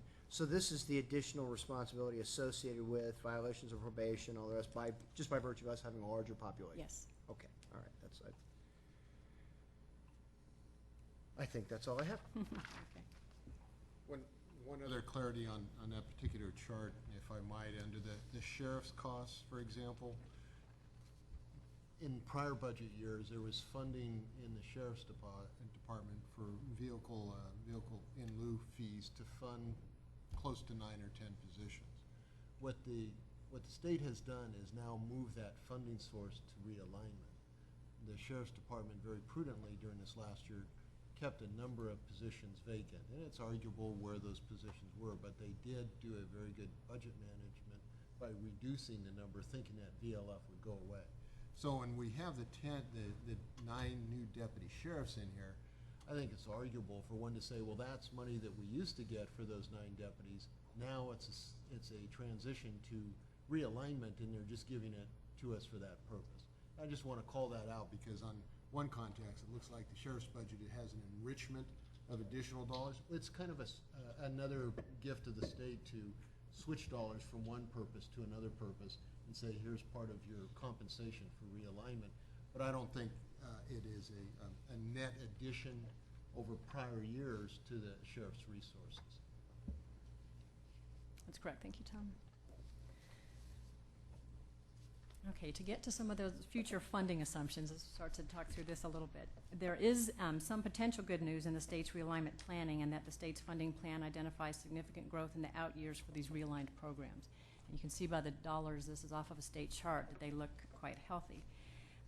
But there are some cautionary aspects to raise here, and Supervisor, you've alluded to some of them already. So as of yet, there is no constitutional guarantee of this funding. The dollars indicated reflect the state's revenue projections, which have historically been high, and given our recent economic events and indicators, these projections may indeed be optimistic. And as I mentioned a few moments ago, the funding formulas are being revisited, and the biggest unknown is how much the state may carve out for its own costs if some of their operational assumptions don't materialize. But for the purposes of discussion, we projected what the funding could look like if the state's current assumptions and funding formulas stay in place and state revenues are achieved.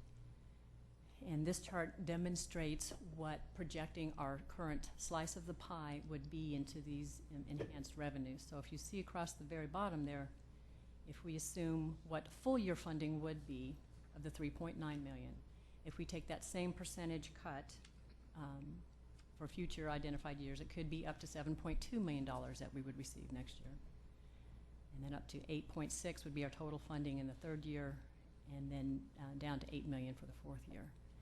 So trying to bracket this, so I think 3.9 would be a baseline for this year's full year funding going forward. I would hope that would be the bare bones minimum we would receive, and then potentially up to these funding amounts in the future. Which, if I may, Mr. Chairman, which though Rosie is still, once again, only about 20% of what the state currently spends per ward of the state that they're now handing to us. That's what that translates into in terms of Placer County's receipts. We would get approximately 20% of what the state is currently spending per those persons that they're handing to us. Yes, significant reduction.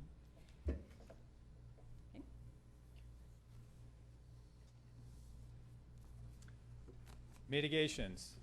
Wait a second. It- Jennifer has a just question. very Oh, quickly. sorry. Becky, one of the things that you put in the report here is on page 368, you talk about the table 3 and the funding that's assumed through that. But one of the things that concerns me is talking about the worst case scenario, assuming that we're gonna have to open the South Placer Adult Correctional Facility, have it online, up and running by 12/13.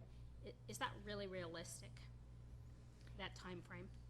Or are we gonna have a period of time where we have more prisoners than places to put them? Well, I think if we keep in mind the additional ADP that the best case scenario would put in place, so that additional 500 ADP in the system, that should cover our needs for the first year. I mean, that gives us plenty of additional resources to move those people in as these folks are trickling in at a rate of approximately 30 a month. So that gives us quite a bit of capacity to work within, certainly for the first year. And the sheriff has indicated that they need about 18 months to bring on their hiring and staffing and train people and get ready to operate the jail. And I think we have the jail commander in the audience, so he could comment further if you would like for him to.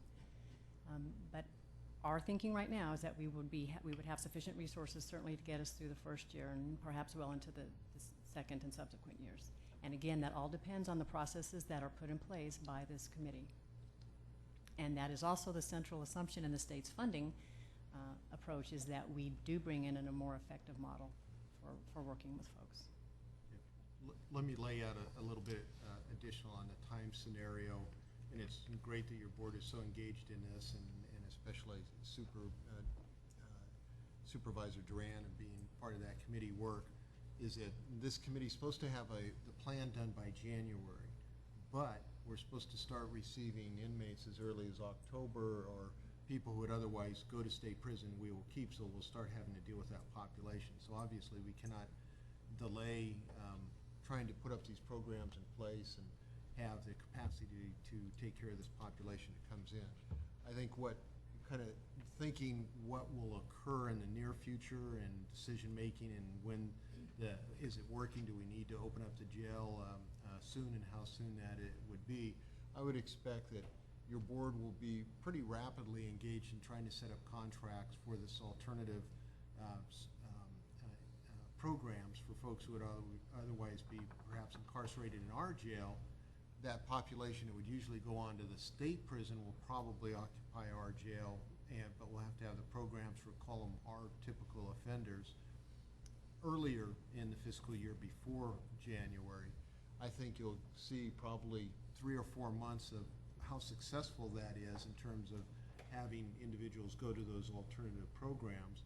And I would expect sometime after the first of the year, after seeing a few months of how that's working, is then making the decision whether or not to move forward on the actual schedule for the pre-funding of opening up the South Placer Jail, because it requires quite a bit of incurred costs of pre-hiring, pre-outfitting that facility before you actually open up the doors in the 18 months. So again, looking at that kind of scenario, you'll see some things that'll be probably contractually providing other services as alternative programs later on this fall. The numbers will start trickling in. We have some capacity in our jail to take care of those that there is no other alternative for. We'll look at shortly after the first of the year what's been successful, what not, kind of getting that first glimpse of how important it is going to open up the South Placer Jail in a larger context, maybe a partial context, and then moving forward sometime after the first year with that allocation of resources to start that process, recognizing it would still take at least a year up to 18 months to have a jail fully utilized. So that's kind of, I think your board will see many of these items come forward later on this fall to try and set the programs up so we can not have to open up that jail so quickly. And I know that I received, and I'm assuming that the rest of the board did, and probably the CEO's office, a letter from a women's institution, I think it was in Southern California, that was basically offering space on a contractual basis for female prisoners. Is that going to be part of what we're looking at, those sorts of alternative models if necessary? It's interesting. With the state had contracted with a lot of, and there's even a few city jails out there that provided relief valves to the state system. Well, now the state is canceling those contracts because they're saying not going to be our problem anymore. So you have column vendors are out there saying we have bed space available to avoid their layoffs because some of them are indeed publicly owned. So we will see those kind of things. That's going to be more than some of the costs that we're talking about here, because they'll be less probably than the state cost, but they were modeled over getting a state reimbursement rate that's higher than. So I don't know if we'll look at all those kind of alternatives, but I don't think you'll find any panacea that there'll be a cheap cost of any kind of alternative incarceration outside the county. But clearly we'll look at all those alternatives when we come back. I think the real focus is trying to get alternative programs in place to keep those folks from having to go to jail in the first place, and it's going to have to be those lower level offenders, and trying to get those things successful, and then the incarceration is a last resort for those that are absolutely necessary to protect the public from them being at large. Thank you. Before I go into mitigations, I actually want to amend a prior comment I made relative to drug courts and realignment, because we do in fact have drug court programs in Placer County, and so they're to the extent that that would be folded into realignment, and all the implications I talked about the other programs, they would apply to the drug courts as well. So my bad on that one. In terms of mitigations, there have been a series of workshops, as your board is well aware, throughout the spring, and there have been a number of potential options for board reprioritization or consideration that have been presented in the past. In April and June, we talked about the status of the general fund reserve. We talked about the contribution to capital projects. We talked about other reserves and trust fund balances that are under your board's appropriation authority that you could choose to continue in the same way that they are today, or you could reprioritize them for some other purpose, including some of what we're talking about today.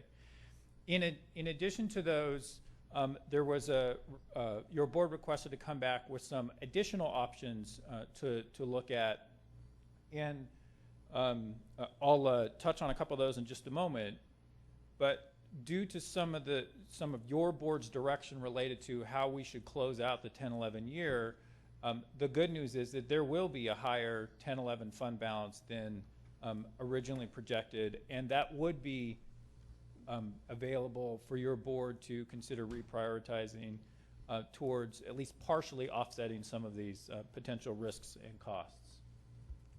From the, in terms of additional options, the back in 2009, if you recall, there was the cost savings task force that was created and developed 200 some odd proposals related to savings, and a number of those are have already been implemented or in place related to operational efficiencies, and also for example, the MTO approach was discussed, and there are the 21 MTO days that have been put in place over the course of the last several years.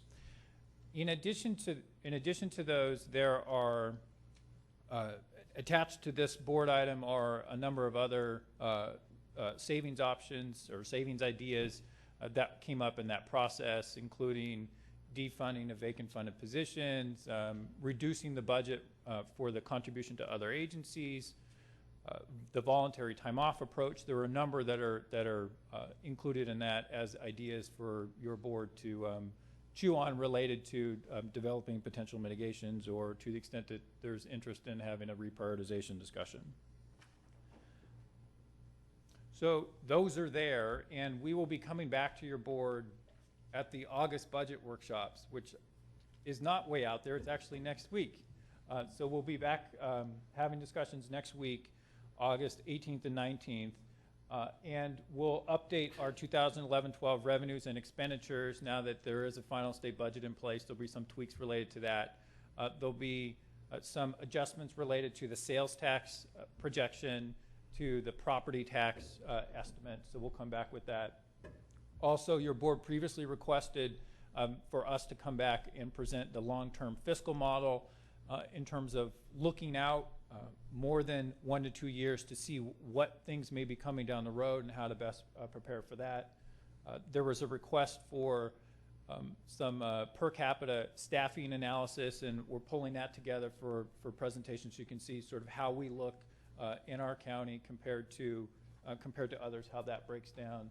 And certainly some options and recommendations for your board's consideration related to moving forward on the 2011-12 budget as we bridge from the proposed budget to the final.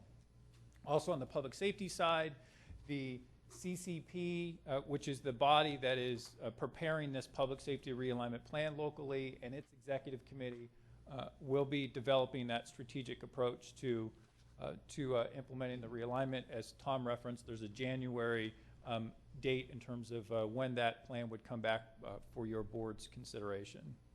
And with that, I'll stop and open up for any additional questions that you might have. Questions, comments by the board?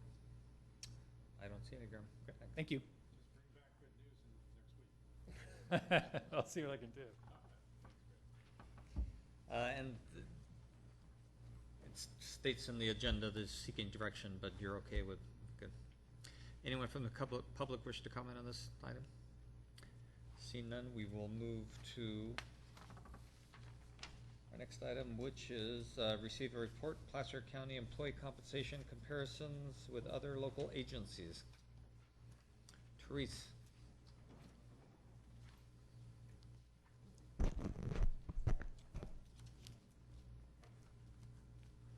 Thank you, Mr. Chairman, members of the board. Therese Leonard with the County Executive Office.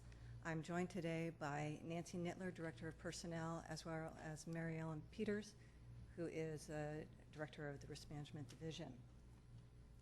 Today we're going to be talking about employee compensation, and this is actually a follow-up to a board presentation that was made on April 5th, whereby you asked us to go out and look at other counties, cities, and the private industry to see where we fit in comparison to them. In order to provide some context, it's really important to go back in time and look at what was happening in the region and the nation. And as you'll recall, in the early 2000s, the nation was booming, as well as the state of California, as well as local governments. The population in Placer County alone went up 38% over a series of years. Through the population growth and the land development growth, it increased the need for county services, which then created a need for new employees to come in with skilled or technical skills in order to provide those services. To put this in context, it's kind of important to look at what was going on in our region and who our biggest employers are. The state of California is by far the largest employer in our region with 73,000 employees. Next in line is UC Davis, the school, at about 12,000, and below that is the County of Sacramento. So a lot of the local big employers are public agencies. In Placer County, we're actually third largest in our area. El Dorado County, number one in their area. Nevada County, number one in their area. So county services were in great demand for the employee group that was available, and they were competing against each other in order to bring these folks in. At the same time, revenues were increasing significantly, which allowed agencies to increase their compensation packages to these employees. As you can see from this chart, growth was predominantly in the cities, which required Placer County's county-wide services also to grow, in addition to the municipal services that we provide in the unincorporated area. So the county workforce grew phenomenally over a series of years. 31% growth in about 7 years, with a very small vacancy factor. And I bring this up because one of the key points that has happened is that while we were trying to hire, we could not bring in the workforce fast enough to keep pace with the work that was out there. We were behind on Health and Human Services caseloads. We were behind on permit issuing. Planning department was behind on reviewing plan checks. So key to this effort, the Board of Supervisors in 2005 said, okay, we recognize the issue. We're going to have a small but very well-paid workforce. We need to bring in the talent to meet our service delivery needs. Since that time, things have changed. On the April presentation that was made to your board, whereby you made this request, you received a rather doom and gloom budget projection. The state of California is definitely, and still, even though they have a budget, in dire financial straits. The economy has shifted significantly. The Dow Jones went from a high of about 14.2 to a low of 6 to a high again of 11.8. And what a difference a week makes, a day makes. As of this morning, the Dow was just a little over 11, and that was on the heels of the Federal Reserve's report. Essentially, they were going to keep the rates, the Fed rate, at 0 to 0.25. However, they made a disclaimer. They were going to continue to keep the rates low through mid-2013. What does that signify? The economy is not going to grow at a very rapid pace. In fact, they're expecting it to grow incredibly slowly through 2013.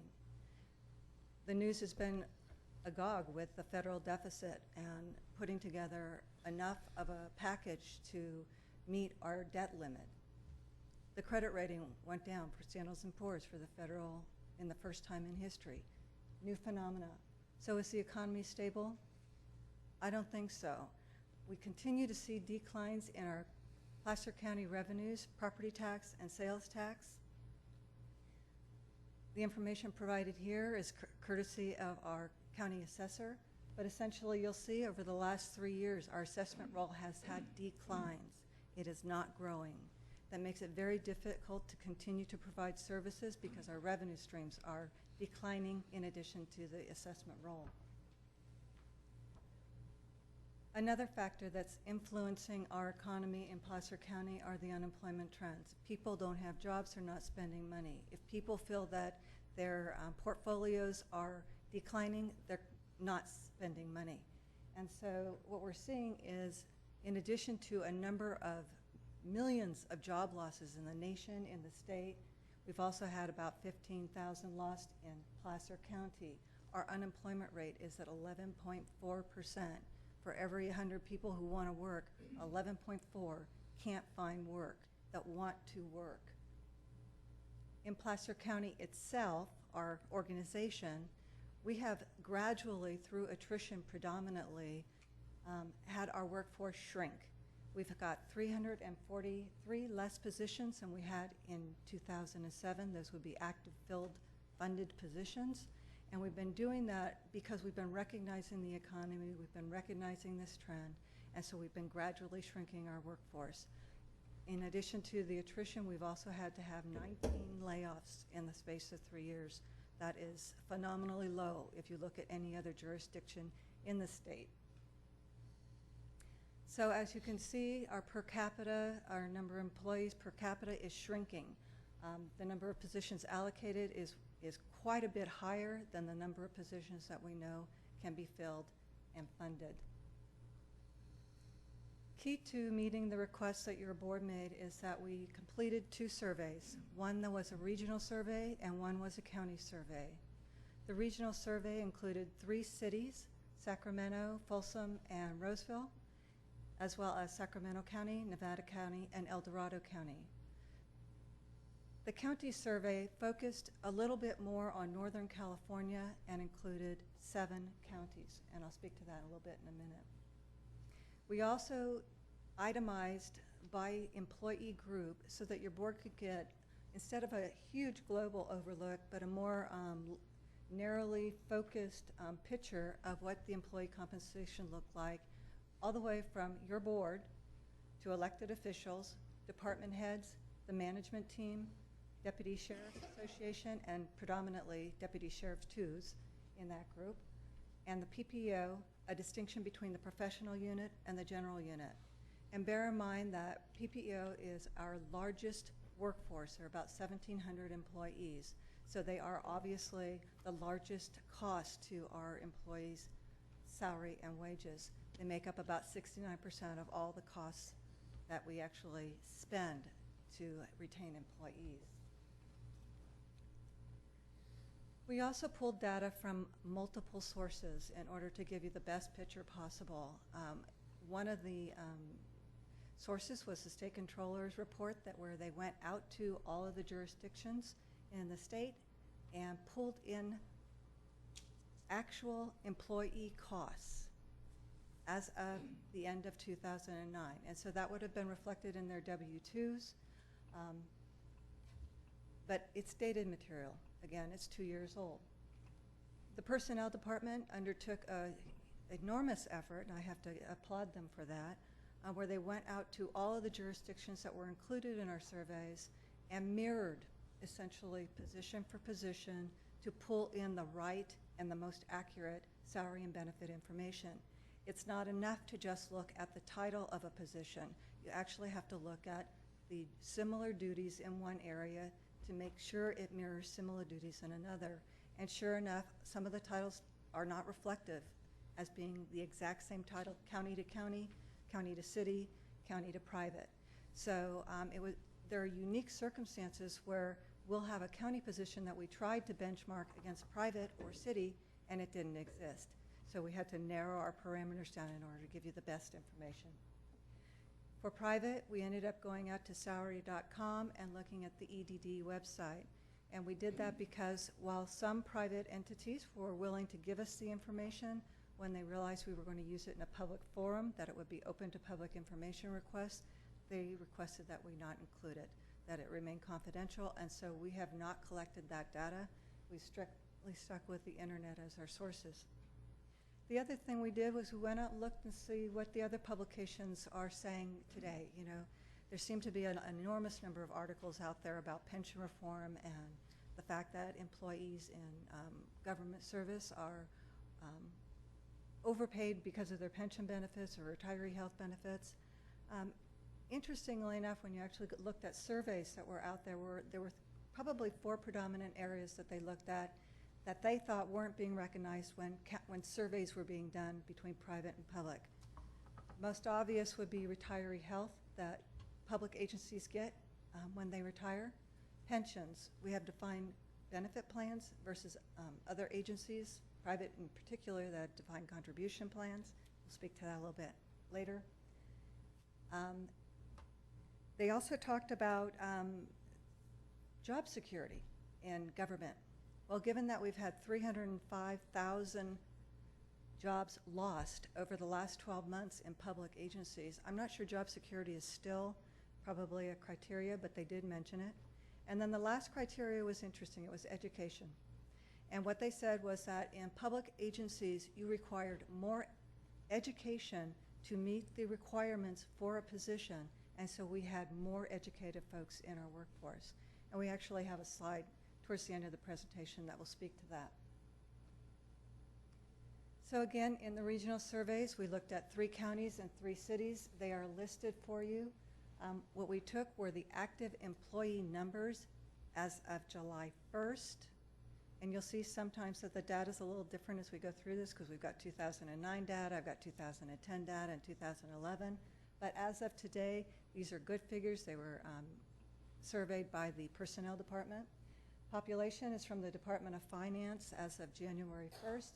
And so what that gives you, which is kind of a key to look at how we fit against these other agencies, is the employee ratio per 1,000 population.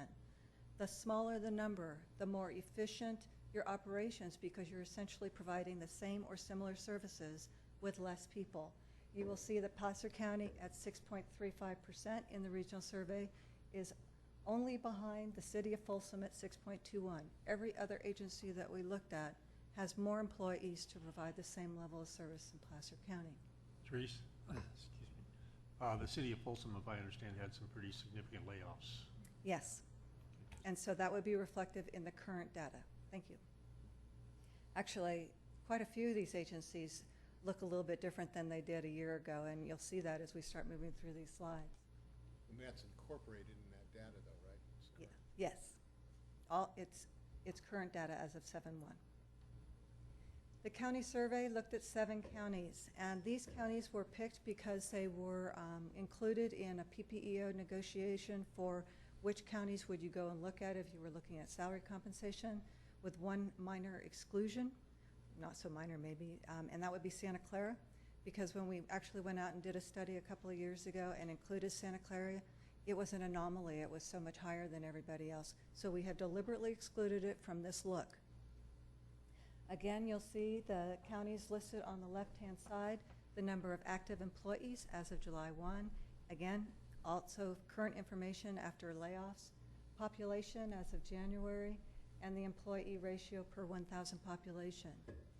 Placer County, once again, comes out looking really good at 6.35, with the only other agency being Solano at 5.70. That is actually a little leaner and meaner, maybe not better. So some observations as we went through these surveys. Some county positions are unique, and you couldn't benchmark them against city or in the private sector. The greater number of matches that we could find in the other agencies, the more reliable the results. And so what we did was we excluded any position, if you will, that had 2 or less matches. And as I showed you the employee groups, within the employee groups, we actually picked multiple positions to look at and benchmark. And so, for instance, you'll look at the elected officials in the regional survey, I only have 3 matches. And that's because we could not get 2 or more matches in the regional survey. In the county survey, I was able to achieve 6 matches. And that was rather significant all the way through the survey material. So from this point on, I focus a lot on the county survey because we see it as a more reliable benchmark than the regional survey. Again, we talked about the private industry. They were very polite about it, but it's a very competitive market out there, and they need their information to remain confidential.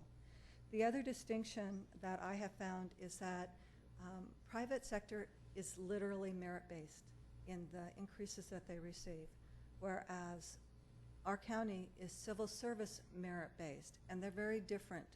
Civil service merit-based, it's a 5% increase for 5 steps. In private sector, you could jump anywhere from 1 to 20% in one merit evaluation, depending on your performance, number of sales you made, number of clients you brought in. So it's a real different look-see, if you will. Because of that, when we went out to the private industry, we actually looked at the 90 percentile of employees in the position that we were looking at, because we were also matching it up against step 5 of our civil service system in order to create some parity between the positions.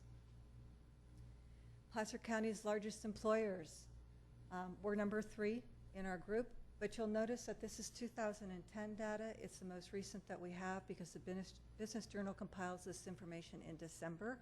So we'll get it again next December. But I already know that Placer County is not 2,400 active employees. We're closer to 2,200.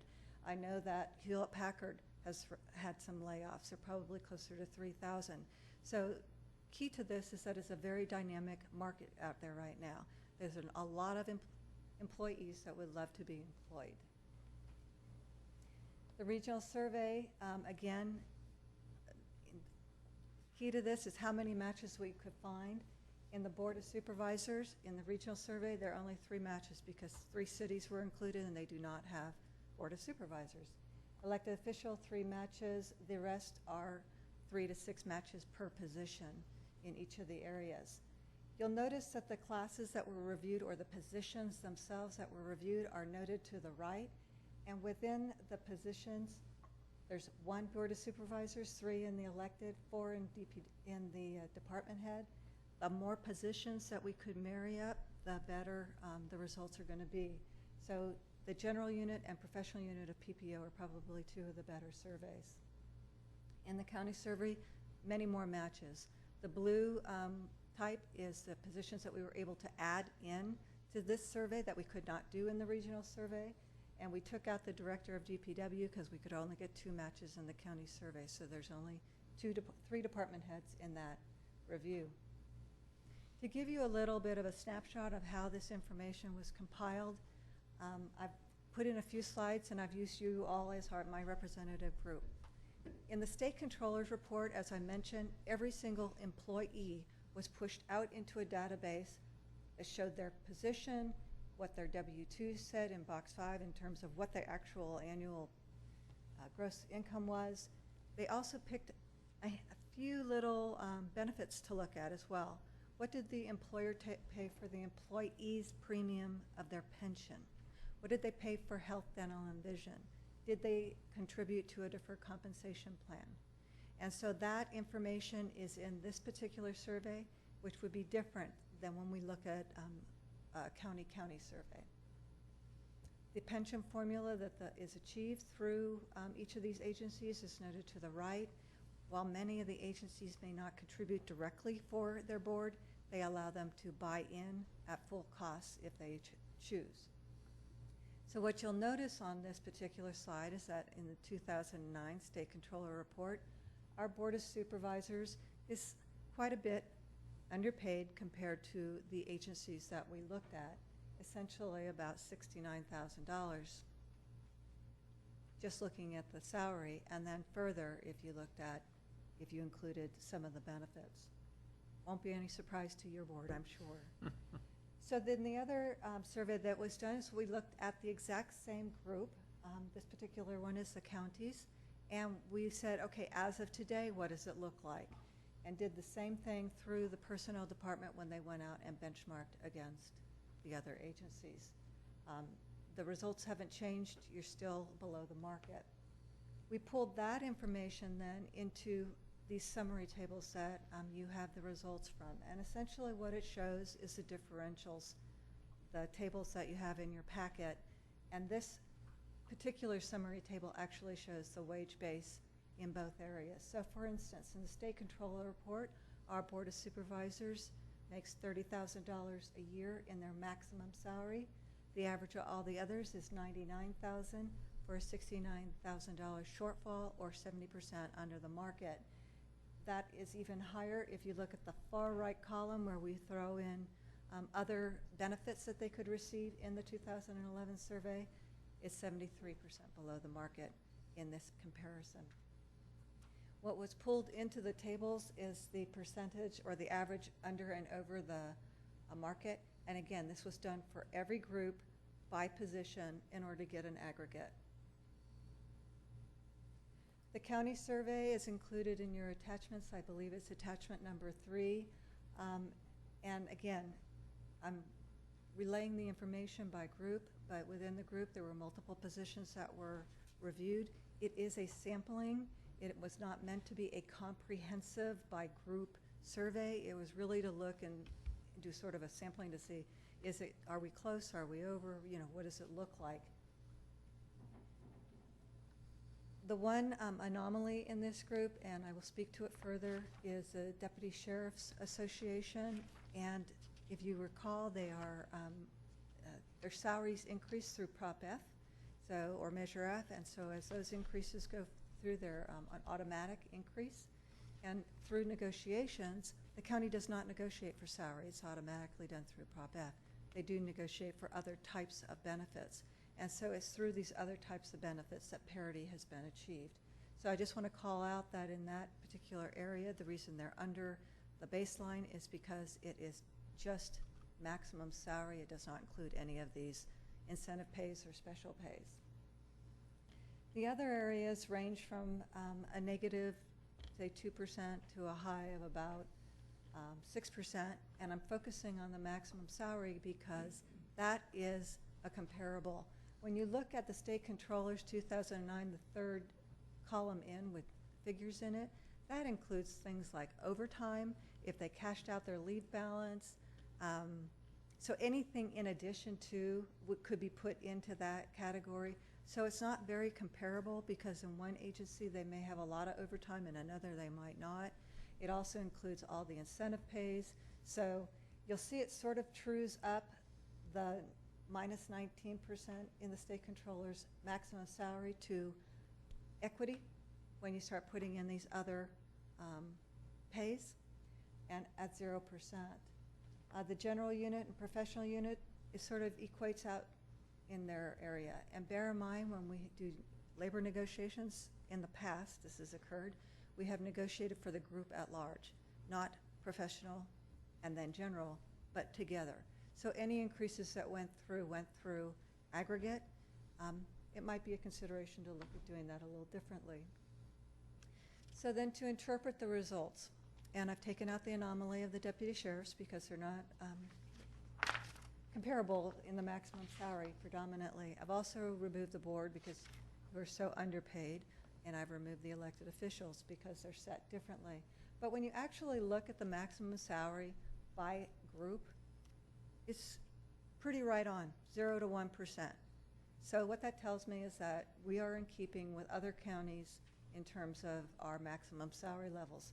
Where you start seeing some differences is in the benefit category, where you start looking at total comp.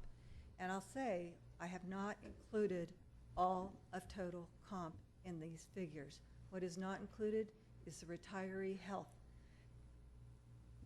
In the publications that I looked at, what they were saying is that you should look at the normal cost for retiree health as well as the pension that is paid for by the employer. And the reason you look at normal cost is because that's the benefit earned by that employee in that year for that benefit. The normal cost for retiree health is about $6,000. The normal cost for a miscellaneous plan employee is about $6,600. The normal cost for a safety represented employee pension is closer to $13,000. Those figures are not reflective in these comparisons because I couldn't get them from the other agencies, and I did not want to distort the information. County survey highlights, again, the maximum salary is purely the base salary. If you have a group that gets incentive pays, it is not inclusive of that. Again, state controller includes extra things, overtime, leave cash out, special pays. Maximum salary for deputy sheriff looks like it's lower than the average. I've included in the presentation a table that shows all the incentive pays that they receive and then how it compares. And then further than that, looked at the benefit categories for health, dental, vision, pension, and some of those. Again, this pension is only what the employer pays of the employee contribution. It does not include the employer payment on the other half of the equation. But essentially what this tells me is that our deputy sheriffs are overpaid by the county average by $39. Pretty equitable, very close. So in this survey, they're right on. Maximum salary. This is exhibit number 4 in your presentation. And essentially, we looked at the region. We looked at our 2 biggest competitors in the region, the city of Roseville and the county of Sacramento. And essentially, what we find is that, for the most part, we're below salary for all those. And again, this is just maximum salary. This is not looking at benefits. So there are other considerations that when you're putting a survey like this together that you should probably think about. And that's because while you're trying to make these things apples to apples, they're not. You'll have an agency that, for instance, has had wage adjustments in the last 12 months, and those are listed here. The city of Roseville actually had two 3% increases over the last 12 months. As we looked forward, we didn't have any agencies that were announcing wage increases. In fact, most of the agencies we talked to are currently in negotiations, and so those figures aren't resolved as of yet. Again, the pension formulas are different. If you have a better pension formula, it's going to cost your employer more. No question about it. So most of the folks are at 2.2% at 55. We're at 2.5 at 55, but other agencies are at 2.7, like Nevada, the city of Roseville, Folsom, Solano. Better benefit package for the pension than, say, what we have, but we have tried to compare them as apples to apples. Many of the agencies have 2 tiers to their pension platform, similar to what your board adopted months ago to be proactive and address head-on the pension issues. Many other agencies are in active negotiations to get a 2nd tier to their pension benefits. So as of today, this is what it looks like. About half of them have a 2nd or even a 3rd tier. If they are 37 Act counties, you'll see up at the top, Contra Costa and Sacramento, they do not contribute anything extra for their employees' share of pension, and that's because they're 37 Act. They have a different type of formula. The other agencies range from about 3% to 8%. And again, I'm looking at miscellaneous only, this doesn't include safety. I talked a little bit earlier about education and how the publications indicated that education was a factor when you look at these kinds of surveys. What this table tells me is that less skilled, less educated employees have an advantage in the public sector and will make more money in the public sector, predominantly because of the benefit packages that go in the public sector. The higher the education level, the less benefit or advantage to those employees. So our higher educated folks actually are paid less than they could receive out in the private sector, and our lower educated folks receive more.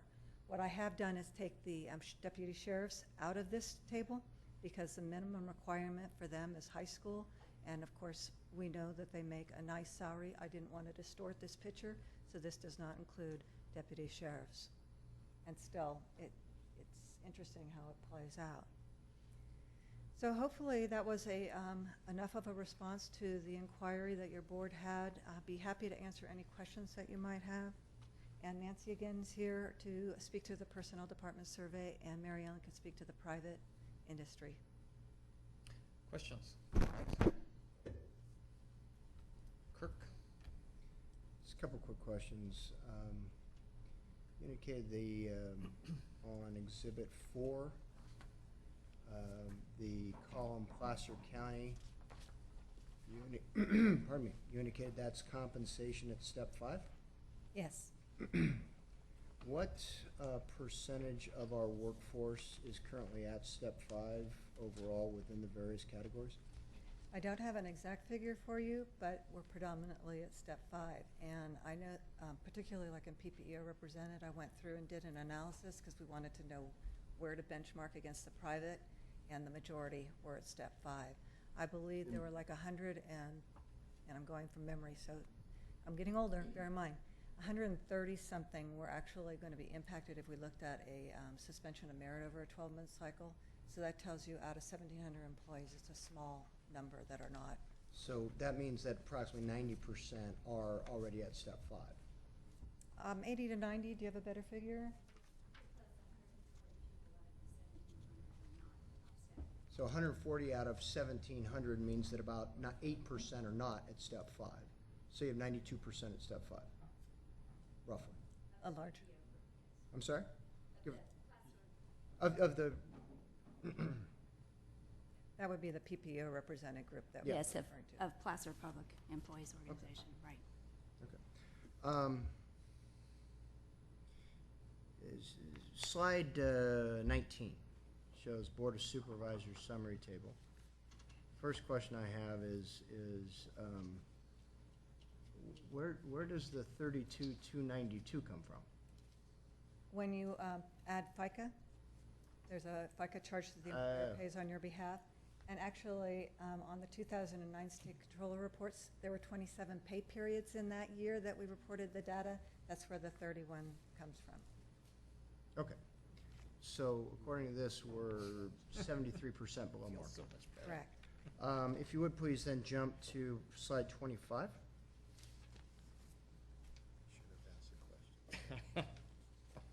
Slide 25 shows the CEO position at 197% below market.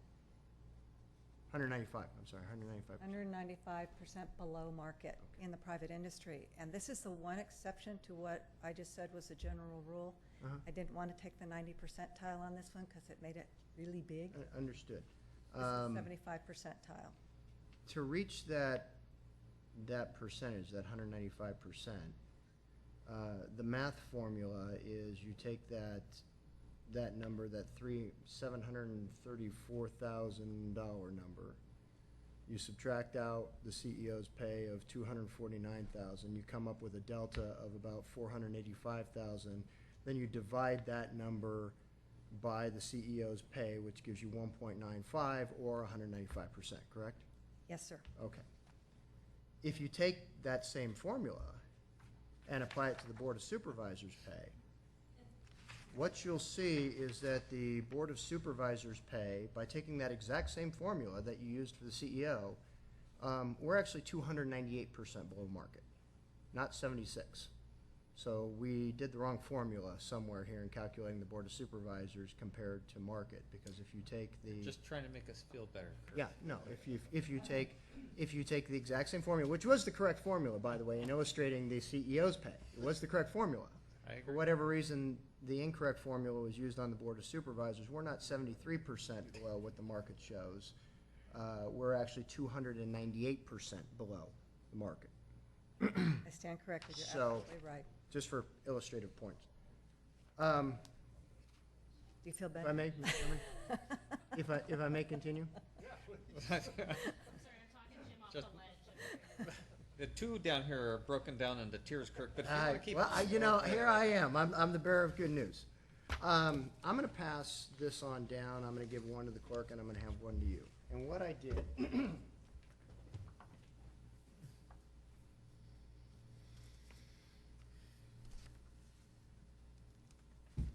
I want to question kind of the methodology here that was used in this comparison, particularly between the county employee base and the private sector. What I did is I went through the list of the PPEO general unit, and I found the 4 that were the easiest to compare to try to make like responsibilities. It's kind of tough to compare collections agents and correctional officers and things like that between public and private sector. So what I did is I looked at onsalary.com. I looked at the account clerk minimum qualifications that we have on personnel's website, minimum qualifications, duties, and responsibilities. And I was able to roughly equate that to, let me find, I hope I didn't hand my handouts to somebody. To a secretary? I might have handed my handout. I was able, it would be the first one in the handout that I just gave you. I was able to equate that roughly by virtue of experience required and duties and responsibilities to accounting clerk 2 in their job descriptions in their private sector. So you'll see in the handout that I gave you. So we're showing under our account clerk journey, which has the minimum 2 years qualification or 2 years experience and all the qualifications, we're showing $45,000 as the pay, whereas the median salary, according to salary.com, isn't $47,000, it's actually $39,000. Now, you indicated that you took the 90th percentile, but understand the 90th percentile means only 1 out of 10 people make that much. Whereas what we just heard is that we have 90% of our employee base at $45,000 a year. What this shows is that the median in the private sector, the average in the private sector, whereas ours is 45,000, the average in the private sector is 39, not the 47 that we're showing. Likewise, when we look at the administrative clerk journey, closest I could come up with was administrative assistant. Again, trying as best I could to compare responsibilities, years of experience required, and all the rest. And I encourage anybody to go and look. You can look right on here. It has the job descriptions and all those other things that they have in here. We show pretty darn close. Actually, we're a little low in that one. We show we're at $40,000 on the administrative clerk journey. You had indicated in the survey that it was $49,000 was the private sector, whereas 43 is what shows up here. So we're actually a little bit low on that one.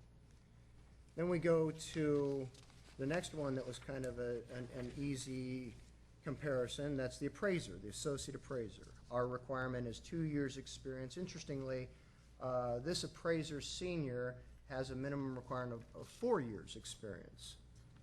We're showing $79,000 as our cost per associate appraiser. This is showing a median salary of $62. For whatever reason, your survey shows $111,000 as being the market. And even if I took your 90th percentile, which is 1 in 10 people, it's only $91,000. So I don't know where we're $20,000 over on an associate appraiser position in our staff report, but that's a fairly significant delta.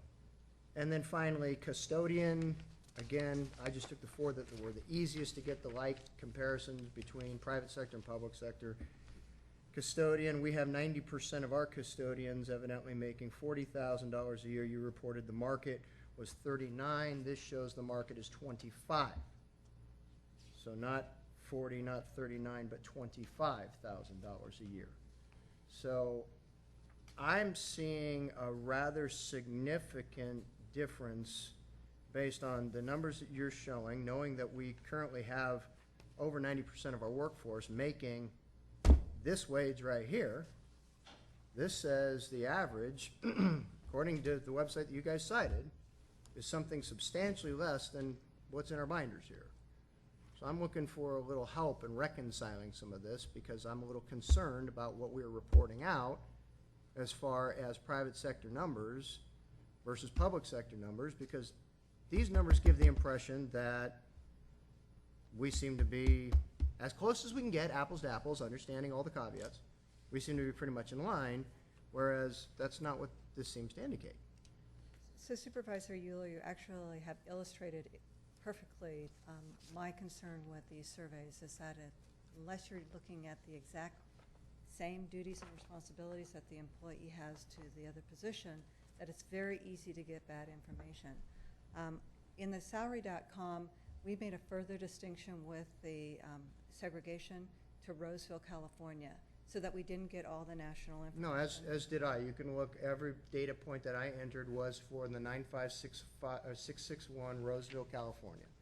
You can see right on there, every data point. The other distinction was we pulled out all the job descriptions and married them against our job descriptions. And while I'm not saying that yours aren't a perfect match, we found matches that were probably different titles and different salaries. But it's so easy to have this kind of phenomena where there's a disparity because there's no way to validate the information, there's nobody to talk to, so you're literally just sort of guessing. This position matches this position. And we could give you the benchmark positions that we used for the survey if you would like, but yeah, I would like to see where these came from. I'd like to see where these numbers are drawn from. I think we may have used different jobs on salary.com, like where you said you used accountant clerk. We matched that to a secretary for our clerk, for our admin clerk. Again, I'd love to see what the base data was behind this, because I actually did take the time to go through those that I could, and like I said, there were a number of these that I obviously left, associate planners, a little tough to compare private sector to public sector.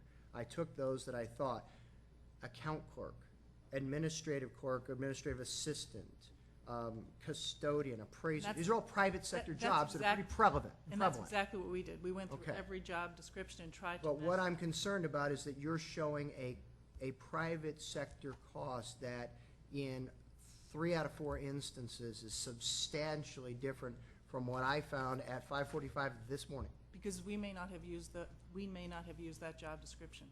We may have used a different title Okay. in job description. Again, We I thought would it love matched to our see the job base better. data.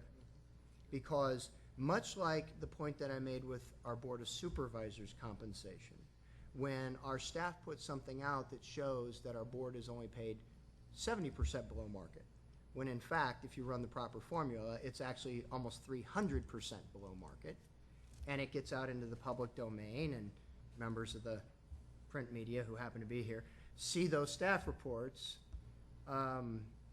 I want to be sure that what we're reflecting is as close to accurate as possible. And I think it's important to distinguish that here within the county, we have 90% plus of our employees making this cost, this burden to us. Whereas, for whatever reason, our model was to say, we'll take the 90th percentile, which means 1 in 10 employees makes that much, and we'll put it over here as the cost comparison. So regardless of where we entered the job description, that is a fundamental flaw in our model. We say the 90th percentile is equal to 90%. It's not. The 90th percentile is equal to 10%. Only 10% of the employees make the 90th percentile in compensation. So we fundamentally skewed our model going into this just based on that, let alone what the job descriptions show. So obviously, I have some concerns with what was presented to the board and what's now being reported out in the public domain because it's fundamentally inaccurate.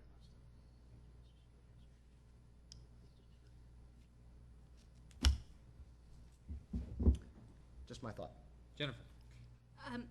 I would just like a little bit of a clarification. If I understand what you're saying is you just didn't take the job title and plug it in. You looked at actual. You can't. Right, Yeah. so you looked at actual job responsibilities Right. and matched up our description of job responsibilities with whatever that happened to fit with under a job title here.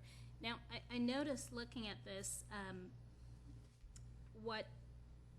there's a couple other tabs on here, salary and bonus, benefits, similar jobs, and I'd be interested to see what those numbers are, because my guess is that takes this median salary number up on all of these. It does. That's the biggest problem, is that we don't pay with salaries and bonuses. And Right. when we actually went to the actual employers and called them up, you know, they could be given bonuses anywhere from 5% to 20%. They could have stock options. They could have 401k contributions. It was really hard to figure that out and to put it into the formula.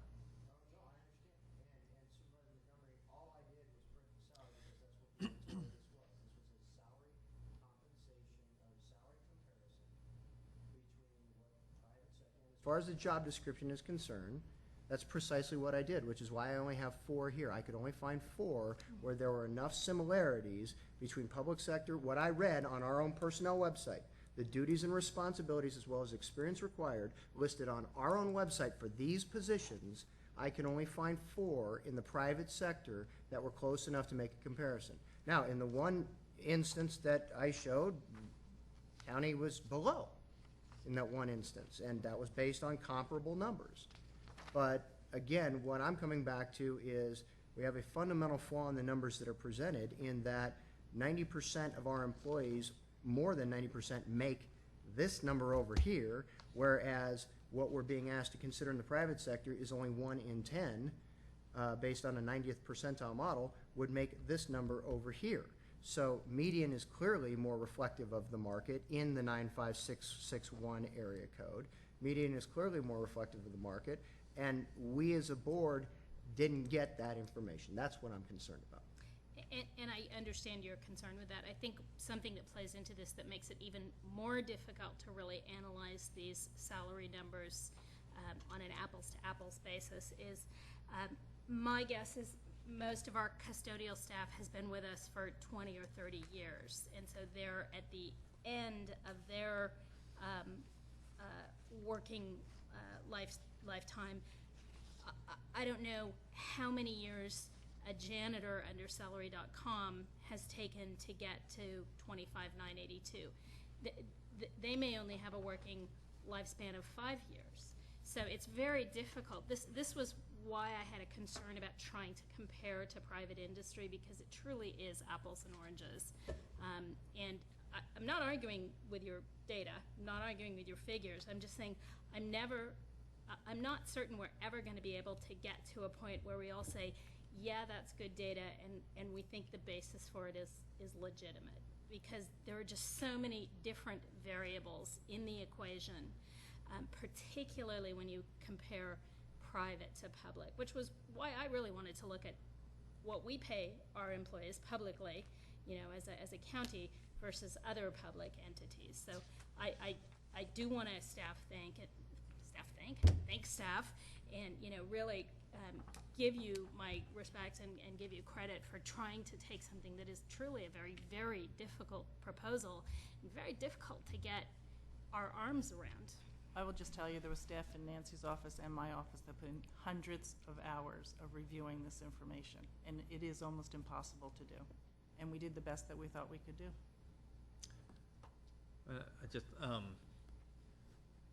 There are some, I can't remember. There's some academic studies that have been done in that regard, attempting to try to classify, there are some public sector jobs that are just not comparable.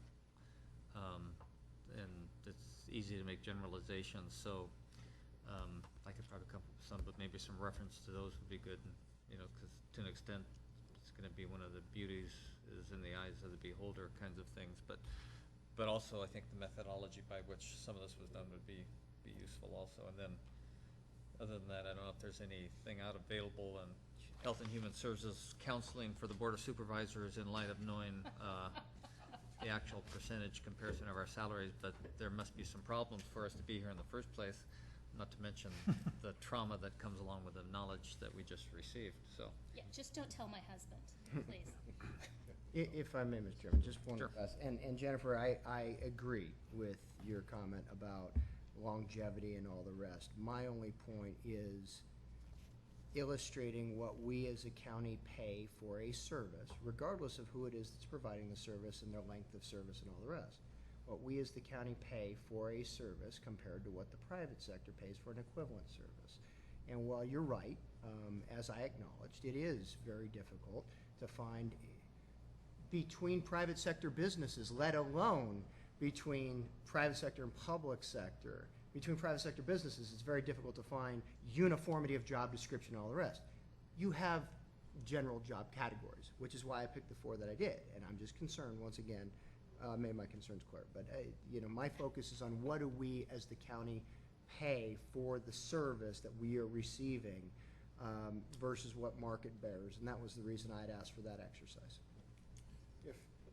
With the board's permission, what we can do is we'll provide a copy to all the board members, especially the detail behind the search, what we took a look at, and if it raises further concerns, or that if we need to come back, especially on the private sector, thinking at the public sector, let us know, and then we'll see that, because obviously the attempt here, it's been, I know, excruciating meetings trying to find the comparisons, but clearly if there's a better way to do this, we'd be more than happy to bring that back after you can take a look at it and see what you think, so I'd appreciate it. That'd be great. And then Jim. Thank you for all the hard work you've done in this presentation, but somehow I think we've lost, what are we actually trying to do here? What are we trying to accomplish? Can someone help me with that? Are we trying to? I think I just did. That was the reason I asked for the compensation survey to include the private sector. This started back in the conversation that we were having in regard to county's total cost to deliver services last spring. And we got down, Supervisor Montgomery and I in particular got down the road of us looking at what are we spending on a pay-for-performance basis, if you will. And the issue came up of, well, it actually came under the issue of us discussing merit increases originally and all that stuff. And then I asked that we include the private sector data because my concern, as I just tried to sum it up, my concern was what are we as a county paying for services versus what the private sector bears. And that was why staff was sent to go look at, we as a county paying in general compared to other counties and all the rest, and are we within market? But then I added the little thing of the private sector. So according to this survey or presentation, then we are within market with the county agencies, it looks like to me. But your concern is that maybe we're overpaying compared to? My concern is that I think governments at all levels are overpaying based on what the market has to bear in many job description areas. Now, we'll see certain examples where we're right on. We'll see some where we may be under. But in many, and you know, it goes back, Jim, to this whole issue of what's sustainable. I mean, we just spent a good amount of time listening to some budget projections and what the state might do to us as a result of their budget. And it simply comes back to governments at all levels need to look at what is a sustainable practice.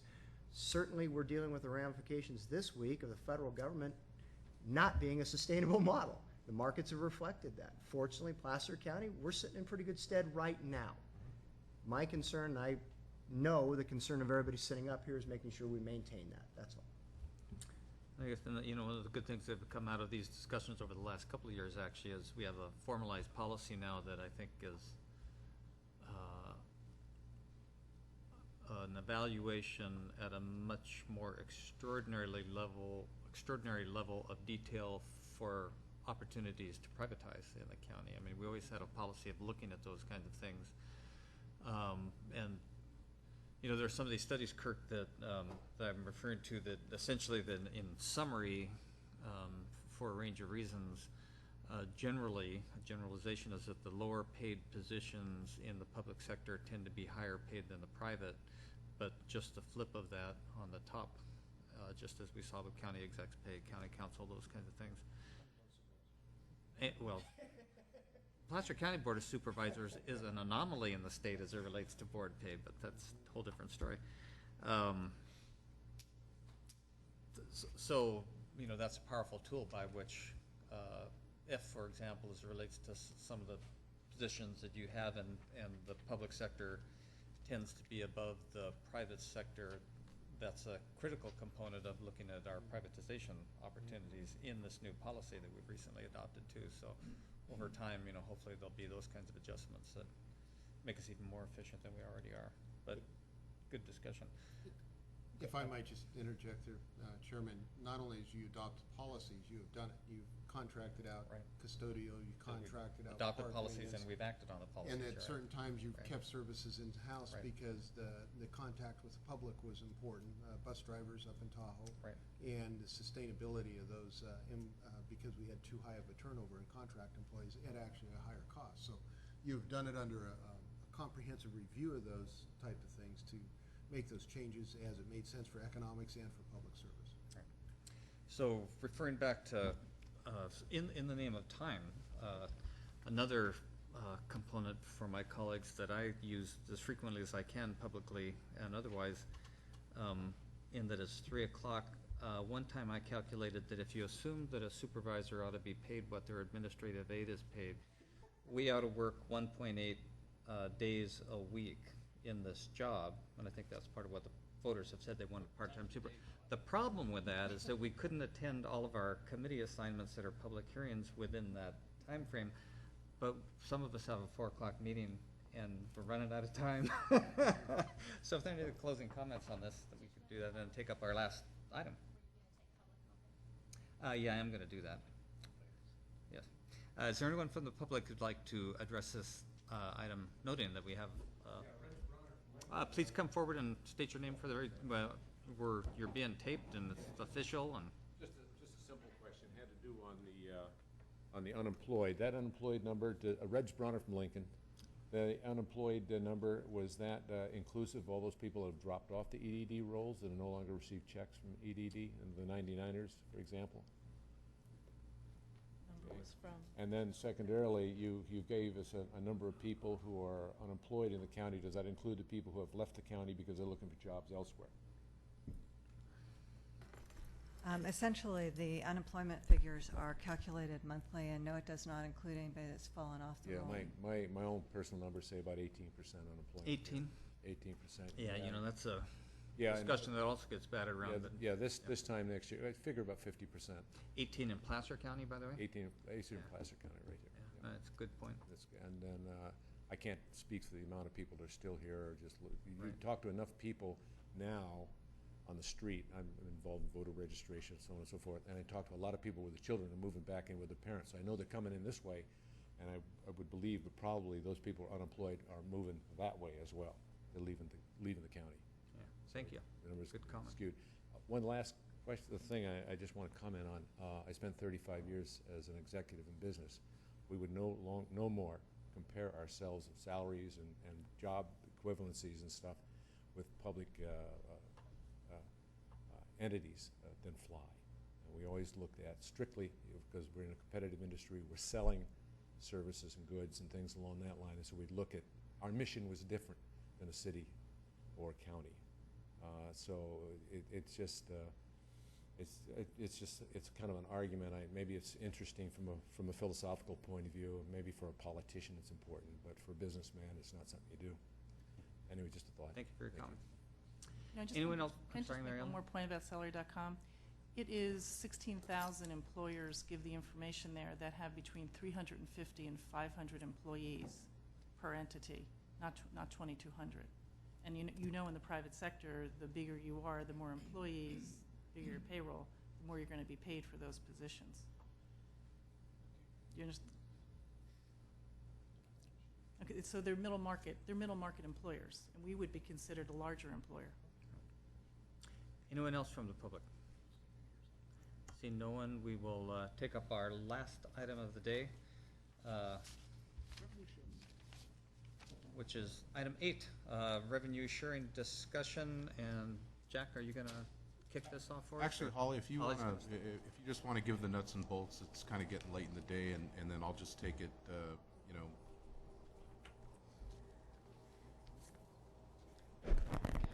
Good afternoon, Mr. Chairman and members of the board. Good afternoon, Holly. The item before you is a discussion on the revenue sharing program. As you may recall, on February 8th as well as on March 22nd, the board had very in-depth discussions about not only the revenue sharing program in general, but alternative methods for allocating funds under the revenue sharing program. Included in the fiscal year 2011-12 proposed budget is $100,000 for the revenue sharing program, about $20,000, not just about, $20,000 for each supervisorial district. At the March 22nd meeting, the discussion of alternative methods for allocation of these funds, there was a suggestion that there be a moratorium or suspension of the program for a period of 1 year due to the current fiscal condition, current economic conditions. At the same time, there was discussion by other board members that the program be continued as it fulfills some core county functions and can serve as seed money in multiplying the community. As you know, revenue sharing funds are allocated in several different ways.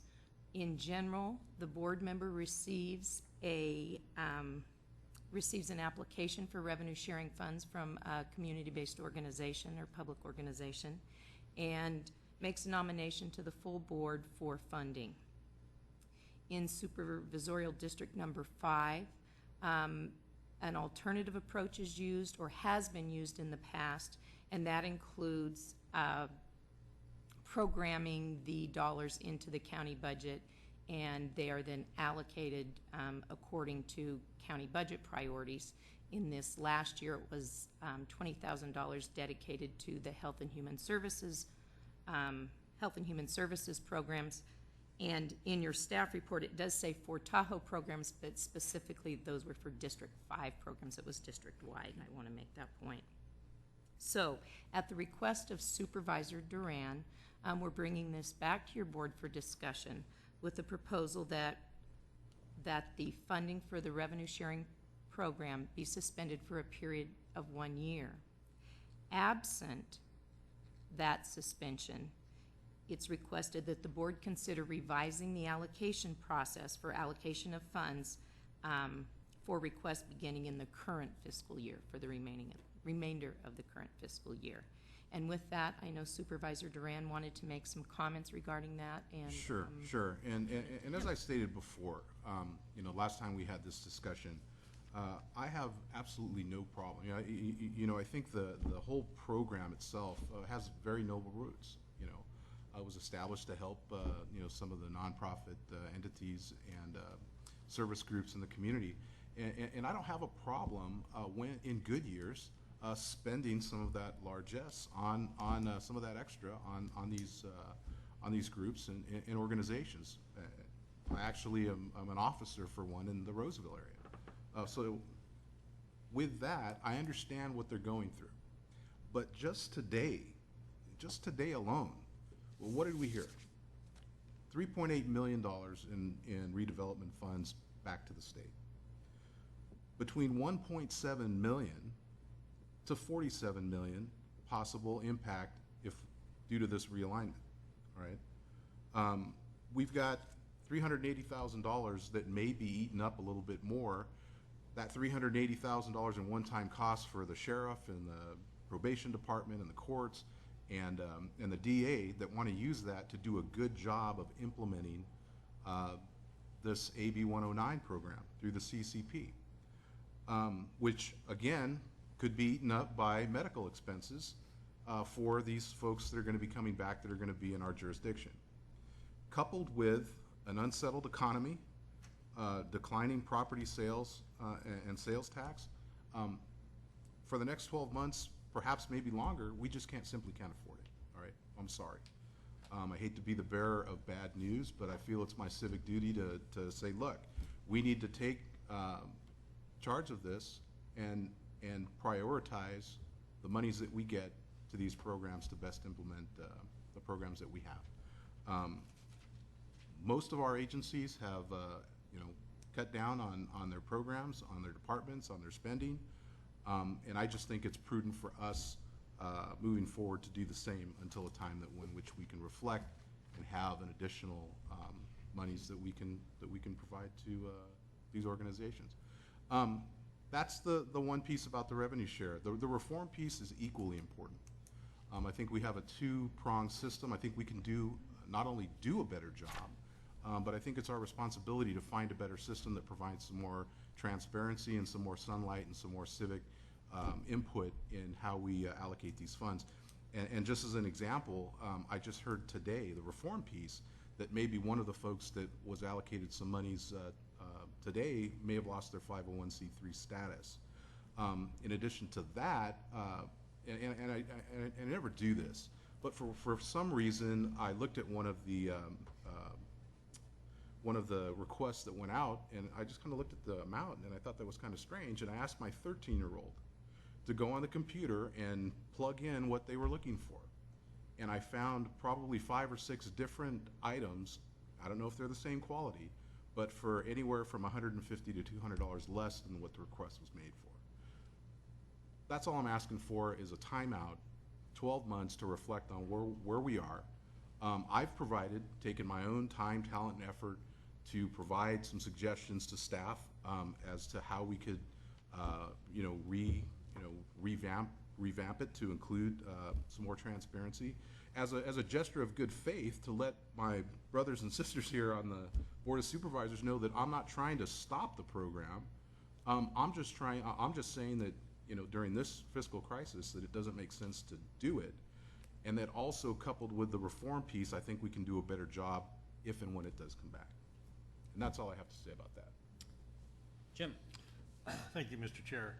I see in your editorial from Jennifer Montgomery and yourself that you're going to set out to champion a culture of fiscal prudence within county government.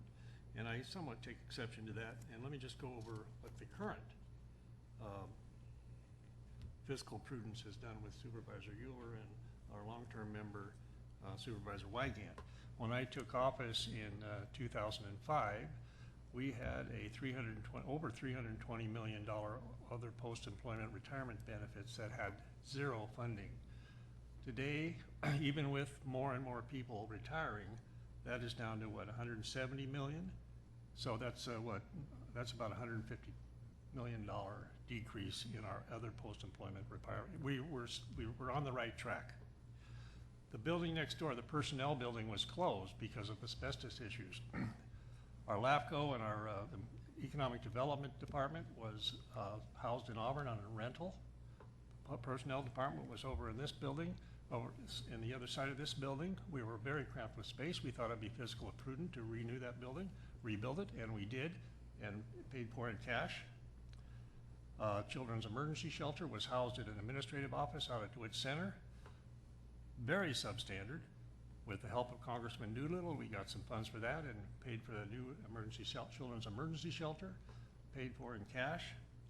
Our employees out at DeWitt Center were housed in buildings that were built in 1945 for the U.S. Army Hospital for casualties of the impending invasion of Japan. County took that over in 1970s, housed our county employees in there in very substandard buildings for 35 years. We built the new Community Development Resource Agency, paid for in cash. Same with the Auburn Justice Center. The Sheriff's Department was housed in the old administration wing of the hospital there. That was built during my term in office, paid for in cash. We bought an office building down at the Bill Santucci Justice Center. It was fiscally prudent to pay for that in cash, $14 million, instead of leasing it out, leasing it over a 20-year period of lease over 20 years. We felt that was fiscally prudent. We also set aside money for the new jail. That money is set aside for construction of that jail. We've been fiscally prudent. We expanded the Loomis Library, long overdue. We expanded the Colfax Library, remodeled it. We just got a check from PG&E for our Rockland Library that we expanded, the new Rockland Library, paid for. We spent $5 million for the Bruin Ranch acquisition because we prudently set money aside for that acquisition, which helps us with our Placer County Conservation Plan, helps us with meeting the requirements of the Endangered Species Act, and helps us meet with the requirements of the Clean Water Act.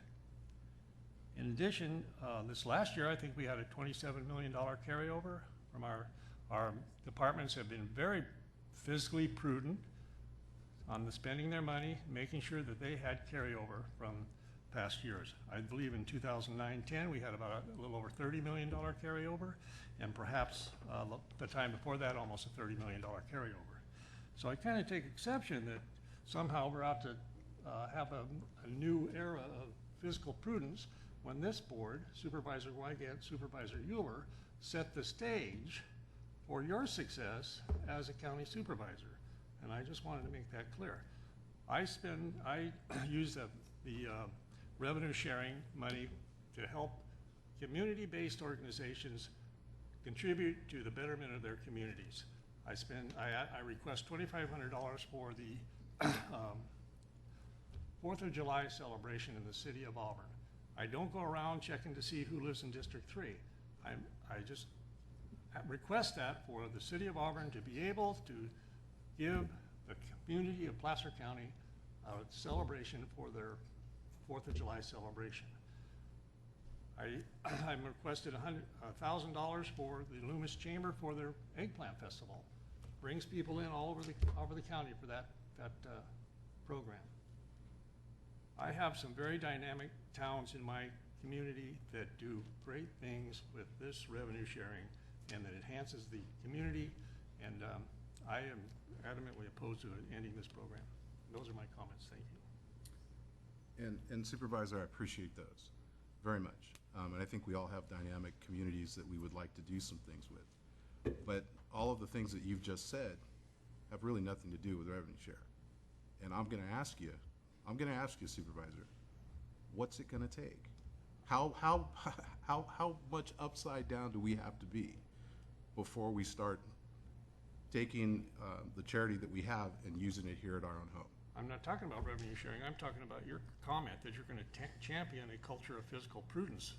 But what was the article about, Supervisor? A revenue sharing moratorium means setting clearer priorities.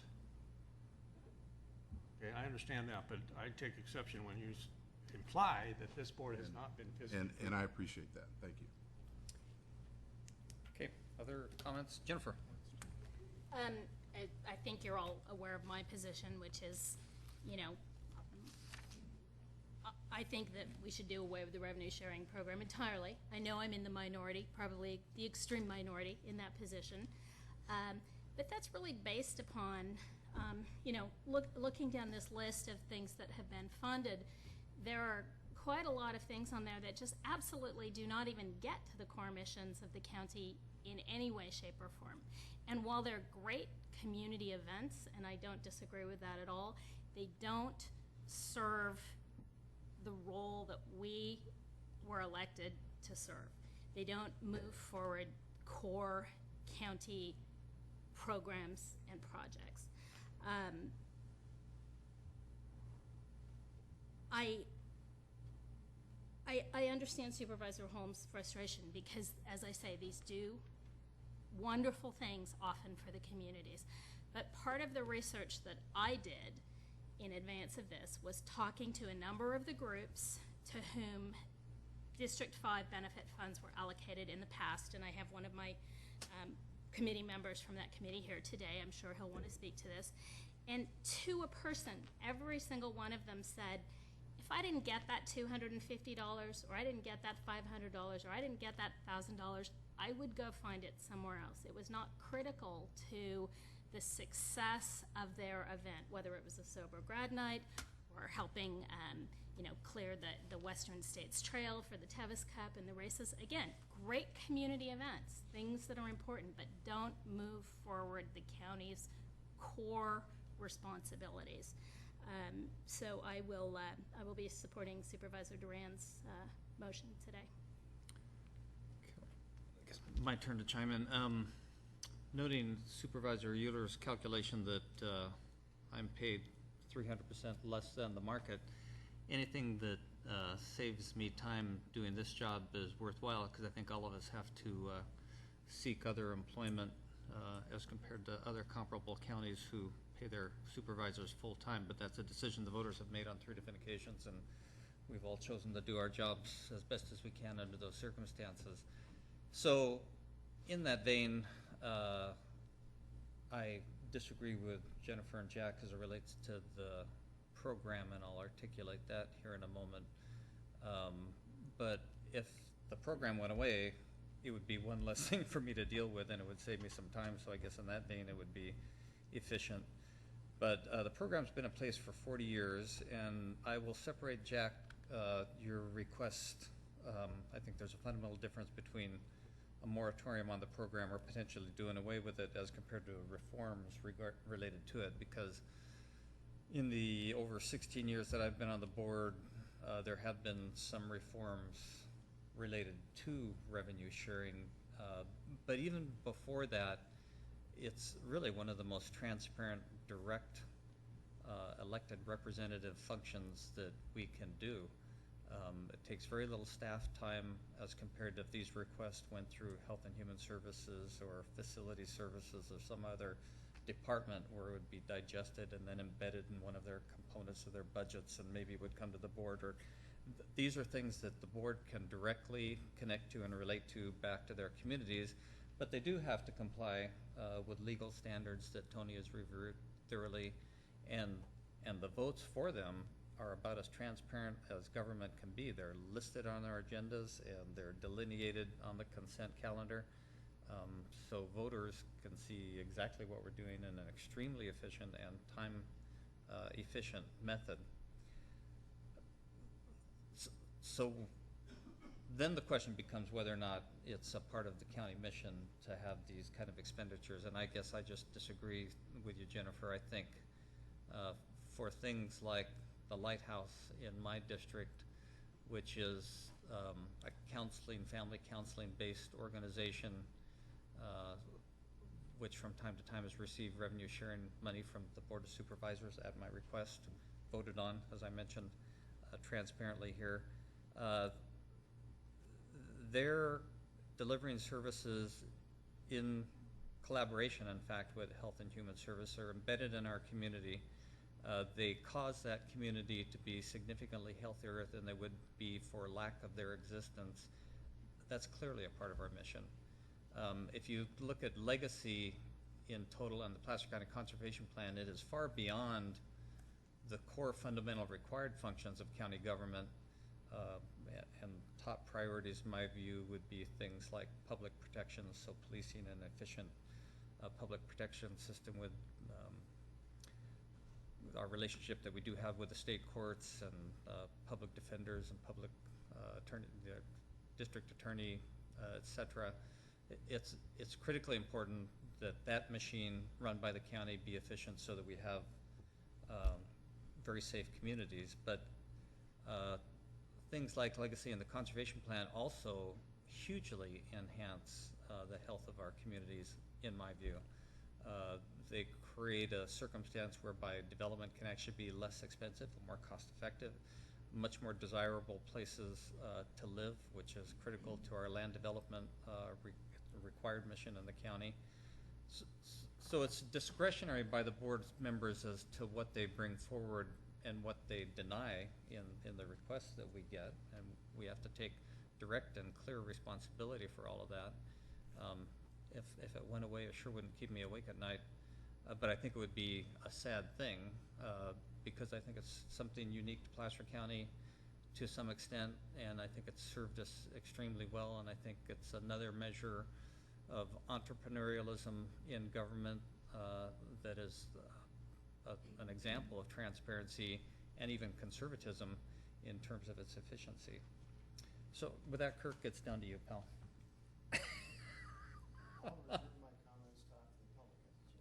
Okay. Anyone from the public wish to address this item?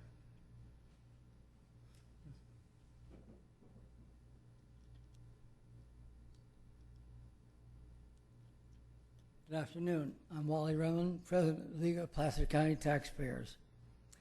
I've listened to the discussion that's gone on about the revenue sharing. Most of it was just talk, I think. It sounded like you're putting this into the grave and not using it again. The request is to suspend it for 1 year and review it, not to get rid of it. And the comments I've heard from the board sound like this is the end of the line. It's not that, it's to review it. And I think there, from the earlier discussion of other reports of committees here, the county is not in very good shape financially. And what revenue are you sharing is the point under these conditions. There is no revenue to share really because you're behind the 8 ball on all of it. So a recess of 1 year while you consider it, and maybe the economy gets better in that year, would be something I think you'd consider. So I hope you will review that when you make your vote on this. Thank you very much. All due respect, Holly, or Wally, the county's in excellent financial health, so you're incorrect on that point. Well, according to suspending it for a year is actually getting rid of it for a year, and my position is simply that we shouldn't do that. I understand so you and I your have position. a difference in, Yeah. in those points. And in fact, I don't know if my numbers are correct, but perspective I think is critically important here because revenue sharing, I'm sure it's less than 1/100th of a % of our total budget. And I think that's critically important. I think, though, it would be to the public to show that you're concerned about the expenditure of every amount of money, not just hundreds of thousands, not just the 100,000, but every dollar that the county spends. That's all I'm concerned about. Anyone else from the public? Please come forward and state your name for the record. Reg Bronner from Lincoln again. A couple things. One, I think experimenting with putting it on hold would be kind of nice. It'd be a good PR thing. I heard a recitation of all the good things that the supervisors have done for the county, and I can't think of 10 people who can tell you any of them. So people don't know outside this room most of what you're talking about. And I talk to these people every day. As you know, I'm talking to a lot of them, and they don't know. The perception right now with a lot of folks, including myself, is that we're using tax money as pocket change to give you your favorite charity. And some people feel that if you got a charity, you should be using your own money. Okay? I'm very much a fiscal conservative, and I don't believe in flinging money around. That's really not mine to fling. And that's from the point of view of a voter. Okay? Now, I think some of the other things that you're doing and the projects you're involved in are commendable. Some of them are really good things, very good things. Okay? But this one just has an odor about it. I don't know, it's just not been couched correctly. People are not taking it correctly. What's the phrase they're using? Slush fund? You know, I mean, no matter how well you think it is and how many people you think it's benefiting, just overall, it just doesn't go down well right now. And that's just my only comment about it. Thank you. Anyone else from the public wish to address this item?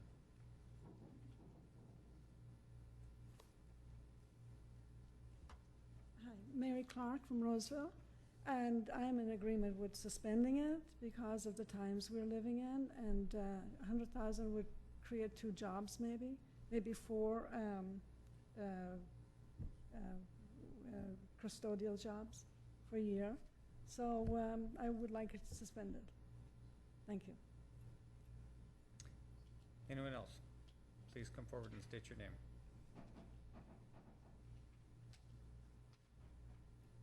Rosalie Wolfram, Auburn, California. I'm not a politician, so please.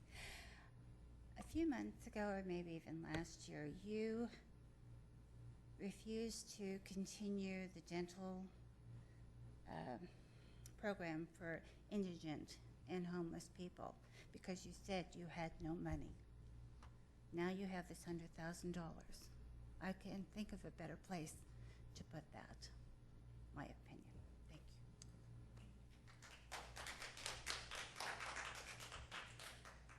you. Anyone else in the public wish to address this?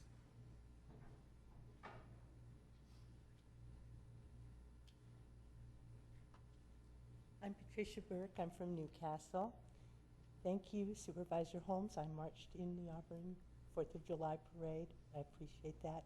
However, I must support Jennifer Montgomery and Jack Duran in the suspension of this, I'm going to say it, slush fund, because I am just a citizen and that is the public perception. Thank you. Anyone else? Okay, I'll bring it back to the board for action. Final comments. Kirk? You know, you brought up kind of the past practices, Robert, and if memory serves, when I served the first time, we used to receive requests like we do now, and they would be distributed amongst the 5 supervisors, and it'd end up on the agenda, we'd be voting for them.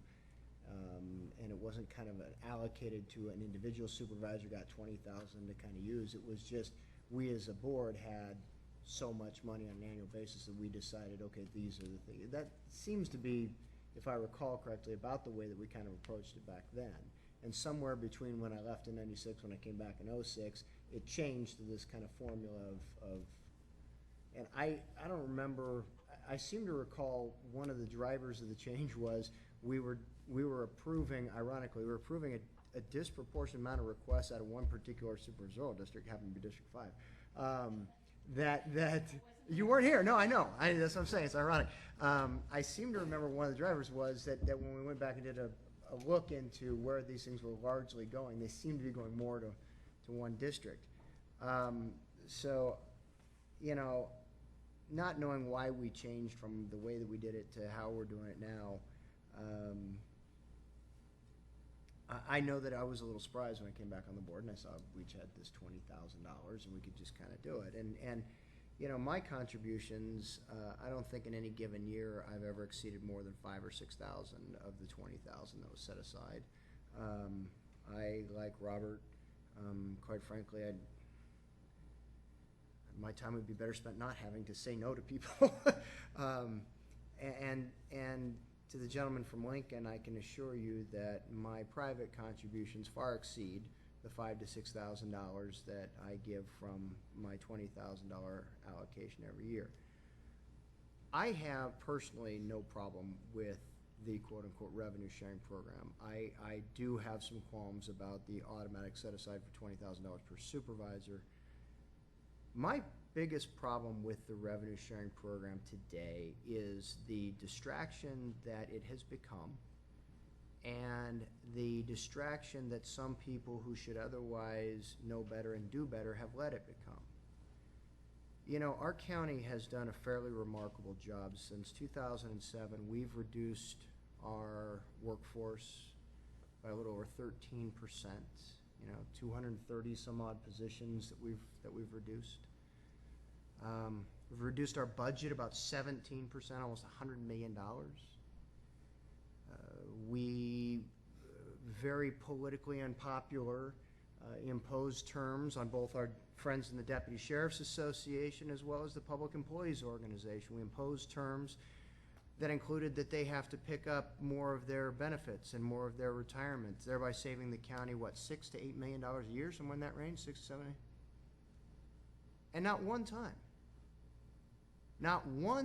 do I remember any of these people who are so prolific in beating the board about the head and ears over the $100,000 slush fund. Not one time did anybody from the Taxpayers League or any other organization, not one time did anybody come to that podium to defend and thank this Board of Supervisors for taking those very politically unpopular yet affirmative stands on behalf of the taxpayers. Didn't happen once. And yet, on any given day, you can open up any newspaper or read any website and see references to this slush fund. And it's disconcerting to me because I think we've let the gnat get in the way of the log, to use a biblical reference, if you will. So I'm actually inclined to support the idea of a temporary suspension, not necessarily for a year, but long enough for us as a board, as we have embraced a number of fairly substantive policy discussions, to have the policy discussion around a revenue sharing program that does away with some of the public perception of, you know, this slush fund nature or what have you, gets us focused on some of the conversation that Supervisor Montgomery raised. What are the appropriate roles? Because quite frankly, you know, Supervisor Montgomery and I probably have a very different definition of what we think appropriate expenditures of public funds are in support of what the county's mission should be.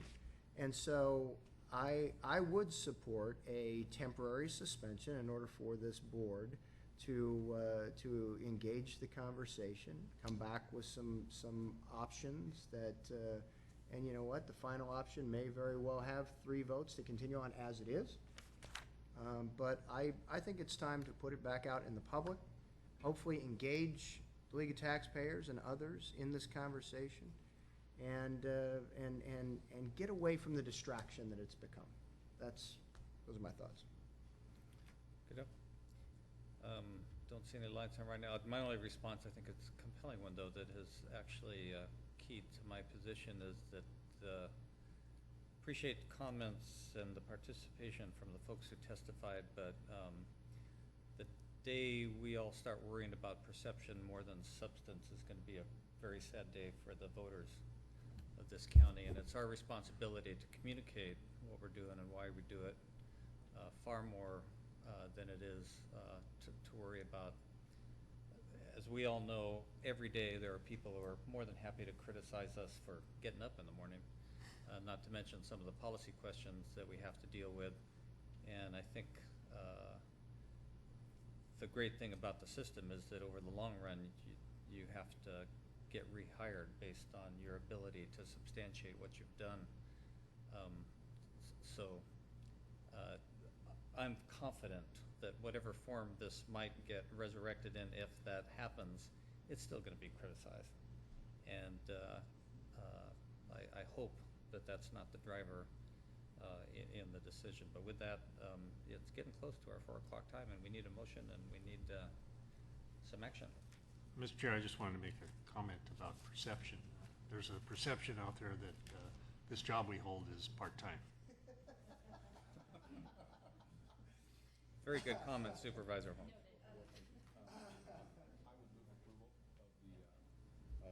Moratorium to enable some reform mechanism.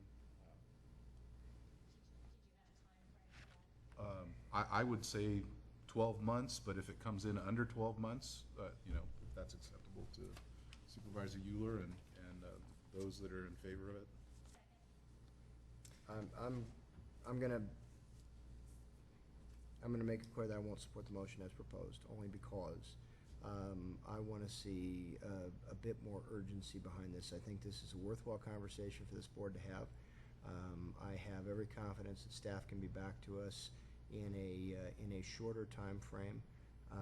I would support a temporary moratorium on the revenue sharing program until our board has an option to review, an opportunity to review a number of options regarding revenue sharing, everything from complete and permanent suspension of it until another board decides otherwise, to continuing it the way it exists today.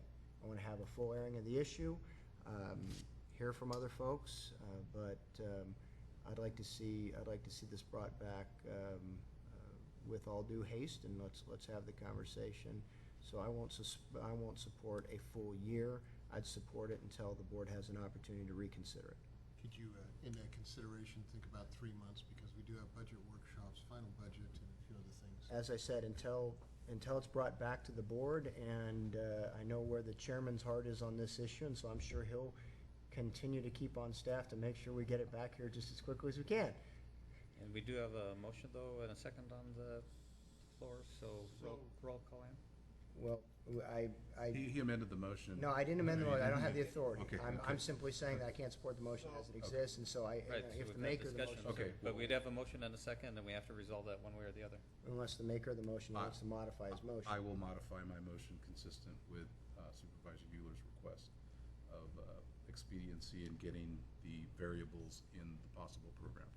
So could we encourage that the motion be that in no later than 3 months' time, we come back with a full report from staff to the board to have a further discussion on this, and make that the motion? In the interim, it's suspended? That's a question for Jack.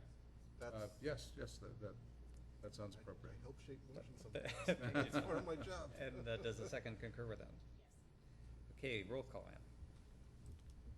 Montgomery? Yes. Duran? Yes. Holmes? Euler? Wygant? No. Okey-doke. So we are adjourned for the day.